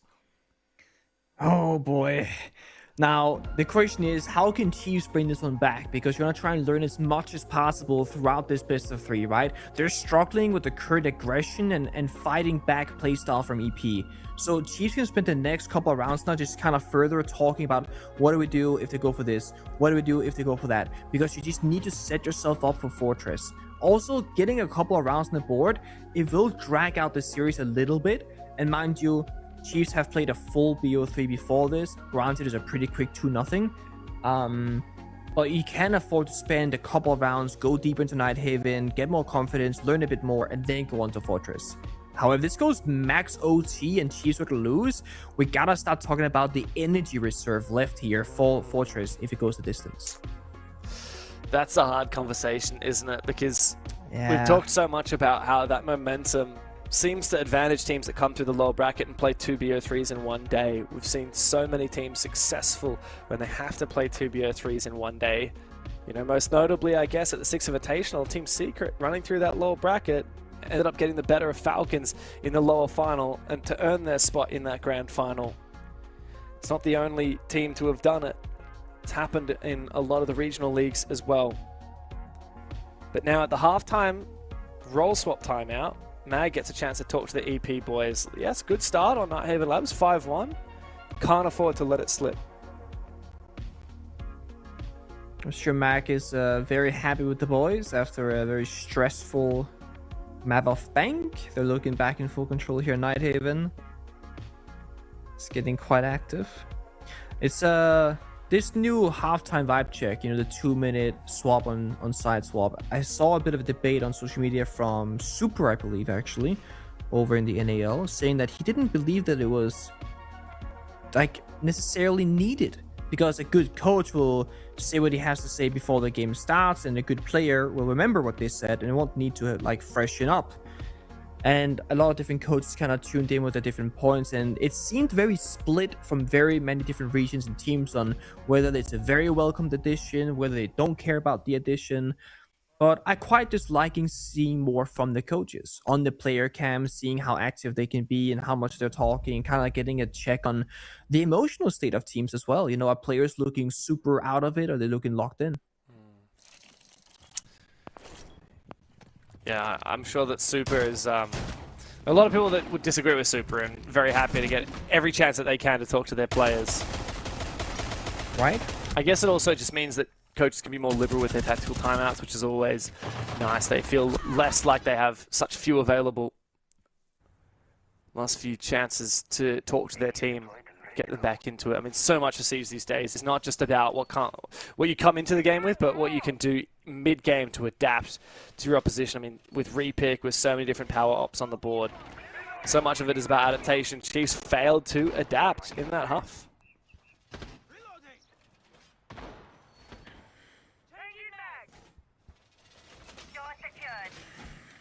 Seeing her again, Electro Boost being banned away. I miss seeing bandit tricking, man, I gotta say. I am a big bandit enjoyer. Like the whole Sophia below, bandit the wall, or the EMP and the Capital, the, you know, Selma with ace on one wall and thermite the other. I love all the different creative ways of exploring the bandit counter. But I also get it, with this new operator ban system, you can just ban them both and not have to deal with that at all, because if you do get bandit tricked, you can't breach, and then the round is kind of cooked. So you're better off guaranteeing that the first step can be achieved, so you can actually go and work towards the second step. 2-round spawn peak snap off the rip in the first 20 seconds. Question mark the in-game chat. It has been a bloodbath here in Nighthaven Labs, and it's only going to continue to do so. Because Enterprise, they have the answers. Yeah, and Nep was such an influential player, not just on Bank against EP, but in both of the maps against Man LFO earlier today. Definitely a big player to take down. Also Azami, I mean, that's regenerating util, the only one of the defenders whose util dies with him. Immediate area. So it's time to get a little bit desperate now if you're Chiefs. You can kind of try and go for anything. You can change the parameter of your risk assessment and say, guys, normally we wouldn't make this play, but let's try it. You know, if you see a gap, see an opportunity on defense, go for it. We can't really depend on playing for a late round, you know, planted now with that 1C4. The second they hear that the Monty's in the map, they're gonna start fearing the late round. At least they should fear, because block below, Monty on side, Grimpy, Solid Snake, like they have so much information. Yeah, you're right. Chiefs really do have to force the issue earlier in the round rather than letting it come down to execute here with how much util EP have on the board. Tuan's also having an absolute ripper. 11 kills after finding that spawn peeker. No direct counter for that mirror window, though. I think they're just going to have to smack it with Cairo. This is the counter. Bonk. Just slams the mirror window. I mean, that's the thing. There's almost no mirror windows in the game that is commonly played where Monty can't just walk up and smack it. It's why the Monty ban is so common. Okay, that's an angle. Yeah, player has been shut down. Both him and Neptune have been the two big hitters for Chiefs across the series. Great work, though. The double peak from the Monty and Brendo behind him. A dominant start to the attack half for Enterprise. 6-1 up, and now 5 map point opportunities to send us to Fortress. Yeah, it's a tough one. Again, you have your halftime vibe check. You get 2 minutes with your coach. You call the strat. You go for a spawn peek. You get punished, and the round just falls apart step by step. As I said, there's 2 ways to this. Chiefs can lose quickly and reset for Fortress, or they can lose slowly and they can just kind of burn through the energy deposits, hopefully learn a bit more before they have to go to that 3rd and final map. There's a major on the line. Like, it is so important how each and every single round is played, but right now you're so far behind that can you actually get this comeback? Do you believe in that comeback? Well, I don't think it matters so much whether you believe right now. It matters what you think of your odds on Fortress. You need to think about that 3rd and final map more than anything else, because that's the benefit of winning the first in a best of 3. It doesn't really matter for you what happens in the second. But I can't deny, like, maybe Chiefs are a little bit nervous to go back to Fortress. We casted their 2-0 win over Shy Academy, 8-7 Consulate, 8-7 Fortress. A lot of very tense rounds. They only barely won it. And even in that final round, Pengu, we thought that they were going to stall out on that attack through Furnace as well. So if you're a Chiefs player here, you're probably pretty scared to go back to Fortress. On the flip side of that, though, maybe you can take a little bit of confidence knowing that up until today, the only map that Enterprise had lost in the upper bracket was playing Fortress, the team Anios. So, if anything here, Chiefs, you know, while they do have some skeletons in the closet on Fortress, they probably just need to think, guys, we can do it. Like, they're not unkillable. We've proven that on Bank, and Anios proved that they weren't unkillable on Fortress either.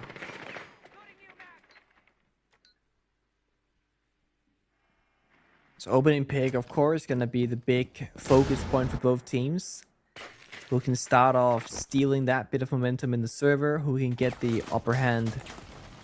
Seeing some C4s being brought, the Valkyrie cameras, the mirror windows, the smoke grenades. Again, tons of different utility and plan now for Chiefs to try and get a kill, try and play the late round. But it's also why AP, they've chosen roam clearing operators for this basement attack. They got both the Deimos, the Dokkaebi. So if you're Nep, you gotta really be careful. You see me will pop the wall behind him with the impact grenade and help him get back towards that bomb site. Big kill for Brendo, looking for a second player. We'll trade it back. That's worthwhile for the Chiefs, except for the fact that Lunchbox is not only down but also out. A kill with the boss chief from Cairo. Not every day you get to see that. And the Vert has been really leaned into here as well by EP, with Jigsaw's Ram Drone opening up a lot of avenues. Not only the Deimos, but also the Dokkaebi call puts Relays under a hell of a lot of pressure. EP hunting him down. He just wants to take a fight, but even going 1-for-1 here is not enough. It would leave the 2 players closer to site in a 2v3. Bappen's going to go again. He's actually going to go into the castle this time. Means he doesn't know about that might Relays. He's gonna fall back regardless. I feel like you can kind of, you know, bait this kind of push. That's better. Hiding by the boost spot on the vending machine. It's risky. His barrel might be sticking out with that suppressor. Has to be careful of that. But if he finds that freebie and then falls back towards the bomb side, I mean, that could be everything for this round. But meanwhile, Jakina gets injured, takes a ton of damage, and confirmed by Cairo. And they're not going to start planting. Yeah, this is great from Cairo. He knows how to entry and then immediately go for a kill. I believe player's been spotted on this cross. He has indeed. Tuhan's got the line. Locked on down. It's Relays in a 1v4. Cairo on the floor, but it doesn't matter. Bappen's got the info on him with the dead Dreadmark. And look at that. Enterprise. A quick reply after what Chiefs were able to achieve on Bank. It seems like EP still want to have a conversation about who the kings of this region really are. A 7-1 smattering of Nighthaven Labs leaves nothing but Fortress remaining to determine which of these 2 great teams goes to the major.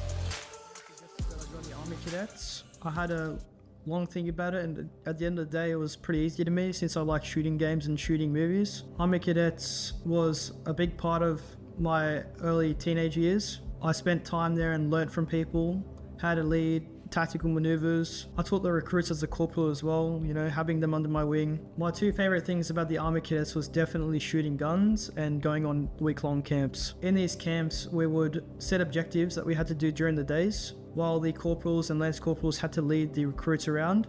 We did a shooting competition with many regiments coming down, and I essentially got like one of the highest scores. Fun fact is the gun that I was actually shooting was an AUG style, which IQ uses. Not the commando, the AUG, the worst weapon. At the start of these camps, we wouldn't bring any food.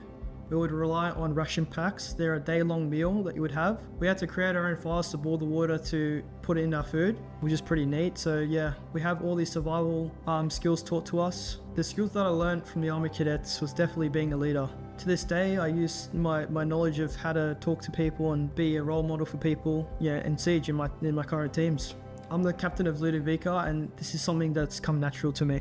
When I was essentially about to turn 18, you're not allowed to continue Army Cadets. You have to go to the next level, which is the actual army. So I had a difficult choice to make.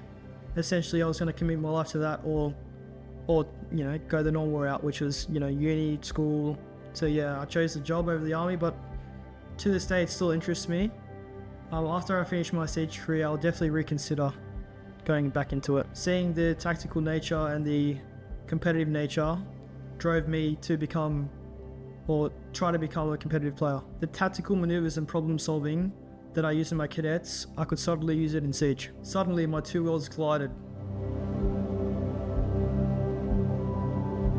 With Sawyer and Edpan, we sort of saw the game the same, but they actually showed me different aspects that were more intriguing to me, like the Brazilian play style of surrounding and killing your opponent. We would do a lot of deceptive plays and trick your opponent into thinking you're pushing somewhere, but you're actually pushing here. A different version than I saw in Pro League. With Sawyer and Eddie, I was in Ludovica with them. We came top 2 in CL, we came top 4 in LPL Pro, and we were doing essentially pretty well. We were scrimming against the highest teams you could, and we were actually placing well against them in scrims. With this team, we scrimmed and we saw results, and eventually we made CL, and we actually came top 2, and we actually made it into Pro League. With this team, we grinded our asses off. I'm pretty sure we didn't have a single break. We didn't take breaks Saturdays or Sundays. We'd come home from work and go straight on it and just problem solve. We went through some hardships, man. We made roster moves. We made hard decisions of like who needs to, fix their problems and who doesn't. We had to make hard decisions, to progress our journey. Through making changes and all the work we've put in, we finally found results versing and scrimming the best teams in OCE. So that eventually gave us confidence to play CL and come top 2 and eventually make it into T1. When joining OCE T1, my standards were set with the Brazilian EU sort of style of Siege. With Ludovica, from day one, we started following this. As soon as we caught eye on how well they were doing compared to the APAC region, we started following them, and eventually we started beating teams that we shouldn't have beat. Essentially, they started copying how the Brazils played because of how we were playing the game and how we were destroying them, even though we had the worst players than them and we put less time into it. We were showing a different type of Siege that they're called Troll. So eventually, the teams that needed to make a change were looking for them to make a change. So I trialed for Chiefs and I actually made it in, but I had a job. So the condition was to join that team. They didn't want me to have a job and play Siege because they thought it was going to burn me out. Sadly, I had a long talk with my parents and I actually had to decline it because in the COVID era, jobs weren't easy to come by. So yeah, that was tough for me. Going since 2017, grinding my way all the way up to T1 just to decline an offer. However, I went back to Ludovica and went back to the boys and, we're working hard again, doing the same process as before. And eventually, I was dropping a lot of kills against Wildcard. And they actually recognized me, they gave me a trial. With what happened with Chiefs, they understood that I had a job and they were actually okay with it. So I trialed and actually made it through. They brought me good joy because I could now finally play in actual T1 rather than OCE T1. All that hard work eventually paid off and I get to play against the best APAC players. Coming into the grand final, we had full confidence in ourselves. You know, we saved our strats from the Japan qualifier, and we had our map pool set for the BO3 major qualification. That's essentially what only our eyes were on. So we got it done. We won. We celebrated. After that last round in the grand final, this is later, my brother telling me, but he started jumping up and down when we won. He came downstairs and he got the okay, and he actually, he came and gave me a massive hug. Oh, fuck. That was sweet, brother. Oh, sorry, boys. Yeah, me and my brother are really close, so I go to his footy games every weekend and we support each other, so he probably, oh shit.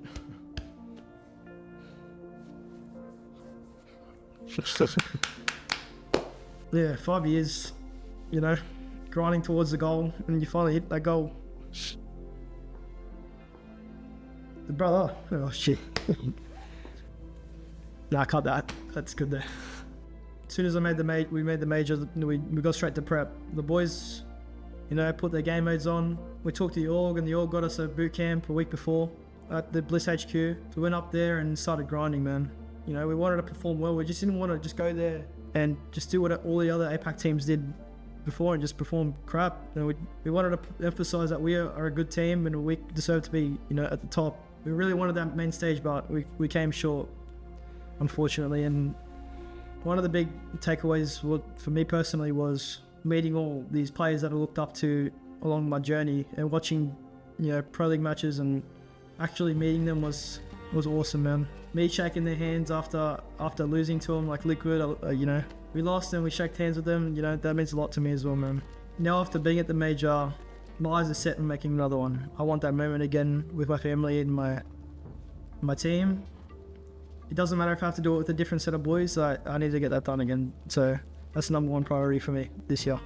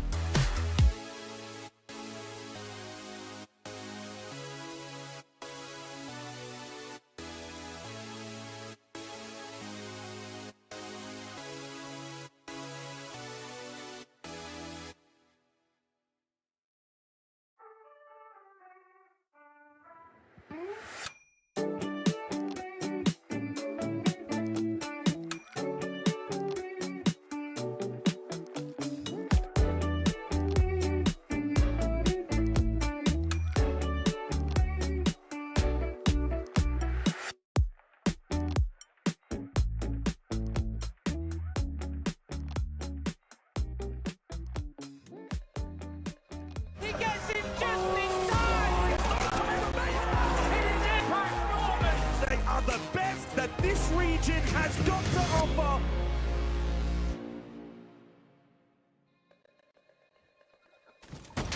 Chiefs upsets the Kings of OCE in the first map, but don't worry, EP got back into it very quickly. A dominant 7-1 in the second map on Nighthaven Labs sets us up for a banging 3-map grand final. Pengu, at this point, it's very hard to predict who's going to take it when we go to Fortress. It really is. I mean, the newest map in the game as well. How well have they, been studying this? Did they both expect it going into this best of 3? Because it could have been a curveball from either side. Because going into a map leader in a best of 3 or a best of 5 as well, it's a bit of a cat and mouse game. Who's gonna go, or almost more like a game of chicken, maybe I should say. Who's gonna ban that one map that we're not sure about? Are they gonna do it? Do we have to do it? All I do know is this. Chiefs, they're the real deal, and they can fight back against EP. But when Chiefs can't win individually in some of those gunfights and they fall to the aggression of Enterprise, it's wraps. That Nighthaven Labs game right here, they didn't have a fighting chance. Lunchbox, who was popping off on Bank, went 1-8 here. Yeah. I mean, nobody even went positive. They were individually struggling and as a team. And you can see it in the results. I mean, EP ended up winning 6 rounds in a row, 4 on the defense and then 2 on the attacking side, just to close up on Nighthaven Labs. It was a far cry from what we saw on Bank, which was very much a back and forth game. And Chiefs, overall, a lot of those rounds looked a lot better from them. There was a clutch from Nep, obviously. There were a lot of tight moments, but realistically for Enterprise, I mean, that was a much more dominant map. It's funny, actually, I'm looking back, the only round that Chiefs won on Nighthaven Labs was actually a clutch from player. It was a 1v2. So that really... The radicality in the post-plan. Exactly. Yeah. That really does let you know and emphasize how much EP were locked in on map 2. Can they continue that form into Fortress? Well, they're going to need to, because there is a spot at the major on the line. For the super team in OCE, nothing but a championship is acceptable. Nothing but going back to the international stage is something that they are happy for. They will need to go every single round deep in this game. They will need to pull out all of the stops. Every single bit of prep that they have done leads them to this moment to qualify for the major or to go bust. And Chiefs are looking to play spoils. The Chiefs on attack and EP on defense. Arbiter bands are flying through. It's going to be Electro Bros. Yep, another game, another map, another case of Bandit and Two-Brow banned away with Monty and Glass targeted in response. I love the Monty ban here. Again, Jakena has been so efficient on it. Chiefs as a playstyle revolves around information and being able to assess how to pick apart the side execute. Okay, earlier we saw some wonky bombs that start. What about this one, James? We're starting in kitchen. You got 2 top 4 bomb sites, which typically and statistically are very, very strong and favorite. Yet, we opt to go down here. What did you mention earlier when talking about this map on Nighthaven? How Chiefs were struggling on the first attack, how they were falling out, how in the very final round it looked like they weren't going to win it. Well, how about EP? They start there. Yeah, it's a great idea here from Enterprise. They obviously would have seen Chiefs struggle on this bomb site against Shy Academy. They're taking a little bit of inspiration from that game and looking to change things up. Even just the fact that they've got a rotate hole into Furnace instead of having it fully reinforced shows that EP have a little bit of a different interpretation of this bomb site compared to some other teams. But Fortress is a huge map, Pengu. There's a lot of verticality on this bomb site. There are a lot of horizontal ways to attack it, and it looks like EP are spreading out as much of their presence to prevent any quick map control from the Chiefs. As they should. And the benefit of betting out the Monty is that it's gonna be a little bit easier to be in that solo roam. Of course, you do have to respect the Blitz if it gets picked up, but Blitz is much easier to deal with. A simple impact grenade can, of course, win that gunfight. An Ella mine, the Nari laser, even the fire extinguisher or gas canister on a wall can easily make you take out the Blitz. So they should have the confidence. Plus, with how one-sided Nighthaven Labs was, if you're an Enterprise player, you're feeling mighty good about yourself right now. So Chiefs got to shut that down, change the momentum, and gain back their own confidence. And the best way to do that, start off strong the first round.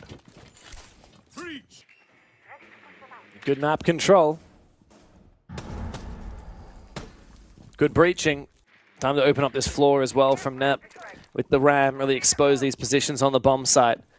And they are key for a post plant, which has been the name of the game here for Chiefs. EP love to let that diffuser go down and then go for a retake. Doesn't always work for them. Jigsaw has spotted that air jab, somewhat preventing his flank. He doesn't necessarily know there's a player on the other side of it as well. Nice and steady. Oh, he now knows. He sees the air jab as well, surely. Or you can assume that it's an air jab. So if he goes for this, yep, can impact it, look forward, run on out, get a freebie. Yep, caught by surprise. Huge punishment from Mikasa. Now he knows what the other air jab is, and he's probably going to be figuring out that, hey, they're going to be looking for me. I'll stay back. I'll waste more time. That's a great showcase of how to use a Solus to find people on their drones. I mean, the patience there, and then the ability to just go for a backstab. Is that ram drone going to clear the lasers? I feel like it won't. I don't know, but it's going to go down that hatch, and we're going to see what happens. I don't know what happened. Tried to do it. I think it missed. Did it miss, or did it perhaps only get one of the lasers and then get destroyed? I don't know. Cairo finds Jekena on the blitz, and that is a very pivotal piece of the Chiefs' attack gone. However, big shot from Player against his old teammate. He's about to, however, walk into a crossfire. Brendo knows exactly where he is. As long as Brendo doesn't move a muscle, Player shouldn't know unless he gets out the gadget. No, but he's got an inkling, so he brings out the gun, and Nade will finish him off. This is now winnable for Player and Lunchbox, but they don't have that diffuser, and they need to desperately move into the bomb site together. Lunchbox coming from Furnace into Kitchen, Player coming from the other side, and there is just no time remaining. It'll be a 1v3 that Player will find nothing for. Enterprise lock in a very comfortable and considerate very first defense on Fortress. I really respect that they go to the tertiary bombs at first. You know, if you're going to match prep, you're not going to be talking about what you think is the least likely outcome. So let's say you're a coach or a player here, you talk about Fortress, you're going to go, guys, okay, we want to take the thing to talk about last is the thing that happens first. So maybe you start talking about tertiary. When they play tertiary, they play this way, okay? And then they're gonna play on the secondary bomb set, they're gonna play like that. And you finish the conversation on the first bombs that you expect to fight, which is either up here in Kid Storms or Games Room or whatever, or it's gonna be an office across the map. So you're kind of setting yourself up to fight in order. When your opponent plays out of order, the whole match prep, it kind of goes backwards, and you gotta play up against the bomb set that mentally you just haven't really prepared for. That plus, like you mentioned before, we know Chiefs, they struggle on that tertiary kitchen bomb side. It was something that happened in every single series they played Fortress thus far. And same result. A lot of map to clear, a lot of flanks to watch, a lot of bomb side to pick apart, and they don't get it.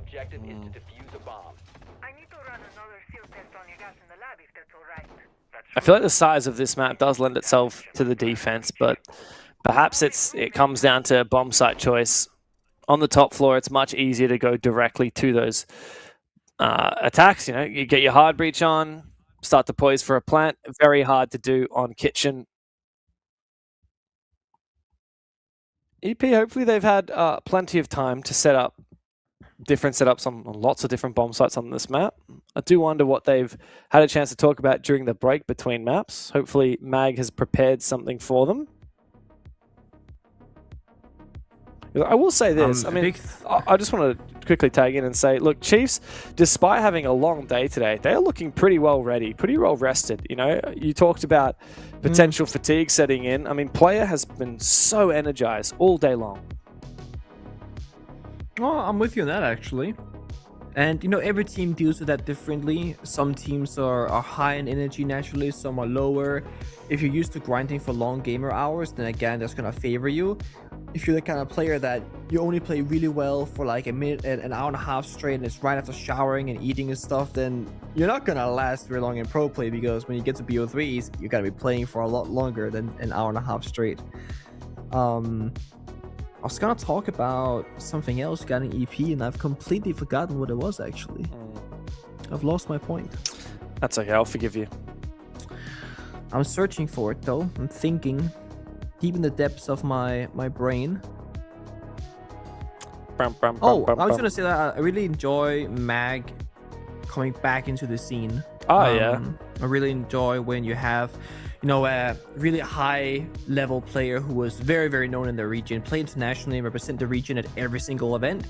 Then they kind of, they retire or they get benched, or maybe they just don't have success anymore with the new new roster.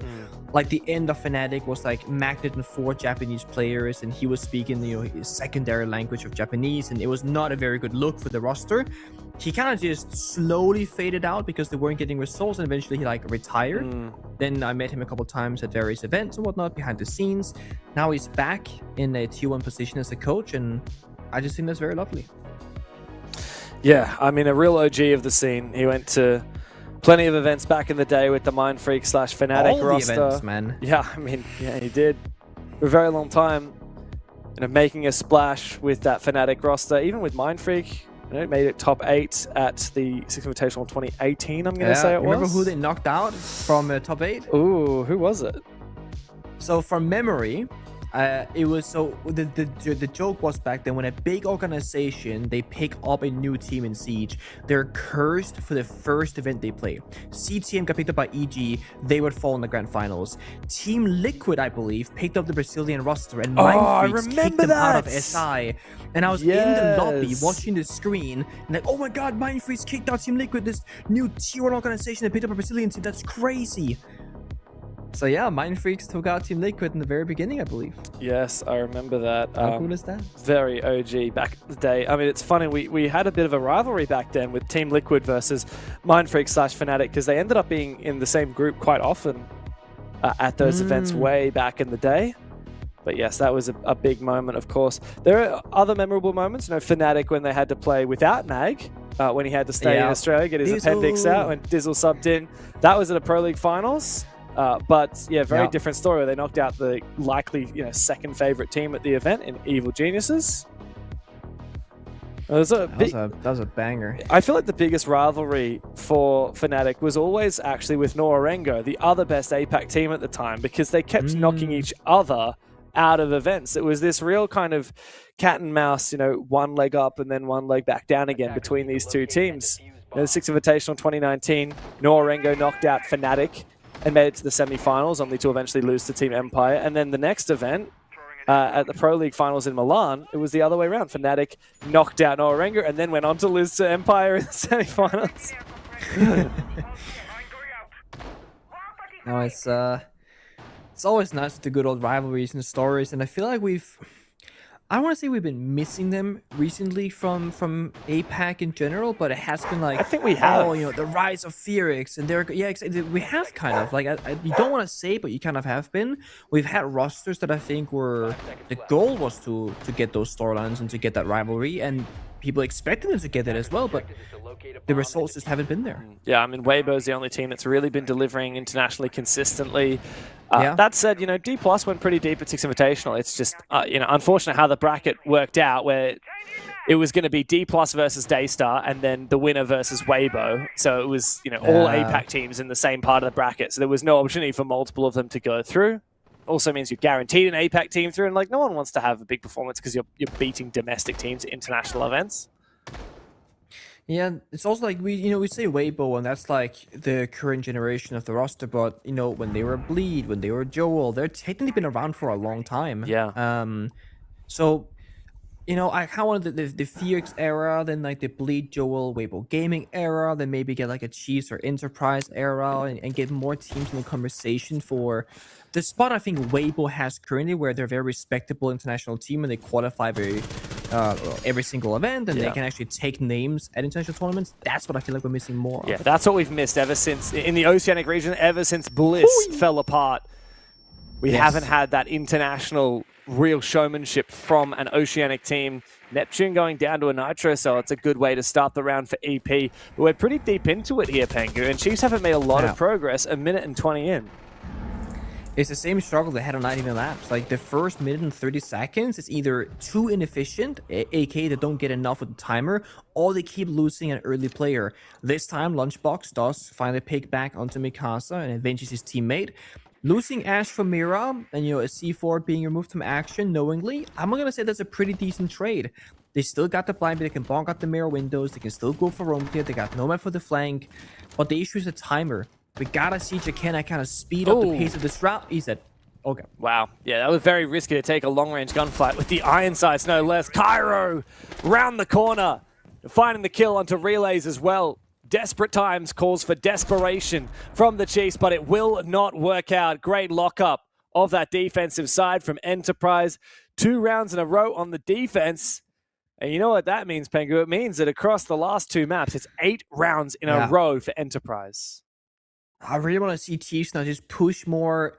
I want to say defaults, like just have Blackbeard walk into bathroom, clear the corner. Like you don't need to get kills if you're Chiefs on the roam clear. You could just need to like push away the roamers back towards the bomb so that you get map control. It's a handshake deal. You get map control, they get to stay alive. You play 5v5 execute by the bomb side, or in that particular round you play 4v4 to win. When you start taking these really weird gunfights where you get caught off guard and you start just losing players left, right, the round just ends in such an abrupt manner that you can't really learn much from it. Like, what do you say there if you're Chikena? Sorry guys, I ADS with Blackbeard Iron Sight, my bad. But like, you can't do much with that. That just shouldn't be happening. Yeah. Now they take a tactical timeout. They've got plenty to talk about. They need to talk with Nate, of course, their coach, and now the coach of the upcoming Team Australia at ENC, and he really needs to get the boys to sharpen things up. When you see a team go for really desperate low percentage or even cheesy plays, I think the way I see it, Pengu, is it really tells you a story in that they are not confident to win the round by playing quote-unquote default or normally or properly. So they are so desperate that they have to do something cheesy. And yeah, like a moment like this from Jacana, just have more confidence to play this step-by-step process. You don't need to cheese things. So we had Nate speak to the boys, and from the interviews that we had with him previously, often when he has to step in, it's about just like resetting the boys' playstyle on the mental and saying, guys, you can play your defaults, you can play nice and slow, you can just play for executes. Whatever it is, we gotta see a big shift right here, because 8 rounds straight for EP, looking mighty comfortable, and Chiefs not really roam clearing efficiently enough or correctly enough, whatever. Either you turn it around right now, or you're gonna have a very slow burn, and just it's gonna look worse and worse. 3-0, 4-0, 5-0. The problem is, now they've seen the shields being brought into action, the clash counter gets on the board. So now if you're Lunchbox, you're not gonna have a very good time, because you got elements to worry about, Toxic Babes, C4, the clash. It is literally not possible to fight the majority of the enemy operators all of a sudden. It's a big change up for EP as well. We talked a lot on Bank about how the only thing they had going for them was their ability to fight. Now they're finally playing a little bit more strategic, and they're trying to win the rounds on paper before they actually win them with their mouse and keyboard, which I think is the right way to play. Chiefs, on the flip side, I mean, they don't have as many answers to a lot of the problems that EP are presenting to them as they did in the previous maps. I see 2-1 giving a lot of vocal call-outs right now on the player cam, saying he hears the guy in that tower, he's holding him in stock, they can trade 1-for-1. I think as long as you just keep locking out Chiefs from entering the building, you're just winning. So they know they have a player stuck in tower, they know a player is stuck outside the windows, they know that there's almost going to be no presence inside the building now from the side of Chiefs, which gives Enterprise so much map to work with, an easy fallback towards the bomb site, they can play down the timer, they got the clash, like so many ways to win this one. And we're still waiting for Chiefs to make the first move. They're targeting smoke by the demos, lion charge, blitz in the window, they gotta make their push, they gotta make it soon. Tuhan's really feeling that pressure now though. Gas goes out, second one to follow. He knows that he's about to get pushed. You're right, he could just walk away if he wanted to. Instead he goes for a fight, he loses it to Jacana, who somehow manages to dodge that second fight. However, Brendo with a good crossfire will take him down. It's only Cairo and Brendo left, however. They need to get active with the guns. Cairo brings out the SMG as Brendo is about to get targeted by Neptune's Deimos. Brendo now knows where that Deimos is. He hasn't really moved a lot. Destroy that mirror window, worry about someone in bathroom, worry about the blitz, hello! The flashbang comes through, Lunchbox confirms the kill, and Neptune will hunt down Cairo on that clash. It's another, finally, opportunity to break this spell. Chiefs are back into the game. A very important round. A little bit slow to the punch, but once they win for it, it was a full commitment. And they get a couple of kills to start off, and more importantly, Lunchbox on the blitz stayed alive throughout the entirety of that push, which meant they could keep on going forward. Clash gets banned away, no surprise there. You want to play the shields, you want to play the gunfires, you got to remove that operator from action, but the blitz in response. So now it's kind of down to playing Blackbeard or Fuse Shield, which is going to be a different playstyle. Blackbeard doesn't win as easily in close quarters, but you do get the AR and frag grenades. Fuse is a bit tricky because you don't have any way to take a fight except for going for an ADS swing, so it's a lot more high risk than the other shield operators. For Enterprise, they lose their Clash, which they played in that previous round, but let's be honest, it didn't really do a whole lot because they're on the other side of the building from where the push is coming from.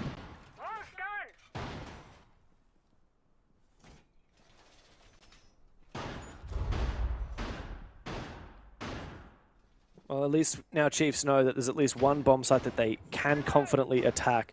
But EP can continue moving. They, in fact, go all the way back to Kitchen. It's funny, this is meant to be the tertiary bomb site, and yet it was by far the hardest one for Chiefs to crack. EP didn't really need to do a lot on this bomb site except, you know, just have a strong setup, roam a little bit, peel back the layers, disrupt Chiefs' attack. We are going to see the shield. Man. It's not going to be the Blackbeard yet. I mean, that's quite a bit of artwork done by the Denari. But we are going to see a shield this round, Penguin. It's going to be that Fuse. Gotta see them do good work. If you guys were watching on Bank earlier, you'll remember that Jakena did play a Fuse round on a Bank basement roam clear. And Impact Grenade run out gets punished this time. A little bit of a bait play from player, perhaps. It works out greatly. But Jakena fused himself to an injure on Bank and then had to get revived, and it was okay, not the end of the world. We gotta see him not do that this time around.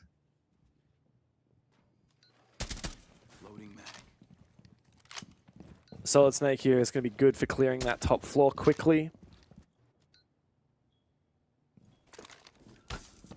Ideally, you get control of that top floor, you get Neptune and Jakena to start to make some work on the floor. Here comes that Fuse charge.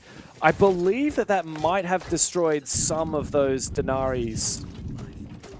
Hopefully. Hope so. Otherwise, getting down that hatch is not going to be a possibility. Now, Medbay is very important area of the bomb site. It kind of holds the whole, site together. And you can jump out these windows. There's no Legion in play, but there is going to be maybe elements in there. But if you can get in with Jakena, that could break apart this side. Because the issue with Chiefs usually is a matter of getting inside the bomb site doors. They never really get all the way in. They get locked up in the hallways. Lunchbox, he's fine the second. So 2 undead. Mikasa's dead. Significant number advantage. However, the laser is very much alive. Now, they could EMP them off and drop down the hatch. Or they can walk in those mid-bin windows. I mean, as long as you just work together in this 5v3, the, advantage is in your favor. Yeah, that's the thing here. Chiefs should be advantaged. However, Cairo has a C4 prepped. He tosses it out. Perfect timing. No. Chiefs did not drop as of yet. Now Jakena has managed to get into sight. He's forcing that plant down. Is Cairo able to deny it? Oh my god, no one's watching from the hatch. They will trade back. Oh no. It's a worthwhile trade though for Chiefs. 1 for 1 means they're still in the advantage. But not if Brendo finds one. He's now the last man standing, 1v3. They know where he was. And they can start forcing this plant down, but no shield to work with. Good guns, though, on the Chiefs side. And vertical domination with Lunchbox still holding up above. Brendo needs to have the clutch of his life here to go up for Enterprise. He knows that there's a crossfire to contend with. He doesn't know exactly where these Chiefs players are. He knows roughly where that plant was going down. He's going to have to walk time and time again into these crossfires. Nice first shot onto relays. 22 seconds. There's just enough time to get this done. With Lunchbox on the top floor, this shouldn't be winnable. It doesn't even come down to that because player will hunt him down, find the kill with the Solid Snake, and tie the scoreline for Enterprise. I'm so curious what's up with Lunchbox, man. The second they win, he's always out of that tier. I just don't know what he's doing. Like, I'm very curious now because we need like every round a bigger view of his whole room so we can see, like, is he just pacing, or is he going and sitting on his bed, or I don't know. That's what I'm trying to figure out. Like, maybe he's literally dropping like 10 push-ups like every single round or something like that. I need to ask him at some point. Yeah. Should have asked Nate last week, honestly. Yeah, I didn't really notice it last week nearly as much as I've noticed it today. Solid round, though. I think finding that plant position was phenomenal. The lack of cover, not as much, but when you get the 5v3, that's what I mean. Like, you can afford to make a small mistake, or you can afford that your enemy makes a huge play, because you still got significant numbers advantage to like reel it back in. And they did get a trade in the end. You know, Fuse dies, the guy killing the Fuse died. So you go from a 5v3 to a 4v2. All is good in the world. Trying to think how many rounds attack should get here. I was just thinking 3-3 half, James. Like, what's the bar to beat? I think it's much more about the momentum than it is about a certain scoreline on either side. Enterprise won, what was it, 8 rounds in a row or something silly like that? And Chiefs rounds. have now won 2 back. So in my view, Chiefs now have the advantage. If they win this round but then lose the next one, that means that we're kind of back to an even momentum. But, I mean, if Chiefs win the next 2, that's 4 in a row from them. That's an insane result. Even if EP win this round but lose the next round, that's momentum built by Chiefs.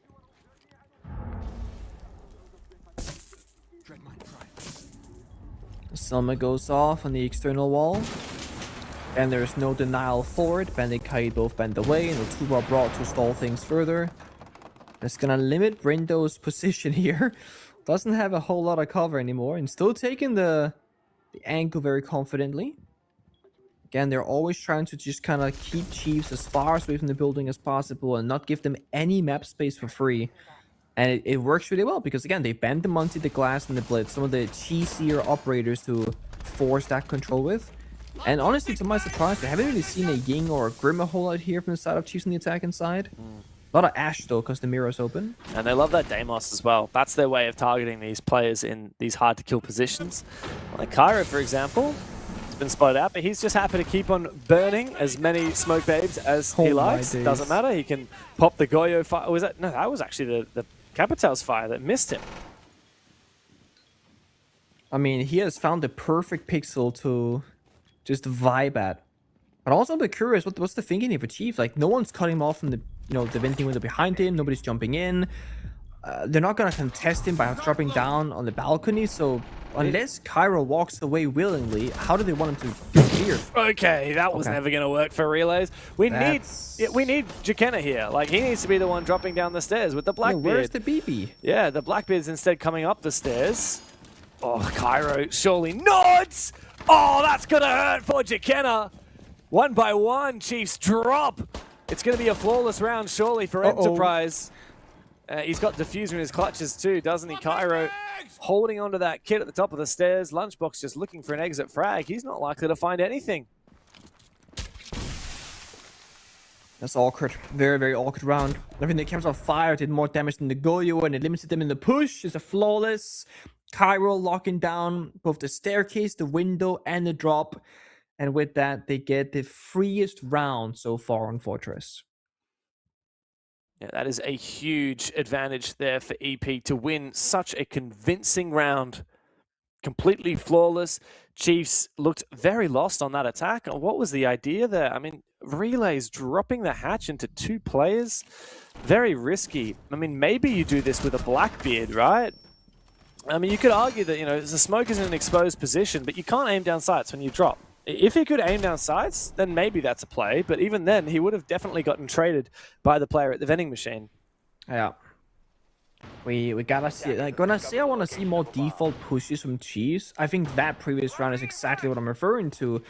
Where in every ranked match you ever on Fortress, if any defender plays in that spot that Cairo did, we call it single wall in my rank stacks, like, you need to force the player out, because if you don't drop and take the gunfight, even if you nade him or catch fire him, he just walk 5 steps backwards and he's gonna survive the fire and the nade because they don't reach him. You need to make a play off the utility.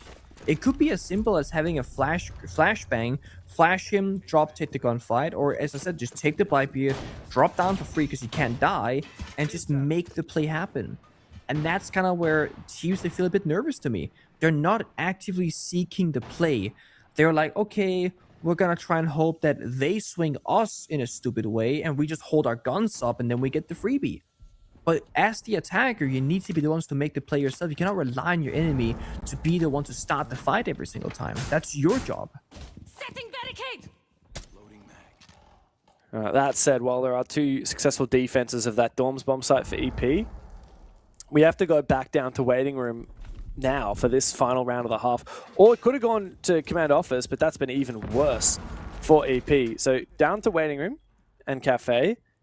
Now last time around, Chiefs managed to clear out this position in medbay and drop for a plan quite happily. This time they've got the Ying. The Warden from Cairo will be instrumental to preventing Neptune from single-handedly disrupting that bomb site.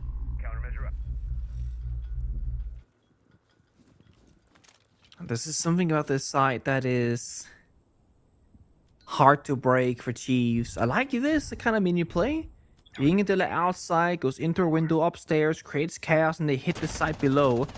The issue is player exposes his location, so now they know that this could be a fake, but actually it might not be. They're gonna full send it instead to the mid bay. Oh my god, this is so aggressive so early on, but Cairo is the perfect operator, ready to receive. Not affected by those flashbangs as Neptune is shut down. Lunchbox is the last one standing, the Solid Snake in another 1v5.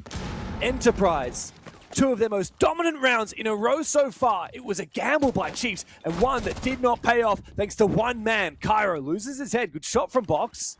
4 more to find. He knows where 2 of them are. He knows he's walking straight into a crossfire through the smoke as well.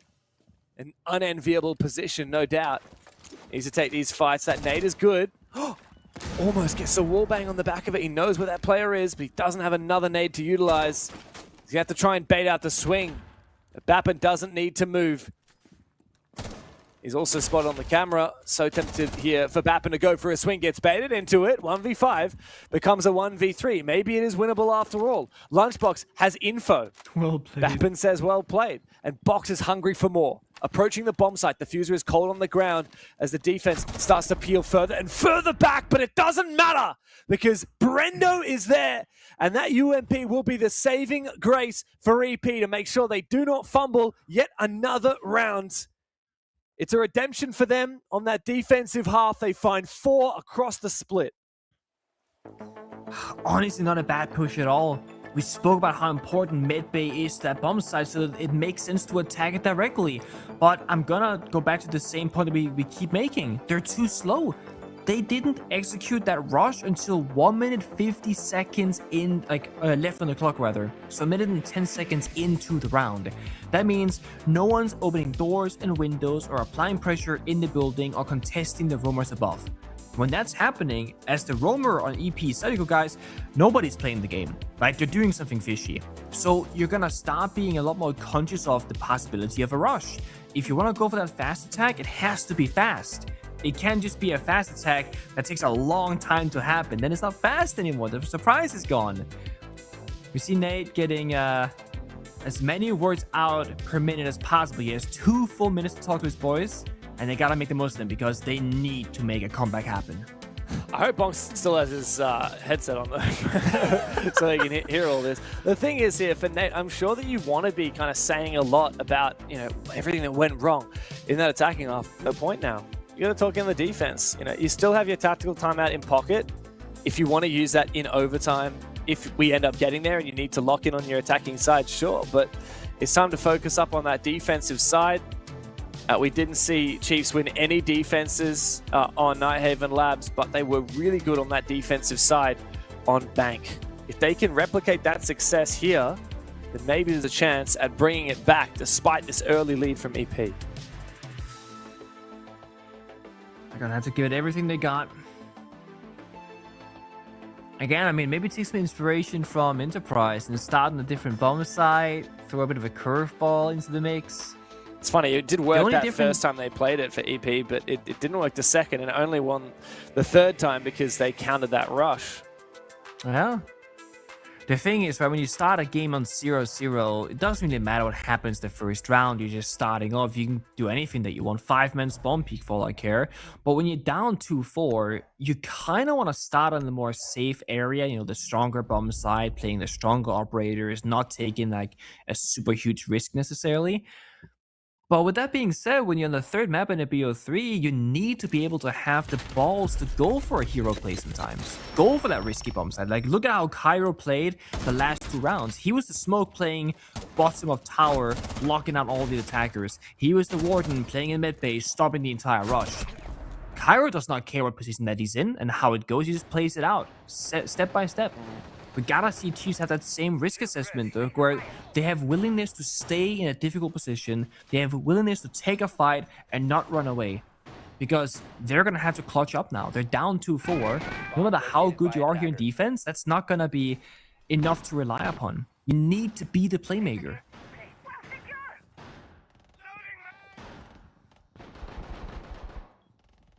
It's interesting seeing Chiefs go to this bomb site first. It's the only bomb site that EP hated with a passion. They played it once, they got completely destroyed, and they never went back to it. But this is the default bomb site for most teams, this command office bathroom bomb site.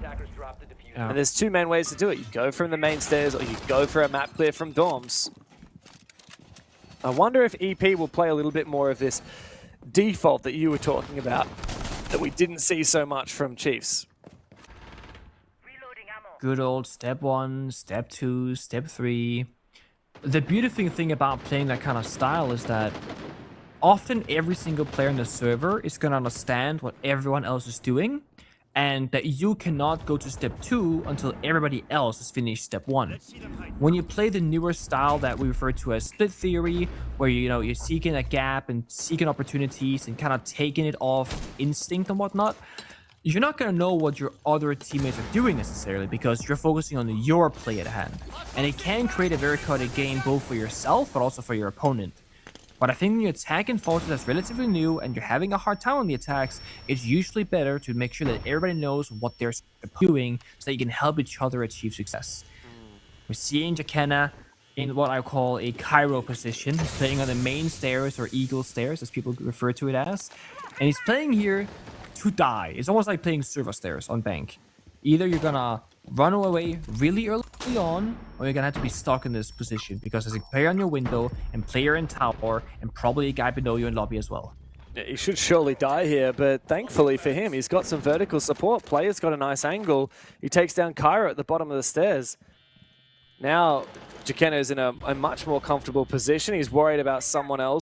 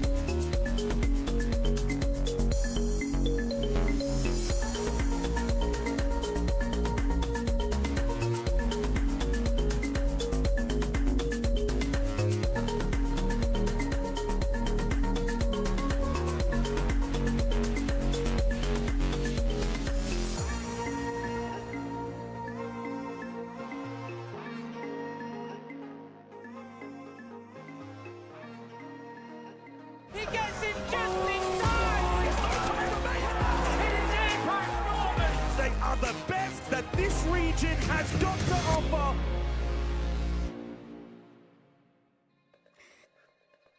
Welcome back to the APL. We are deep into the grand final here of the Oceanic region with a spot at the SLC Major up for grabs. Pengu, we've had a few moments of reprieve, but we are about to get back into it. Chiefs and Enterprise going head-to-head, and we can see here the scoreline is as it currently stands. Enterprise taking their tactical timeout, leading by 1 round. Now, they won 2 rounds ago, Pengu, but then they just lost the round prior on their attacking side. So Chiefs might be able to push and make a comeback happen. Yeah, it seems like those tertiary bomb sides, playing downstairs in kitchen has really worked out for both of these two squads. Just picking up round after round on defense and the attack struggling against it.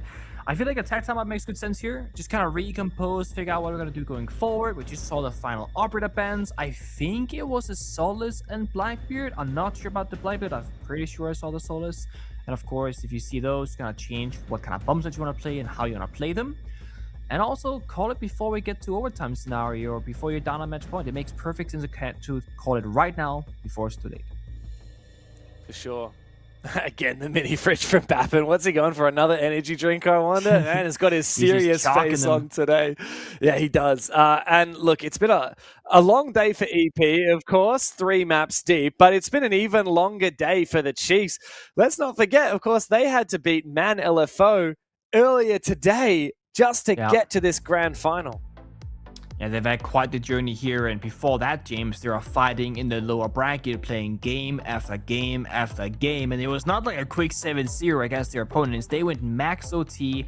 They played 5 maps, and out of those 5, 4 of them went to overtime. 2 of them went to max overtime. They have had a ridiculously difficult and long, last 2 weeks. At least there are some smiles on their dials here from Cairo. Oh man, it's been, what a crazy offseason it was with all of these roster changes. Globally, there were so many rumors thrown around, and I knew from talking to the Enterprise boys, I knew that Fisher was retiring. I knew that Tuhan was looking to take more of a leadership role on the team. I didn't know about the Magnet change, though. That is one that actually slipped under my radar. I didn't know about it until I got the actual official final rosters from Blast after the roster lock had occurred. He's been the X factor for this team, but it's funny because as a coach, we don't really get to see what his involvement looks like. Back in the day, Mag was known to be a very creative player. He was always kind of that 5th extra player on Fnatic, whereas you had your clear-cut fraggers and your supports.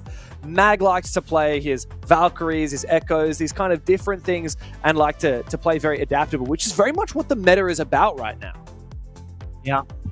Magnet also was one of the only people in the world to take down G2 back when I was in that roster. Fun fact. I was peeking at Twitch chat after a map or a series ended, and we spoke about Mag, and somebody said, "Why is Pingu not talking about Magnet beating him at SI?" And I was like, hold on. I feel like I talk about it every time I see bring him up. I'm like, first of all, I was praising Magnet as a player, excited to see him back as a coach. I love to see it. And Twitch was like, well, maybe you should mention that he actually beat you back in the day. It's true. He did. And now that I think about it, right? The G2 Penta era from 2016 till my retirement in 2021 of January never lost a game to North America. Not once. We lost a map, not a match. From memory, could it be true that only Fnatic with Magnet ever beat us from APAC? I think that's likely, unless if you guys lost to Norango at any point, but all the other top APAC teams. We did. Yeah, I feel like that's probably right. That makes Magnet the GOAT. It does.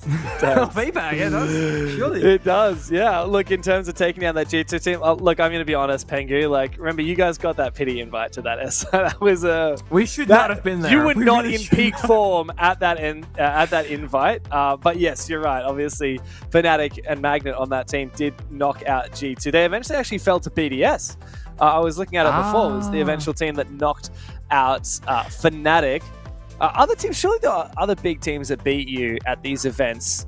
I guess it was mostly the Europeans and the Brazilians. Yeah, Brazilian was the first region to take us down. Obviously, not Atlanta.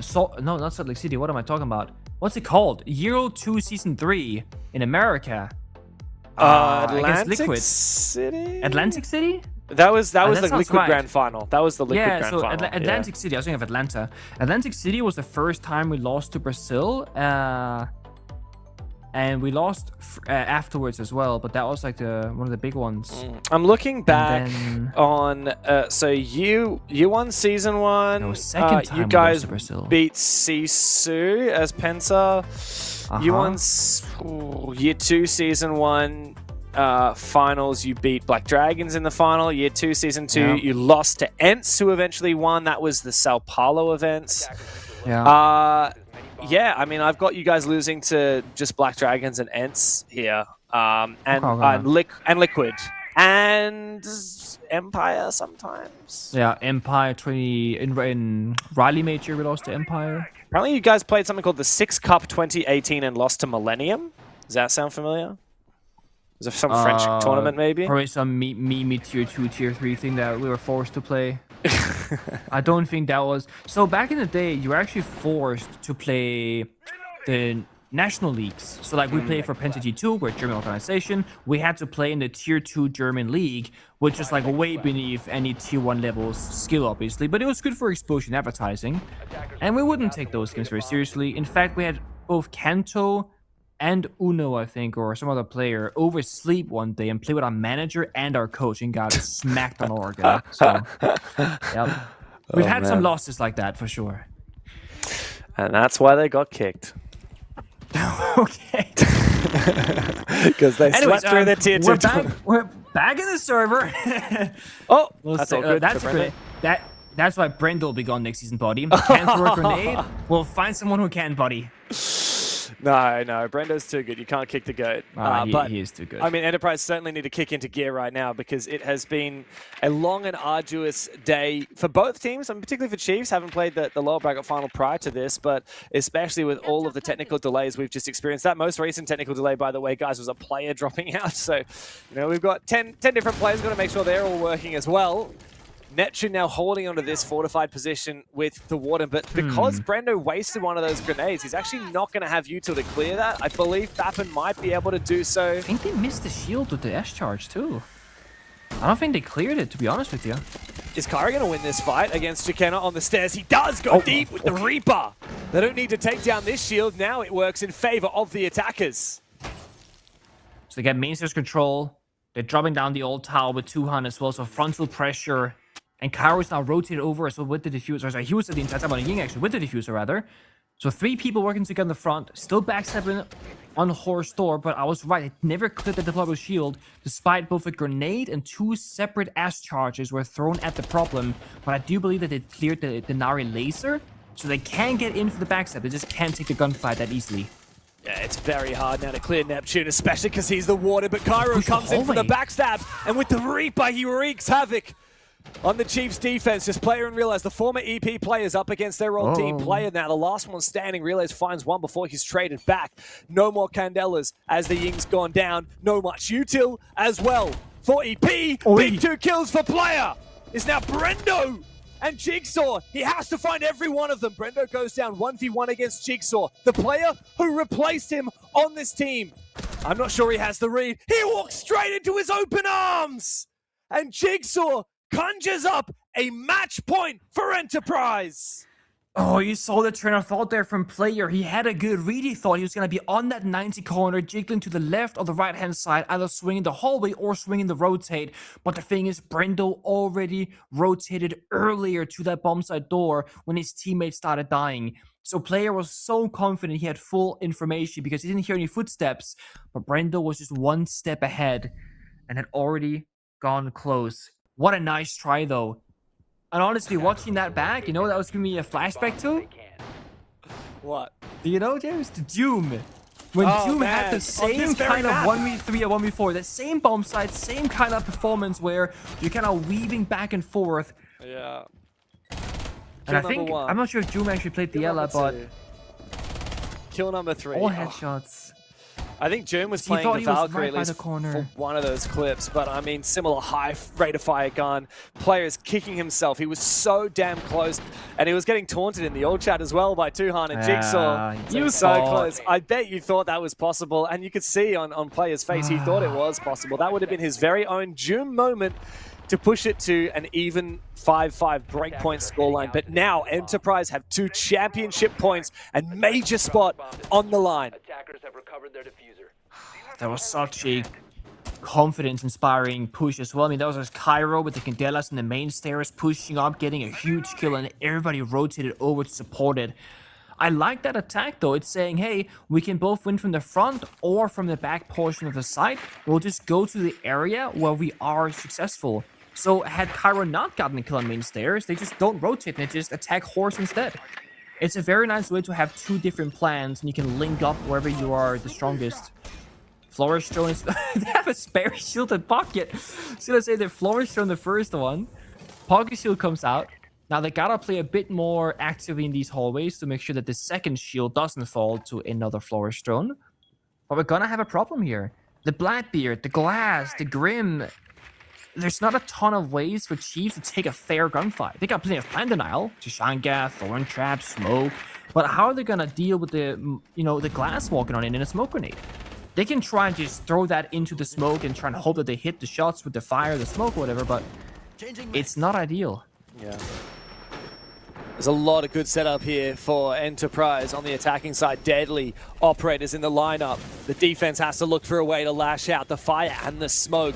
The Chanka and the smoke tries to get active, reactive. They see Jigsaw, Mikasa on the glass, but that is a great gas bait. Good re-aggression from Player, finds his kill, but Jigsaw will reply, taking down Relays.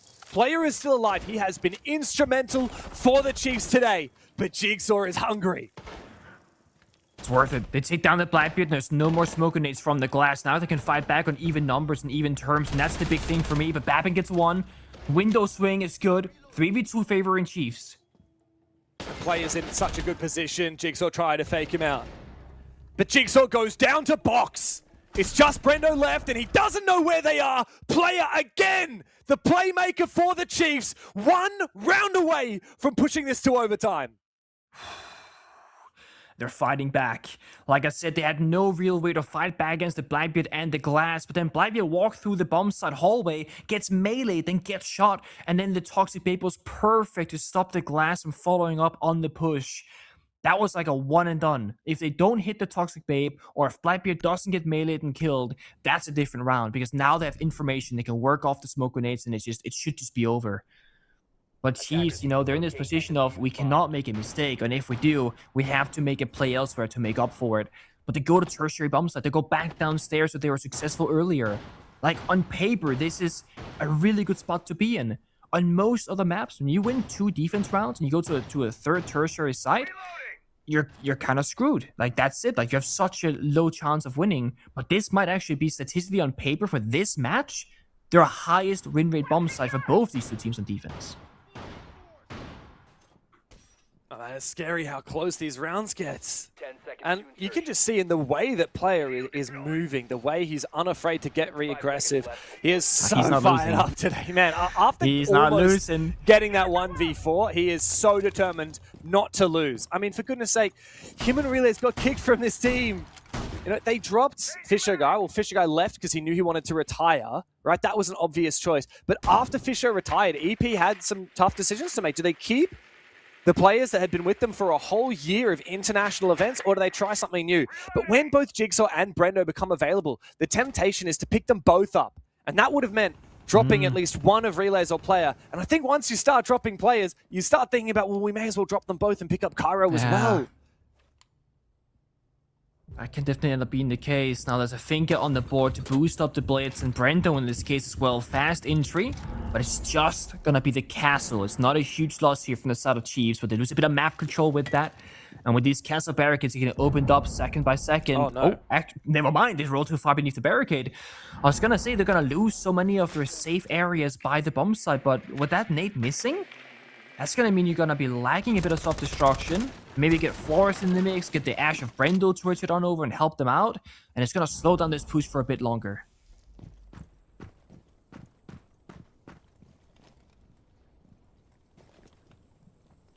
Time to go fishing. Don't need to go too quickly here. Don't need to go over aggressive. But the util is waning here for EP. They're losing a lot of it. They're out of nades now. A lot of flashbangs, but when players on the warden, you certainly don't want to count on them. Neptune takes a hell of a lot of damage, so he falls back deeper into the site. Upstairs, Relays is the X factor for the Chiefs. He can look for a flank in the late round, but he can't afford to go too early.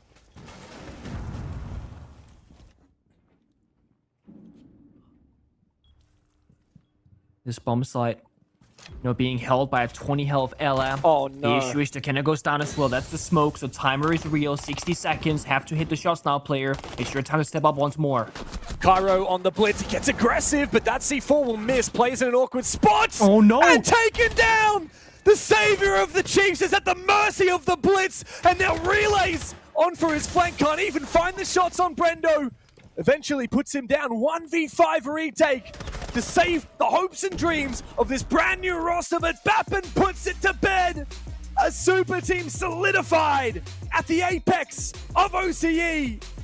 The Kings hold on to their crown, and Enterprise are back on track to the major.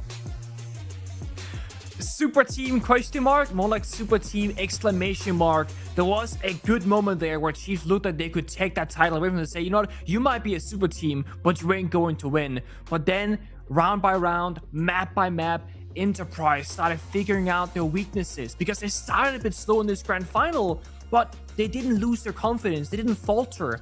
And that's how they find themselves many hours later in this BO3 as the victor. A well-deserved victory, especially after such a tumultuous start to the series on Bank. Chiefs really brought their A game today. It's been a long marathon for them, from the Manila Foe game in the lower final into this grand final.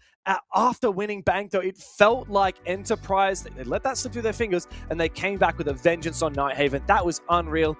And then Fortress, despite all of the delays that we had, for me, the decisive round where it really turned in favor of EP was once we came back and we saw player almost find that 1v4. If he had landed that final kill onto Jigsaw, changes everything. I think that Enterprise, boom, the mental is gone. But no, they withstood it. Jigsaw won it, and Tui even got a little bit of smack talk there in the old chat. A well-deserved return to the top of OCE for, well, Cairo, Jigsaw, and Brendo making their way onto Enterprise, and this super team is looking like hot property here in OCE. Also, when you go through roster changes, right, it's so hard to figure out, like, meeting expectations of the previous roster, because when you're the super team, you can only get first place. Nothing else is acceptable. So the fact that they go and get that right now, I mean, whew, pressure off your shoulders. Yeah, very much. And not only roster changes, but also changes to the support staff. Mag coming in as the coach. We've got him to come in for an interview. First up, Mag, congratulations on being a champion in OCE as a coach. It feels inevitable. How many years has it been since you were champion in OCE back in the day with Fnatic and Mindfreak as a player? It feels only befitting that now, since joining EP, you raise another trophy and you're heading to another major. Man, what must that feel like after such a break from the scene for you? Honestly, the feeling right now, like it's like the feeling like a little kid again, definitely being a coach, the adrenaline is actually insane. When we're starting to throw rounds, the adrenaline's up, and like, oh my gosh. But yeah, I've been out of the scene for however many years now, and it's really good to be back. It's, I'm working with some very talented boys here, so honestly, just great to be back. And we need to get OCE and APAC back to the main stage of Invitational. Ever since I left, no one has made the main stage of Invitational. That's right. You guys did it like no other in OCE. Talk me through the process of what your job actually is right now. Obviously, as fans of the game, we see the coaches on the player cams and we see you talking, but what are you actually contributing to with the boys? Because you left the scene as a player for a while, the strategy has changed, the meta has changed. Are you doing more like fundamental stuff while they're catching you up to speed, or are you already like helping them out with strategy and counter prepping? Like, what's your role for these guys? Yes, so my role is, managing players and personalities, because there are a lot of personalities on the team. True. It's also, making strats when we need to, doing the hard, dirty work of looking at other teams, writing up, counter strats, possible weaknesses, what we should ban. I'm very, very grateful to have someone like Cairo on the team, who is a huge Siege brain. He has one of the best, brains in Siege.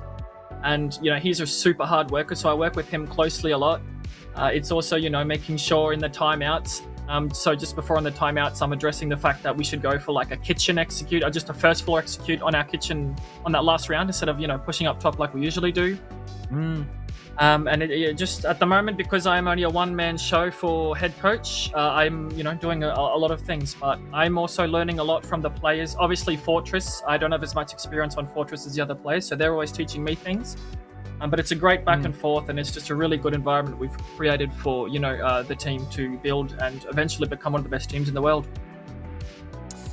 Mag, you mentioned that no team from OCE has made it to the main stage at Six Invitational since your days with Fnatic. Another stat I've got that I've been thinking a lot about since EP made some roster changes this year is no Oceanic team has actually won a game against a non-APAC team without Fisher Guy since you guys did with Fnatic. So Fisher Guy retiring, and surely that would have had massive ripple effects on the rest of the team because he was the brains of the operation, because he was that primary support player. You mentioned Kara, he's brought on. What does that look like when you get players like obviously Tuhan and Bappen staying on the roster, but then you get Brendo and Jigsaw, some of the most talented mechanical players in the game? How does that work with the roles when you don't have that traditional super support player like Fisher? So yeah, you'd say like Fisher Guy is a, you know, the traditional support player, although he did play all the shields, so I'm really grateful that Kyra has picked up the shields. He's been absolutely running super well on the shields, so to be honest, we just now have a shield player that can, no offense to Fisher obviously, that can frag out, okay? Obviously Fisher Guy has a really good, you know, calm sort of personality, which I think is really needed for the current team. However, I think we want to not just do the same thing as the old EP. We want to bring some new strategies and a new play style with the current players that we have. We want to do the best with what we have, and that's being aggressive. And that's, you know, playing aggressively on shields and actually fragging on the shields. Mag, it's been... Oh, sorry, you go. Please, Nick. No, I don't want to get between you two. You guys have the history. I don't want to get between it. I know your question kind of led me down a train of thought here. During the first map out on Bank, we speak a lot about you guys' aggressive nature and playstyle and how you perform. I feel like sometimes there's a tendency for that to actually be a weakness, right? Because it's about ego challenging, fighting, etc., coin flipping, 50-50 gunfights. Back in our day, Mag, that was seen as like a, you gotta play smart together. But I will also give you guys praise and say throughout map 2 and map 3, it seemed there was like less of the 50-50 gunfights and a bit more of that team synergy. I definitely agree with you. We shouldn't be taking the 50-50s all the time, but what we you know, try and make sure to do in this team is that if we are making a play, then we're doing it together. As long as there's someone else there, we just do the play. Obviously, there are times where you have to go for the 50-50 to kill that person in, you know, the enemy player in a power position to open up the round. But this team is really working at being, you know, aggressive but together. So that's just the main focus for us. It's been a while since you've had the chance to address the OCE community as a champion, Mag, so I'd just love to give you the floor and say anything you want to say to fans watching EP and this brand new team as you head to the major. This is, you know, a roster that we're building to, you know, not just qualify for the international events, but to go deep at them like the previous Fnatic. So this is, I mean, obviously the best roster OCE has to offer. We obviously had a slow start on Bank today, but the mentality that we showed, the experience we have on the team, the raw talent we have on the team, you know, keep supporting us, and we'll definitely, you know, pull through at the international events. So, you know, it's great to be back. Well, thanks for your time, Mag, and congratulations again on once again becoming a champion here in OCE. Good luck at the major. Thanks, guys. It's just so funny. I mean, you roll back the clock, and it was 6 years ago that the three of us were in the same room in Montreal. You guys on opposite sides of the competitors' desks, and me standing a few meters away on the analyst desk. How times have changed. We're all in different places now. Of course, Mag is a great asset to rejoin the OCE community at the very top level, but he wasn't the only person who was influential. All 5 players from EP stepped up. One in particular that we wanted to highlight, let's be honest, like there wasn't one standout player for EP as much as there was for Cheese. You know, if they had won, it would have definitely been Player with his 100%. Highlight moments. But Tuhan has been unreal, consistently fragging, and now he's one of the most experienced members of this roster. Yeah, it's crazy to say, right? Because Tuan is still like a fairly new player in my brain, especially me being new to APL and Oceania. But he's been like rock solid for whatever roster iteration he's been on. He's always able to frag it out and play well. He's also very selfless. He doesn't just get all the resources and will just go and do his own thing. It's much about helping other people. Yeah. Very much so. Let's reflect upon how OCE has panned out for Kickoff. We, of course, played out a double elimination bracket, starting with 8 teams, and we end up with just one that goes to the major. Coming into this stage, Pengu, a lot of the people in this region looked at Enterprise Chiefs, Barbie Boys to be the top 3 teams. Both Chiefs and Barbie Boys ended up in an elimination game, first up in the lower bracket, and then Chiefs, after beating them, ran the gauntlet all the way to that grand final. What an incredible run from this brand new team. I mean, lower bracket is brutal, man. I mean, look at this. 2-1, 2-0, 2-0, 2-0. However, against the Academy and Rock LFO, we're talking like 4 maps of brutal overtime and to the wire and rounds that they lost that they shouldn't have, etc. The fact that Chiefs made it all the way to the grand final, took a map off EP and went close in the 3rd as well, it cannot be understated. Enterprise might be the best that OCE has to offer, like Magnet said, but Chiefs are not far behind. Yeah, very much so. Of course, within APAC, we now have our 4 qualified teams through to Salt Lake City. We have Weibo and Daystar from Asia, CAG Osaka from APAC North, hailing from Japan, and of course, Enterprise from OCE. How do you feel now that we see all of the major qualified teams across the 4 regions, excluding CNL? How do you think that these APAC teams will fare, Pengu? I mean, this is obviously very bracket dependent. I certainly think that your teams like Weibo or CAG on a prime day are going to have a really good chance. I think Daystar and Enterprise are going to be ranked a little bit lower, which I also think makes sense given the less experience, new roster iterations, etc. But again, if you come up against like certain matchups, like I think Twisted Minds and APL might actually be a pretty good mix-up into the playstyles and how that's going to fare.